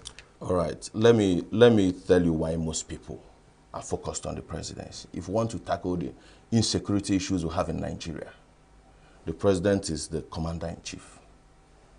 If he wants to tackle it head-on, if he wants us to get it right, to get it right. That is just it. That's one. Secondly, food security. Insecurity has led to lesser food supply. Another problem is electricity, power. I don't think they are within the powers of the governors, but the presidency has a whole lot to do about that. So those basic things, the fuel pump price, if the president can rejig it and make it come down to like 200 naira per liter, I think, and the minimum wage also. What if now the president said, okay, we are signing 300,000. We are not talking of minimum wage anymore. We are talking of living wage.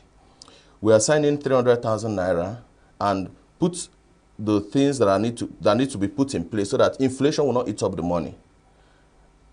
The state governors must be forced, unquote. They don't have any option. Then if any state governor doesn't implement his own or his own, then it will now, the people will now say, we can now see that the president is no longer a problem. But as it stands now, yes, some states are even protesting the 70,000 naira no wage. I don't want to call it minimum wage. Yeah, I don't believe that. I won't call it that they are already protesting, because I believe that the promise the president made of the 70,000 naira that has been signed, it has not taken effect. It has not been effected in the salaries. If maybe it has been effected in the salaries, then people now say, oh, the federal government have started theirs now. Why are the state governments not doing theirs? We know that the president alone can never solve the problems of Nigeria. Now, I don't blame Nigerians at all. You know, when you talk about security, you Yes. make it look like it's the president that is responsible for insecurity in Port Harcourt, in Lagos, in Zamfara, Kauro, Naboda. For crying out loud, there are chief executive officers who are, chief security officers of that state.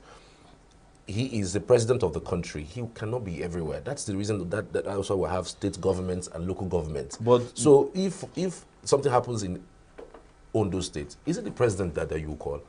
No, you don't call the president. It's good. So but the powers of the governors to some extent are limited. How so? The powers of the in as much as they are the chief security officers of their states. The powers of the governors to now the Nigerian military forces, the armed forces, they are the command of the presidency.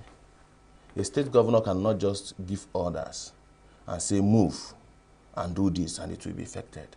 You must have to, yes, you must have to take permission. A state governor cannot just wake up and call the chief of army staff and say, look at what is happening in my state, do this. Because he's not the commander-in-chief.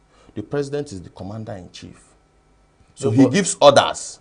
The state governor will just say, these are the security situations we are having. How are we to tackle it? Come to our aid or let's partner to tackle it. But when the president gives order, he gives orders, move in. Do it this way for us to achieve a lasting peace. We tend to exonerate the governors when it comes to issues about security. These same governors use this state apparatus, the police, the army, and even sometimes Navy or even some of this security outfit that they created, Amoteku, Ebubago, and the likes. They use it to intimidate their opponents. They use it every now and then to champion their own personal causes. But when it comes to securing the lives of people within the same environment, you start saying that they don't have the powers to. No, I didn't say they don't have the powers. They have powers, but I made use of the word limited. Their powers are limited. Even when you come to the local government chairman has some powers, but is still limited. But I'm not exonerating the governors from the problem of Nigeria. They are part of the problem of leadership. Everybody is focused at the president. No. As it stands, No. everybody is focused. Nobody is talking about the governors. The president has kept on saying, face your governors. Meet your governors. I've sent X, Y, and Z amount of money. They have all of the governors has received nothing less than 100% more since this subsidy removal happened, because there has been more monies to the government. So the increase in those allocations have been sent to the governors. What are those governors doing with the monies? And so everybody is looking at the presidency. The point of presidency holding these people accountable, did you understand? Calling out the governors. I gave you, for instance, I gave you money to give Charles, and Charles didn't get it, and he's coming to me. It lies in me to call you, right? Does it lie in me, rather? I'm not putting it. Does it lie in me to call you to order as to why you haven't given Charles the money? When you look at the protest that is going on, the state governors, they are not exonerated. People are also holding them to account. They are holding them accountable. None of them have mentioned the governor. If you look at the program of the protest, they will say occupy state houses of assembly, occupy state government house. It's all over the social media. Do you know it has changed? As at this morning, the Occupy Abuja was trending. That everybody should march to Abuja. That is where the seat of power is. That's where they will be forced to do something. You know one thing about protests. When protest starts, at some point, it might be infiltrated. It might be that it has been infiltrated and hijacked. But the original plans of the protesters were occupy the state houses of assemblies, occupy the state government house, then the people that are in Abuja will occupy Abuja, not occupy Abuja. Because even if the president signs everything we want him to sign, the people want him to sign, can he implement them? You still need the state governors for implementation. You still need local government chairmen for implementation. This is just awakening the consciousness of Nigerians. And people are beginning to understand. From the speech of Mr. President, he said that in the nation's history, local governments and state governments has never received the type of allocations they are receiving now because of the removal of subsidy. But it's true.